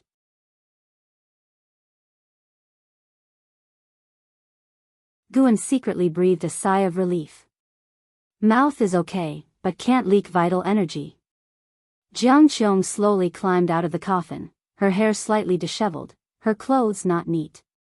She raised her eyes to look at Guan, giving him a seductive smile that caused him to quickly turn his head. We should stop calling me martial master. After all, I forcefully took Qing Xiandan as a disciple, and Qing Xiandan took you with ulterior motives, so it's not a real lineage. No, you brat never even called me martial master. Really, all men are the same, it's just that you, kid, are reluctant yet compliant, guarding against something, Jiang Qiong said, glaring at Guan. Guan dropped a sentence and left. I'm going to check the situation. He immediately slipped away. Jiang Qiong went to the edge of the pit, watching his retreating back. She licked her lips as if savoring something. When Guan returned to the third medicine valley, the valley was still bustling with activity. Stealing the 5 elements and 9-fingered divine lord had also come back, standing together with Shinxinzi, separated by a restriction, discussing the formidable power of Sword Venerable Fudao, unable to contain their emotions. To suppress the entire Great Cold Demon sect with one hand was too exaggerated. It subverted everyone's understanding. For decades, the power of the Great Cold Demon sect had been deeply rooted in people's hearts. Only because of understanding the terror of the Great Cold Demon sect did everyone realize how incredibly powerful Sword Venerable Fudao was. Guan looked up and saw a figure hovering above the great heavenly spirit land, watching the continent where Guan was. The 9th layer of the carefree immortal realm. Although only one small realm higher than the Sword Venerable, the presence far surpassed the Sword Venerable, the gap enormous. Presumably, he was the master of the Great Cold Demon sect. At this moment, this master only dared to watch from a distance, not daring to come down. Guan also saw those fleeing cultivators of the Great Cold Demon sect disperse like monkeys scattering from a fallen tree, already completely devoid of will to fight. He did not continue to pursue the kill, one reason being that the remaining cultivators were not as powerful as those he had suppressed, and another being he felt many presences approaching, even the presence of divine immortal of wondrous Dharma. Yes, definitely the divine immortal of wondrous Dharma. However, the person did not come with malice, and the direction was exactly where the Holy Land of Holy Court was located. Now that the Holy Court had appeared, it would not be appropriate for him to continue the chase. Next, it would be seen what stance the Holy Court took. Guan brought up his attribute panel. Name, Guan, lifespan, 210/790, 407, 832, physique, primordial karmic body, cultivation level, divine immortal of wondrous Dharma realm, 9th layer, 790 million years of lifespan.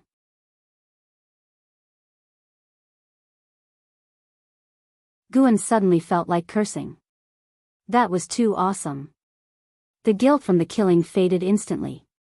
Besides, he had not killed indiscriminately, he was executing justice on heaven's behalf, ultimately for the people. Finally, he could fully upgrade. Guan grinned. Very close to 1 billion now, should he wait a bit longer? Forget it, damn it, just 100 million years, he had to wait a long time. How much longer for the remaining 200 million years? Look for a chance to break through. And it was a comprehensive upgrade. Heart surging with excitement, Guan even felt like trying out a 10-million-year lifespan samsara just to see what it was. He walked towards the pavilion clusters, shouting with mana, "Today, to thank Sword Venerable Fudao for resolving the calamity, let's celebrate tonight, consider it a holiday, deacons get moving." His voice spread throughout Medicine Valley. Achieving this feat with core formation realm cultivation was not difficult, and soon, various cheers rose within the valley. When Guan reached his own pavilion, Ji Xiaoyu came up to him indicating with her eyes. They both went upstairs and closed the door. "I think Sword Venerable Fudao's silhouette seemed familiar," Ji Xiaoyu said seriously, causing Guan's heart to tremble. What did that mean? Could she have linked it to me? Guan immediately became uneasy, a supreme power who suppressed the great cold demon sect spooked by a core formation realm cultivator. He asked with a frown, could it be that Sword Venerable Fudao originates from the Ji family? Ji Xiaoyu shook her head. "No, I saw him in a dream. It must have been a scene from a past life." Hearing this, Guan breathed a sigh of relief, but his brows furrowed even deeper. Today's battle was an eye-opener. I suddenly feel that I can't die too early in this life. I need to follow in the footsteps of Sword Venerable Fudao. Ji Xiaoyu spoke again, her face full of admiration. Chase after Sword Venerable Fudao. He was divine immortal of wondrous Dharma realm, 9th layer. Guan didn't discourage Ji Xiaoyu. What if she really could achieve it? He started motivating Ji Xiaoyu. They chatted for a while before Ji Xiaoyu finally left, but when she reached the door, she stopped, turned back to look at Guan, and said, "The scent of a woman on you is stronger now. It's still the same woman as last time. You two must have entangled a bit, although you don't seem to have leaked any essence." After that, she pushed the door open and left without closing it. Guan stood there puzzled. How did she figure that out? What kind of divine skill was that, or was it a talent? Guan didn't dwell on it, living another life. He planned to be carefree and at ease. Why worry too much, just follow his heart. He started waiting for that divine immortal of wondrous Dharma to leave, as long as the person didn't mess around, and once they left, he would find a place to break through.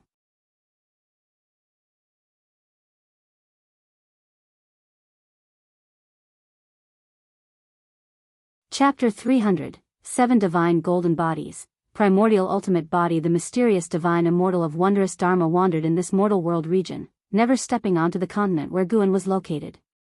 A day and a night later, he left. Starting from the second day, rumors about the great cold demon sect being annihilated single-handedly by Sword Venerable Fudao spread like a hurricane across the seas, shocking the countless beings that were fleeing. Their first reaction was disbelief, as the news sounded too preposterous. The world was in an uproar, and within the supreme sect, it was a time of celebration, with dazzling lights and decoration everywhere. Everyone was singing praises of Sword Venerable Fudao's magnificent feats and mighty power. This time, Sword Venerable Fudao's rescue efforts had a wider reach than ever before. How could they not be proud? They were unclear if there truly were immortals who cared for the common folk in this world, but at least in their hearts, Sword Venerable Fudao was an immortal who brought salvation to all living beings. The day after the divine immortal of wondrous Dharma left, Guan quietly departed from the continent. He headed south, moving away from the mortal world region where the supreme sect was located. Eventually, he arrived at a desolate sea, where the number of beings was extremely sparse. Whether deep within the sea or above its surface, numerous lost souls and wild ghosts floated about. The sky above this place was covered with dense, oppressive clouds, but the spiritual energy here was quite abundant. After surveying the area with his divine sense, Guan discovered an island deep within the ocean guarded by powerful restrictions. If he were to break through forcefully, he would undoubtedly alert the entity within. He speculated that a carefree primordial immortal might be hiding inside because, although the restrictions were strong, he felt it wouldn't be difficult to break through if he wanted. No wonder the spiritual energy was so abundant here, yet there were so few beings. It turns out a malevolent deity was hidden within. Guan landed on an uninhabited isolated island and immediately activated the lifespan barrier. 790 million years of lifespan. The more he looked at it, the more invigorating it felt. He had never been so affluent before. Guan sat cross-legged in front of a withered tree, looking at his attribute panel, chuckling to himself. First, he would enjoy the moment for a while longer. After a good while, Guan then reined in his emotions and decided to give lifespan samsara a try. He would test the waters with 10 million years. If this function turned out to be ineffective, he would dismiss it forever, just like the lifespan deduction he had initiated before. You have spent 10 million years of lifespan to trigger one reincarnation evolution, beginning connection to Tao rules, searching for reincarnation heaven and earth. You have the following heaven and earth options, choose any one. 1. Great Heavenly Spirit Land. 2. Dark Great Heaven and Earth. 3. The Great Multiverse, HM. There's even a Great Heavenly Spirit Land? Guan thought if the reincarnation evolution reflected reality, could it be that it's not just memory fusion, but it could also affect reality itself? He wasn't sure, so after some thought, he decided not to choose the Great Heavenly Spirit Land, to avoid any potential issues. He was drawn to the Dark Great Heaven and Earth. The name sounded well suited for his life-stealing ability. Since it was reincarnation evolution, perhaps he would still possess his current golden finger. That's the one. Dark Great Heaven and Earth. You choose to reincarnate into the Dark Great Heaven and Earth. Considering that the Tao rules of this world cannot conceal your talent, you will retain the life-stealing ability, but cannot unlock stage-specific functions. Reincarnation evolution begins. In the first year, you were born in a village in the East Profound Domain, and your parents named you Chu Lu. At the age of 7, you accidentally pulled up a spirit grass in the mountains, stealing 8 years of lifespan, marking a turning point in your destiny. At the age of 8, you took an immortal cultivator as a master and traveled the world with him. At 15, you encountered a cultivator robbery. To protect you, your master died. You harbored a grudge, hid in the mountains, and began to accumulate lifespan. By 18, you evolved your cultivation level to the nascent soul realm through lifespan evolution, and you began your revenge. At 19, you infiltrated the residence of your enemies, killing everyone until only one person remained, a girl. Seeing her fearful demeanor, you felt some reluctance and struggled internally. Do you choose to execute her? The prompt stopped here. Guan paused for a moment, choosing not to execute her. Joking aside, with his life-stealing ability, he certainly wouldn't be hunted by this girl. You spared the girl, Qingjialan, and resumed your path of immortal cultivation. Seeing this prompt, Guan smiled. This girl, like his junior sister, also had Lan in her name. The previous prompts had no names. It seemed the deceased don't get named unless they survive. Hold on, his parents and master were initially alive as well, but they were not named. He suddenly had a bad feeling. Could it be that this Qingjialan would live a long time? At 20, you joined the Tai sect, and with your exceptional cultivation level and talent, you became a direct disciple, making a name for yourself within the sect. At 21, you utilized the lifespan deduction cultivation technique to master the 7 hearts technique. At 22, jealous of you, the sect leader's son ambushed you while you were on a mission, surrounding you with his people. You executed all his followers, leaving only the sect leader's son alive. He knelt before you, begging for mercy, and you hesitated. Do you choose to execute him? Kill. Guan didn't hesitate, and the prompt continued to appear. Killing men and sparing women? Seems like there's something wrong with the standard, huh? Guan criticized himself internally. Subsequently, him and the reincarnation returned to the Tai sect, faced continuous strife and enmity, and he always chose to kill, since it was others who provoked him. Killing led to the unveiling of secrets, and he was pursued by the Tai sect and even placed on a wanted list. After that, almost every year, he was embroiled in battles, sometimes several times within a year. Once, Guan chose to save a wounded cultivator he encountered by chance, only for that person to summon a large group of cultivators to ambush him, intending to seize the magic artifact in his possession. Angered, Guan's killing intent intensified. One betrayal after another, jealousy, and feuds kept unfolding. What an impressive turn of events. Indeed, this was the dark great heaven and earth, and the world seemed excessively grim. Over the first 50 years, Guan encountered not a single kind-hearted cultivator. he was fighting alone the entire time. The most distressing part for him was that, in order to get back at him, his enemies extracted the souls of his family still in the mountain village and refined them into resentful ghosts to be embedded in ghost devices. Furious, Guan became even more ruthless in his subsequent choices, always responding to killing with killing. His lifespan accumulated rapidly, and by 50, he had reached the cultivation level of loose immortal realm, becoming the East Profound Domain's killing god. At the age of 65, you encountered the girl you once spared, Qing Jelon. She had now become a disciple of the Blue Sky Holy Sect, a renowned genius. She recognized you and was very grateful.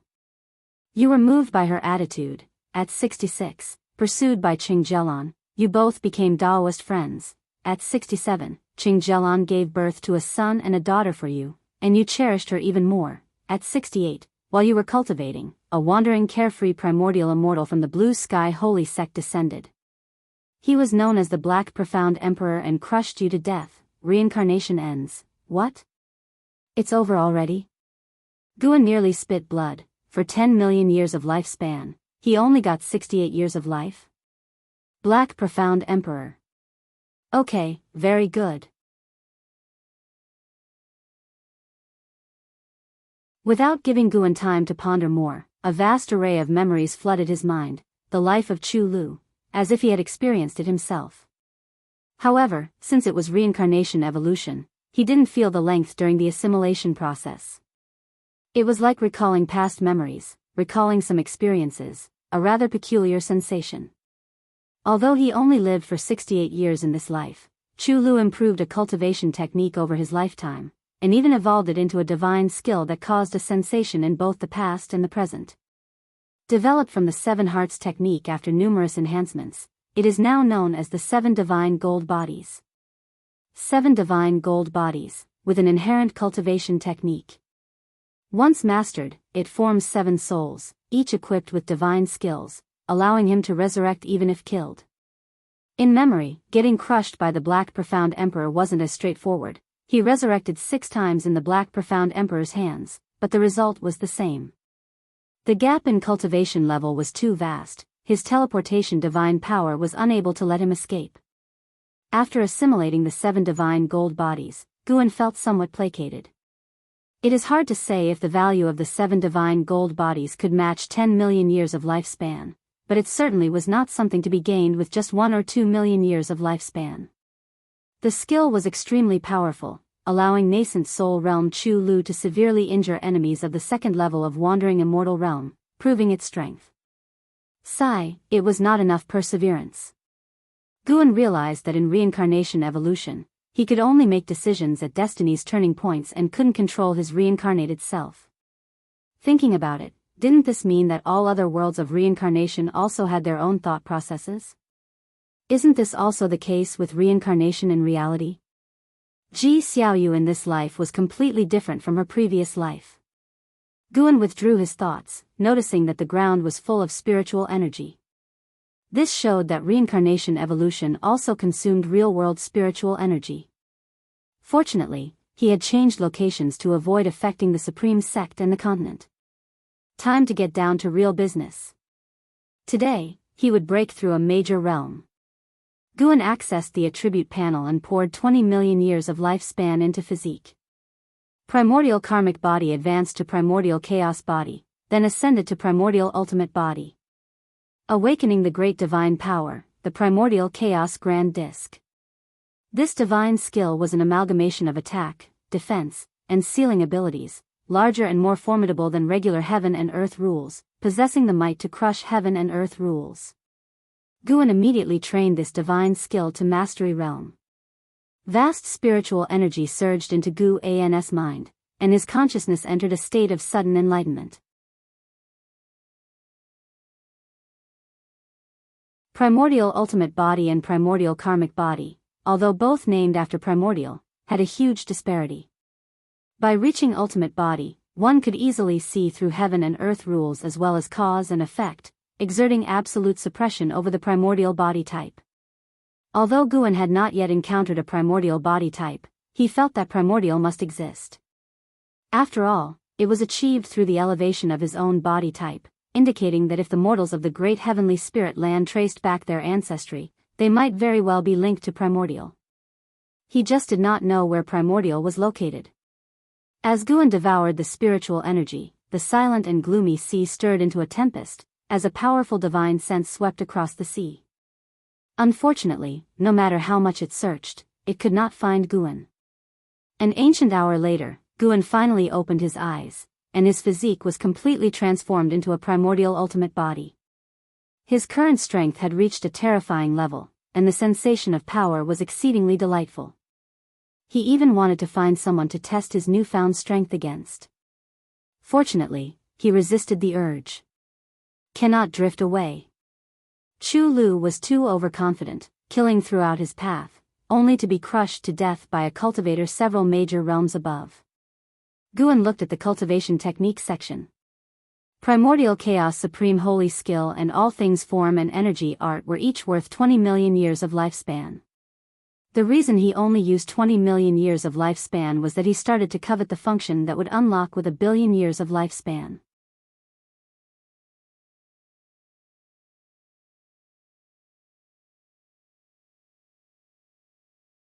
Chapter 301, Breakthrough to the 9th Layer of the Tao Void Mysterious Immortal Realm. In the next ancient hour, Guan enhanced the Primordial Chaos Supreme Holy Skill to the great accomplishment of infinite primordial creation, and yet, 20 million years of lifespan only advanced him by 1 level, luckily reaching the peak of perfection. At the same time, he awakened the divine skill, Unlimited Avatars. Every element of the 5 elements spiritual energy could turn into an avatar. This divine skill's combat power wasn't particularly outstanding as it manifested in quantity, since the 5 elements spiritual energy existed everywhere. He continued to advance. The All Things Form and Energy Art was elevated to the Chaotic Myriad Forms Freedom Technique and then further to the Tao Void Mysterious Divine Thought Skill. Similarly costing 20 million years of lifespan, no new divine skills were awakened, but the technique itself was a divine skill. The Tao Void Mysterious Divine Thought Skill, once mastered, would not be restricted by rules. With a mere thought, he could suppress cultivation level, breath, appearance, and everything else, making them unperceivable to others. With this technique, there was no need for Guan to use transformation techniques. Of course, what he valued most was its marvelous effect in hiding cultivation level and breath. In the reincarnation evolution, Chu Lu died quickly exactly because he lacked this technique. Of course, trusting Qing Zhelan also played a part. After Guan passed on the Tao Void Mysterious Divine Thought Skill, another ancient hour had passed. Next was the promotion of the Boundless Heaven Constricting Sword to the Eternal Boundless Divine Sword. The Limitless Freedom Step was finally elevated to the Stepping Path of Ages Step, a technique that allowed time reversal within a specific range of each footstep, transforming all things from death to life, from life to null. Of course, this stepping technique couldn't aid in achieving immortality since it had limitations and was primarily used for combat. The 9 extremes yin-yang body was finally advanced to the Tao of Transcending Void body. Guan also enhanced the soul capturing skill, promoting it to the Great Imprisoned Soul Immortal technique, consuming 5 million years of lifespan. The previous 3 ultimate skills and divine skills each consumed 20 million years of lifespan, totaling 65 million years of lifespan. Adding the physique and cultivation technique, Guan had already spent 105 million years of lifespan. The consumption from the lifespan barrier was also a significant figure. Even without breaking through, he felt invincible at this moment. But he needed to be cautious. He must break through. Guan reopened the attribute panel, focusing his gaze on the cultivation level column. At this moment, the entire ocean was experiencing a violent storm, with endless towering waves, as the divine sense of a carefree primordial immortal frantically scanned the area. Guan didn't mind since the area was mostly inhabited by lost souls and wild ghosts who wandered the mortal world, suffering from the rejection of the heaven and earth rules. He hesitated for a moment, then decided to invest 5 million years of his lifespan. It was uncertain whether the early investment of 100 million years of lifespan could erase the gap in the difficulty of cultivation between the divine immortal of wondrous Dharma and higher realms. You practiced chi absorption cultivation for 30,000 years, forcefully attempting to assault the Tao void mysterious immortal realm with the great accomplishment of infinite primordial creation, starting the tribulation crossing. You didn't endure the 6 realms destiny ultimate void tribulation, failing the tribulation, 30,000 years for one tribulation crossing. Guan was thrilled, knowing that previously, when he attempted to reach the divine immortal of wondrous Dharma realm, it took 60,000 years for one chance to cross the tribulation. However, even more surprising events occurred. You practiced chi absorption cultivation for 300,000 years. You endured the 6 realms destiny ultimate void tribulation with the forceful use of the great accomplishment of infinite primordial creation, and succeeded in the tribulation crossing, advancing your cultivation level to the first layer of the Tao void mysterious immortal realm. You practiced chi absorption cultivation for 500,000 years, advancing your cultivation level to the second layer of the Tao void mysterious immortal realm, 10 successful crossings. I'm really fucking strong. Guan was ecstatic, but as he looked further, his smile gradually faded. The time required for each level in the Tao void mysterious immortal realm kept increasing. You practiced chi absorption cultivation for 4 million years, advancing your cultivation level to the 8th layer of the Tao void mysterious immortal realm. You practiced chi absorption cultivation for 4.7 million years, advancing your cultivation level to the 9th layer of the Tao void mysterious immortal realm. You practiced chi absorption cultivation for 5 million years, forcefully assailing the divine thought true immortal realm with the great accomplishment of infinite primordial creation, starting the tribulation crossing. You didn't endure the heavenly Tao 49 mysterious void tribulation, failing the tribulation, that's good. Reaching the 9th layer of the Tao void mysterious immortal realm in 5 million years was an unexpectedly pleasant surprise. But what's after was shocking. An attempt of tribulation every 300,000 years. If following the old pattern, failing 100 times would mean 30 million years of lifespan? Failing 200 times would mean 60 million years of lifespan. That's ridiculously exaggerated. Is the divine thought true immortal that mighty? It's a big leap. Guan didn't question it much, given he hadn't even heard of the Tao void mysterious immortal, let alone the higher divine thought true immortal. Once again, nature's spiritual energy surged towards him, the entire ocean's spiritual energy abruptly sank, and its range rapidly expanded. Damn! This commotion is a bit excessive. Guan was secretly alarmed, feeling he might once again bring about a calamity to the mortal world. The vast amounts of spiritual energy required to transition from the 9th layer of the divine immortal of wondrous Dharma to the 9th layer of the Tao void mysterious immortal far exceeded Guan's imagination. However, he could judge the resources of the great heavenly spirit land through this disturbance. If his breakthrough affected the entire great heavenly spirit land, it would indicate that the Tao void mysterious realm cultivators in the great heavenly spirit land were few and far between. While feeling the transformation within himself, Guan observed the surroundings. The range of spiritual energy extraction grew larger, and in less than 30 minutes, it exceeded the size of the area the great cold demon sect planned to annihilate and was still rapidly increasing. Time swiftly passed. An hour later, Guan forcefully achieved the Tao void mysterious immortal. Regardless of the realm, the evolutionary cultivation would always compress the breakthrough into 1 hour.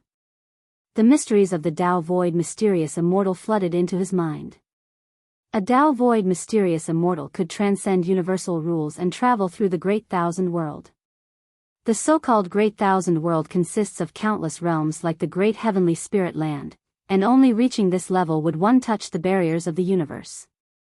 Of course, not all universes can be easily traversed, as there are also differences in strength among them. The power of a mysterious immortal is even greater, capable of transforming all things into living beings. Reaching this level means starting to condense one's own Tao. The so-called Tao is the condensation of the overall path of immortal cultivation, manifesting as will, capable of condensing a Tao form and using it to battle and suppress everything. Guan was immersed in the transformation brought by the Tao void mysterious immortal, unable to extricate himself. Only when his cultivation level broke through to the second layer of the Tao void mysterious immortal realm did his consciousness awaken. He looked up, the universe no longer looked so distant to him. His gaze and divine sense reached perfect unity, allowing him even to peer into the ends of the universe.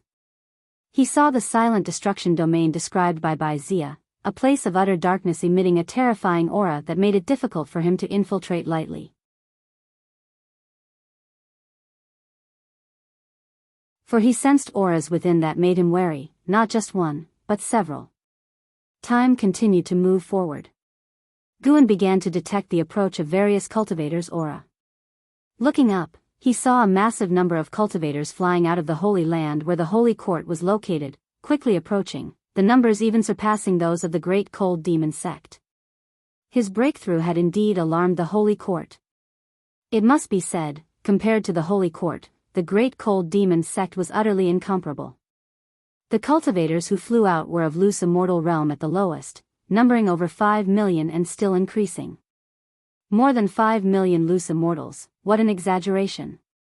He even sensed the aura of divine immortals of wondrous Dharma and carefree primordial immortals, with more than 10 divine immortals of wondrous Dharma among them. The cultivators of the Holy Court dispersed to protect various continents and islands.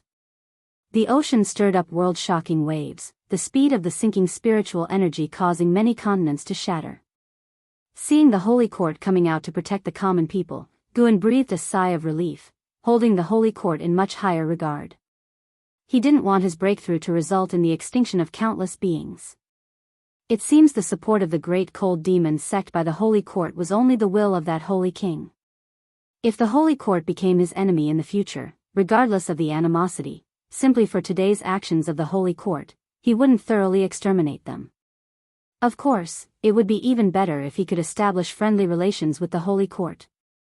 Cultivation doesn't have to be all about fighting and killing. The benefits derived from slaughtering the Great Cold Demon sect were indeed massive, but it also attracted much wariness. Look now, the battle just ended, and divine immortals of wondrous Dharma have shown up, a realm previously unheard of.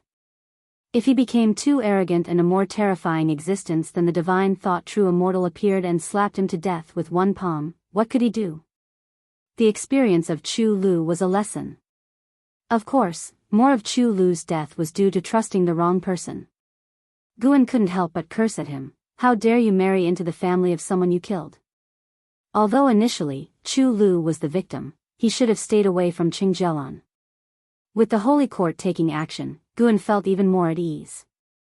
He began to focus on enjoying the transformation of the Dao Void Mysterious Immortal. Reaching the 9th layer of the Dao Void Mysterious Immortal realm, what could the Holy King behind the Great Cold Demon sect do to him? If that Holy King was also a Dao Void Mysterious Immortal, then Guan would fight with all his might to achieve another breakthrough.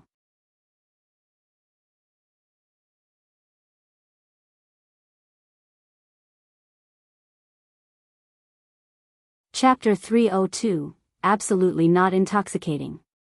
Under the cloak of night, the vast ocean was riddled with shadows of great cultivators flitting by, and many sea monsters leaped out of the water, making the night all the more terrifying. The isolated island where Guan was situated was surrounded by terrifying waves, which could engulf it at any moment. Yet, he was still waiting for the breakthrough to conclude. The amount of spiritual energy needed for each minor realm within the Dao Void Mysterious Immortal realm far exceeded that for breakthroughs in previous major realms.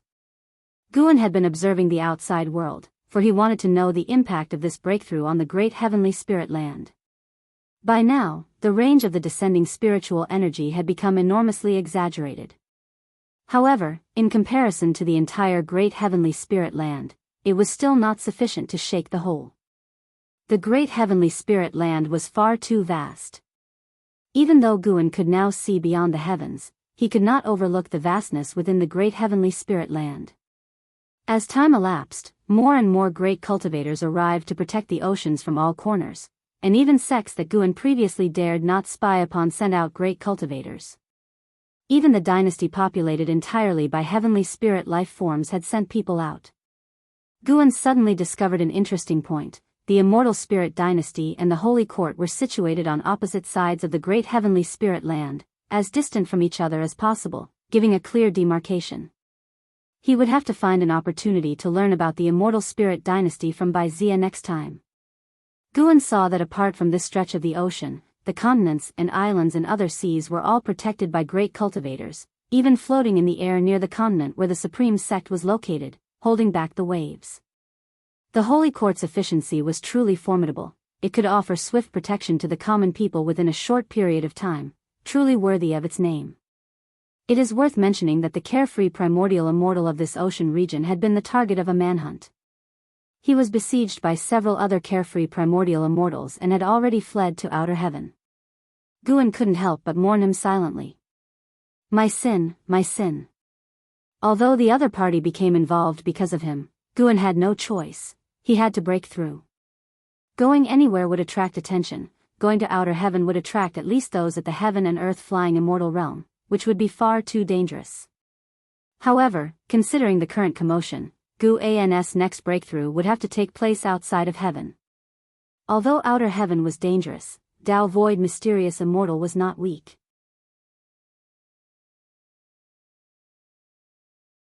Guan had already seen the words, Divine Thought True Immortal, and had a vast lifespan. He couldn't feel at ease without reaching the 9th layer of Divine Thought True Immortal. He would have to control his next breakthrough a bit more. Reaching the 9th layer, he would have to restrain himself and not prematurely peer into the name of the next realm, lest his heart itch with curiosity. Guan thought silently to himself. The anomalies above the ocean had not affected outer heaven. The moon set and the sun rose. When morning arrived, the turmoil of spiritual energy over the ocean gradually returned to calm. Guan had finally reached the 9th level of Dao Void Mysterious Immortal. He slowly opened his eyes, and the golden patterns on his forehead shone with an illusory vertical golden eye. The pupil of the primordial divine eye was gradually turning black, then deep gray, making this vertical eye all the more terrifying and oppressive. With a thought, Guan caused the primordial divine eye to disappear. He slowly stood up. Without taking a step, his figure vanished on the spot from the island. Almost instantaneously, he arrived within the Nianshu cave of Heavenly Phoenix Mountain. Tian Yaoer, Tian Qing, and Tian Bai were all immersed in cultivation. The cave was quiet, save for the sound of dripping water, exuding a profound serenity. Guan clapped his hands, and the 3 demons awoke. They quickly came out of the house and upon seeing Guan, were overjoyed and rushed to meet him. Master, what exactly happened outside these past 2 days? Yes indeed, such a terrifying aura came through. Master, are you all right? The 3 demons chattered excitedly, their questions buzzing with enthusiasm. Guan felt a pang of guilt. He should have visited sooner. Instead, he had let them worry for so long. Come on, let's go to the outer world cave, Guan called out, then took the 3 demons away with him. Along the way, the 3 demons talked incessantly, and Guan did not hide anything from them, recounting the calamities they encountered outside. Divine exotic resentful ghosts, divine exotic ghost kings, the great cold demon sect, the heavenly fire catastrophe, and more. All of these stories made them tremble with fear. But hearing from Guan that the calamity had passed, they finally breathed a sigh of relief. They began to wonder who had resolved the calamity. Guan said even he wasn't sure. When they arrived at the outer world cave, Guan raised his hand. Countless storage bags, storage rings, and storage dharma artifacts flew out of his sleeves and piled up on the open ground. The 3 demons were stunned. Tian Yaoer couldn't help but ask, why are there so many? Guan didn't answer. After piling the collected storage dharma artifacts into a mountain, he swept over them with his divine sense, dispelling all restrictions. In an instant, he obliterated anything that might be harmful. I entrust these to you.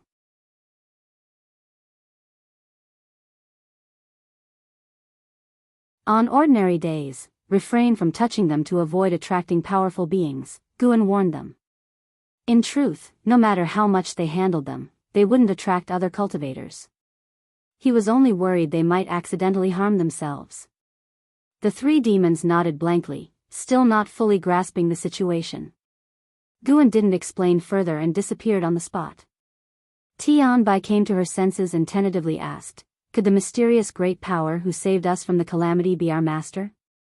Tian Yaoer had a strange expression. Long suspecting that Guan downplayed his own strength when he said he was no match for the Heaven Phoenix Demon Mother, she became even more certain now. She just didn't understand why Guan would hide his true cultivation level. Elsewhere, Guan returned to the Supreme Sect. The continent where the Supreme Sect resided had not been affected by the disturbances of the previous night, though the winds between the heavens and the earth were a bit stronger. He first returned to the 8 scenic caves to inform Jiang Qiong that the Great Cold Demon sect had been eradicated. Jiang Qiong was shocked and immediately left. Guan didn't follow her. Instead, he used the teleportation array in the valley to return to the Third Medicine Valley. Even after 2 days had passed, the atmosphere in the valley was still lively. Most people were discussing the Great Cold Demon sect. Stealing the 5 Elements and 9-Finger Divine Lord resumed their chess game, occasionally shouting, drawing laughter from the surrounding disciples. The servant disciples, who were laboring, were also spirited, and even the white spirit rat under the mystic pure tree was unusually awake, lying at Enzin's feet, enjoying her petting. Everything seemed so harmonious, bringing a smile to Gu An's face. He had taken the risk to intervene so that he could see such a scene every day. Guan walked towards his own loft, his divine sense turned towards outer heaven. His next breakthrough had to take place in outer heaven. He wondered if it was because of last night's anomaly, but there were many great cultivators patrolling above the great heavenly spirit land. Although their cultivation levels were not as high as his, he still didn't want to appear at this critical juncture.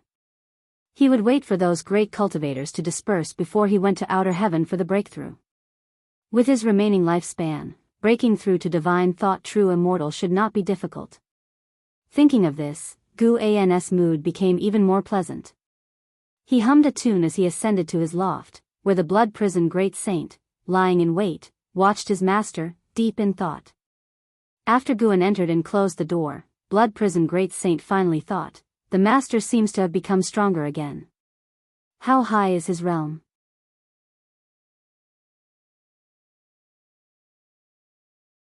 On the day the great cold demon sect attacked, the colossal figure that stood taller than heaven and earth fell into the eyes of blood prison great saint, and he immediately knew that it was his master. He felt more than ever that ending up in Gu An's hands was an incredible stroke of fate. Others couldn't get such a chance even if they wanted it. Thinking this, he wore a proud smile. Considering the millennium term, it now seemed like nothing in comparison. When the millennium came, he would choose to stay and continue to serve Guan, whether as an ox or a horse. He had already set his sights on the position of the head disciple of the Third Medicine Valley. Considering Enzin's talent, he was sure she would be buried by then, so who could compete with him? As for Yang Jian, he would definitely want to venture out. The boy also had such ambition. At the same time, inside the loft, Guan sat in a chair and lay down in the position he found most comfortable. Looking at his remaining lifespan of over 600 million years, the corners of his mouth just couldn't help but turn up. He must not become complacent. He would have to continue cultivating medicinal herbs in the future. Tao Void Mysterious Immortal was not his final destination, nor would Divine Thought True Immortal be. He had to keep growing stronger. Right now, he was indeed powerful, but there were still things in the world he could not see through, and thus needed to keep cultivating diligently. For the next few days, Guan began moving between the various medicine valleys, returning to his usual life. During this time, Sage Xian Miao of the North Sea Mountain inquired about his opinion of Sword Venerable Fudao. Guan casually praised him without elaborating much. 5 days later, Guan noticed a group of cultivators with strong cultivation levels sneaking into the continent, investigating the public opinion about Sword Venerable Fudao. These cultivators were all from the Holy Court. It was not just this continent. Cultivators from the Holy Court were also investigating the Great Cold Demon sect and the surrounding seas. Guan did not intervene. The Holy Court beginning to investigate the Great Cold Demon sect suggested that the matter had alarmed the upper echelons of the Holy Court, and the Holy King could no longer act unilaterally. After harvesting all the mature medicinal herbs in the various medicine valleys, Guan began to relax and rest. He found 9-Finger Divine Lord and played a game of chess, winning 3 rounds in a row. Stealing the 5 Elements became interested and wanted to play as well. Starting from Guan's first move, an hour later, Guan stood up, holding the 7 stars mirror as a fan, strutting off in a superior manner. Stealing the 5 elements sat stunned on the stone stool, gazing at the chessboard, utterly lost in thought. The surrounding disciples were thrilled, all praising Guan.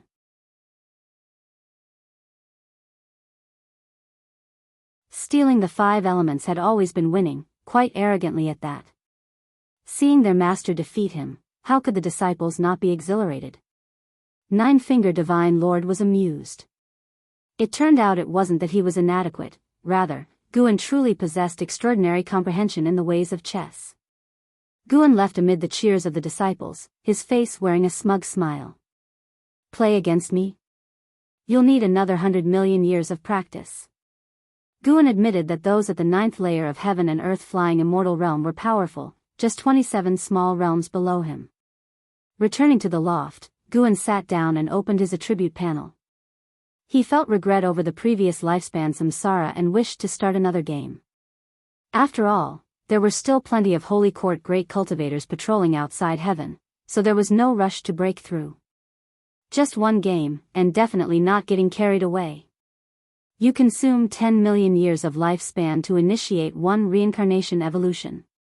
Connecting with Tao rules. Searching for reincarnation worlds. You can choose one of the following worlds. 1. Great Heavenly Spirit Land. 2. 9 Extreme Great Heaven and Earth. 3. Dark Great Heaven and Earth. Guan hesitated for a moment before deciding he would still choose the Dark Great Heaven and Earth. Where one falls, there one shall rise. This time, he would not repeat the same mistakes. You have chosen to reincarnate into the Dark Great Heaven and Earth. Considering that the Tao rules of this world cannot conceal your talent, you shall retain your ability to seize lifespan, but you will not be able to unlock stage-wise functions. Reincarnation evolution begins. In the first year, you are born into a noble household within the Beiqian domain's Great Xia Holy Dynasty, blessed by your parents with the name Shao Xingtian. At the age of 5, while you are fast asleep, you fall victim to poisoning by a concubine of your father's 3rd wife. Before you lose consciousness, you glimpse her figure. Fortunately, your mother discovers you in time, allowing for your rescue. Once your strength returns, your grandfather gathers the family in the Great Hall. Faced with your grandfather's query, will you choose to expose that you were poisoned by the 3rd wife's concubine?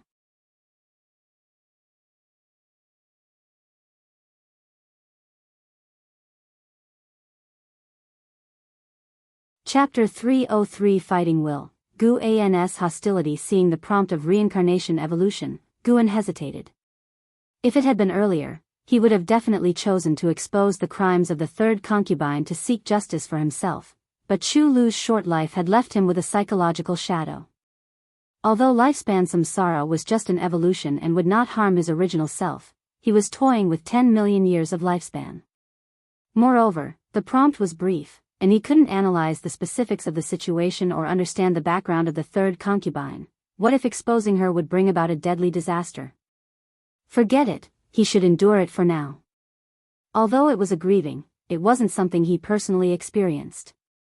You choose to reveal you were poisoned by the 3rd concubine, a turmoil in the Shao Kingdom's mansion thus resolved. At the age of 8, you began to practice swordsmanship, and accidentally cut a spirit grass during the process, claiming 8 years of lifespan and marking a turning point in your life of immortal cultivation. At 12, thanks to lifespan evolution, your cultivation level broke through to the nascent soul realm.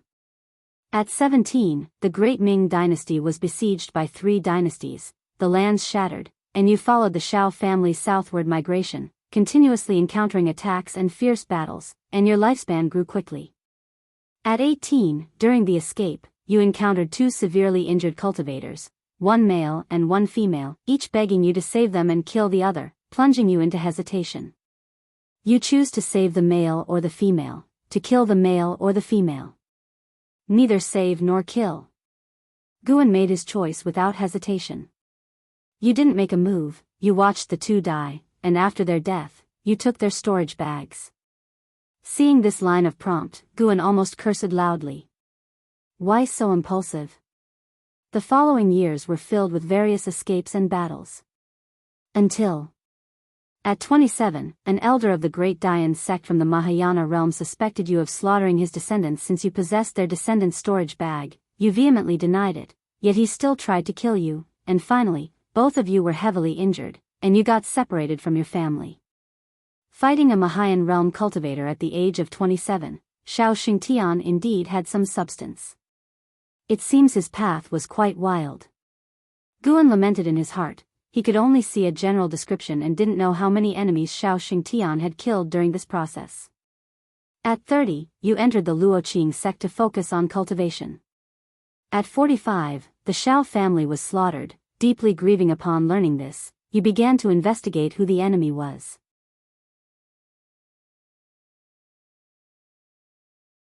At 50, after 5 years of investigation, you found that the power that slaughtered the Xiao family was the Li family from the East Profound Domain. You left the Luoqing sect alone to rush to the East Profound Domain. Seeing the words East Profound Domain, Guan secretly felt that something was amiss. Why, out of nowhere, was his family destroyed again? Speaking of which, Guan in this life also had no relatives, living alone in the Ji family mansion. Could this be fate?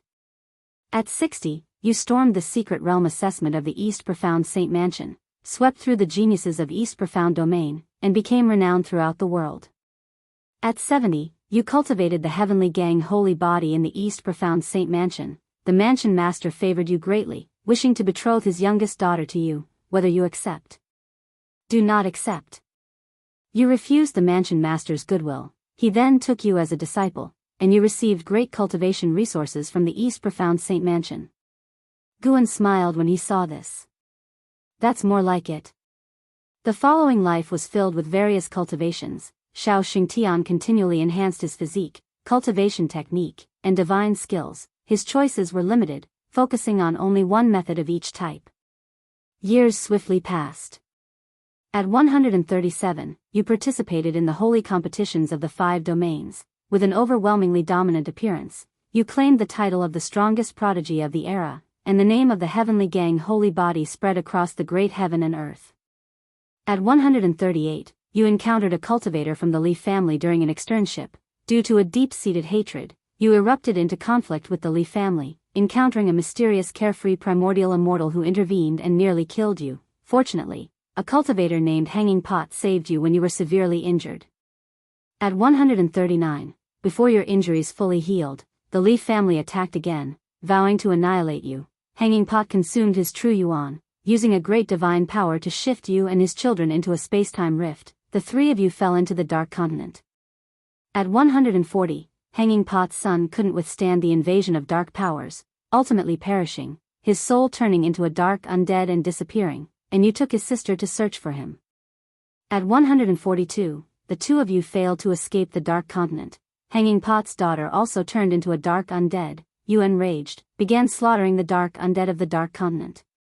At 143, you encountered the Black Profound Emperor from the Tao Void mysterious immortal realm, who extinguished your soul. Reincarnation ends. What? Damn Black Profound Emperor again. How did he reach the Tao Void mysterious immortal realm this time?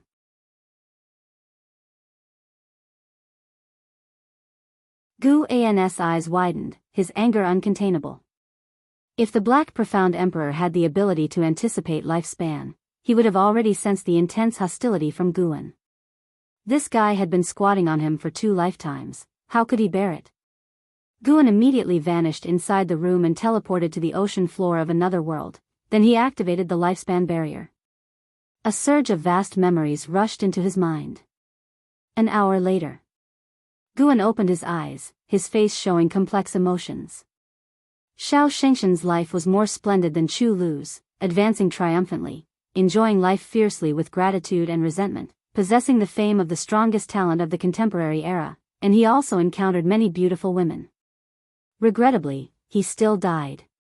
In his memories, Guan learned about the horrors of the Dark Continent, which was even larger than the entire great heavenly spirit land, impossible to fly to the outer heaven, the world dim and vast, as if never able to escape, and a mysterious power called Dark Force devouring him. If not for the sufficiently powerful Heavenly Gang Holy Body, Xiao Xingtian might not have lasted until the day he met the Black Profound Emperor. It must be said, the Tao Void mysterious immortal realm Black Profound Emperor was truly terrifying. Guan not only possessed memories but could also deeply experience the feelings of the time. When the Black Profound Emperor killed him, he seemed to deliberately preserve his flesh. The thought of his body being used by the Black Profound Emperor really irked Guan. He also did not know where the Dark Continent was, whether the timing could match up, and if they met, if the opponent's cultivation was not as good as his, he must make the Black Profound Emperor truly feel despair. The second reincarnation evolution ended at only 143 years old, which was quite annoying. However, the gain was greater than last time. Although the Heavenly Gang holy body was not as good as his primordial ultimate body, he could pass it on to his disciples in the future. The real gain was Xiao Shengshan's will. Xiao Shengtian cultivated a kind of fighting will. The more severe the injury, the stronger the burst of strength, capable of sweeping all opponents of the same realm, and even had a chance to counter-kill higher realm opponents. Of course, for Guan, the main use of the fighting will was manifested in crossing the tribulation. With this will, would his evolutionary practice in crossing the tribulation be easier? Guan felt deeply and pondered whether he in the Tao Void mysterious immortal realm was stronger than the Black Profound Emperor.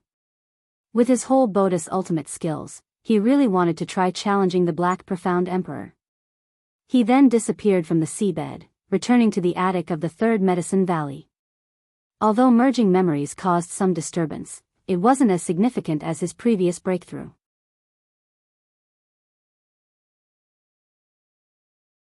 Guan sat on a chair, suddenly feeling like trying again.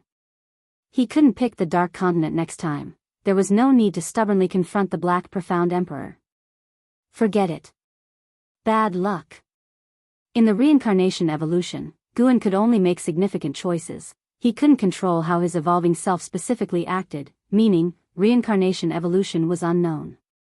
Since it was unknown, it needed to be mystical. Moreover, Guan still needed to break through. He couldn't get overexcited and delay his breakthrough. Guan took out the Green Hero Travelogue and flipped through a few pages, completely shifting his thoughts. This book is truly incredible. Even if Xian Tianyi died now, with this book, in Guan's heart, he was a saint. The news of the Great Cold Demon sect being wiped out by Sword Venerable Fudao spread wildly for a long time, making Sword Venerable Fudao's fame spread even wider. In the blink of an eye, half a year passed, and time came to the end of the year. Winter snow covered the vast heaven and earth. Guan was writing a book in the attic, recording all the Daoist sorcery and ultimate skills practiced by Chu Lu and Xiao Xingtian in his lifetime into a secret book, not wishing to immediately disseminate it but just writing for fun. If it could prove useful later, he could directly bring it out. He suddenly sensed something, raised an eyebrow, then put down his pen and vanished inside the room. Far away on the ocean, Bai Zia lay on a large gourd, the gourd soaring among the clouds, his legs crossed, looking very stylish. He sensed an aura and immediately opened his eyes, leaping up. Then, he saw a figure swiftly approaching, his face breaking into a surprised smile. It was Meng Lang, whom he wanted to see. Guan quickly flew in front of Bai Zia and greeted with a fist and palm salute. Daoist friend Bai, didn't expect to meet you here. Bai Zia frankly stated his purpose, then greeted him back, smiling. Daoist friend Meng, long time no see, are you well? Have you been affected by the Great Cold Demon sect? He had already flown into the area endangered by the Great Cold Demon sect, of course, this was just the peripheral region, so Guan dared to meet him. No, I wasn't here at the time, I only came back after hearing that the Great Cold Demon sect was extinguished. Guan shook his head. Doing well? Quite good. Just broke through to the 9th layer of the Tao Void mysterious immortal realm. Bai Zia invited Guan onto the gourd, and he unceremoniously joined. The two began discussing the Great Cold Demon sect and Sword Venerable Fudao. Bai Zia was shocked by this matter. He didn't expect such a big event to occur within the Great Heavenly Spirit Land. Although the Great Cold Demon sect wasn't comparable to Mortal World Peak, it wouldn't be far off. To wipe out the Great Cold Demon sect with one's own power, its Daoist level was unimaginable.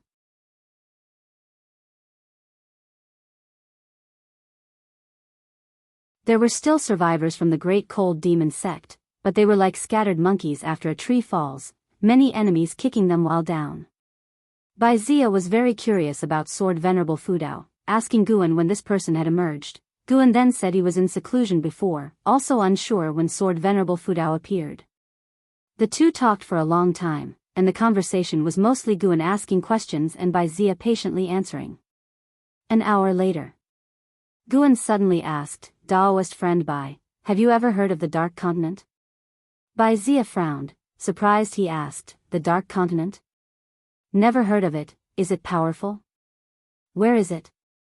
Hearing this, Guan could only say, I'm not clear either, just heard a senior mention this name, so I was curious. Afterward, he bid farewell to Bai Zia.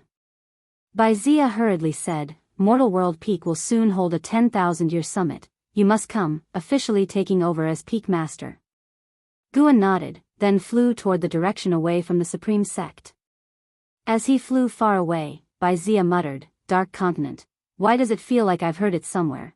You're tuning in to the Romantic Tales YouTube channel. Don't forget to subscribe and join us on this journey to catch the most captivating stories.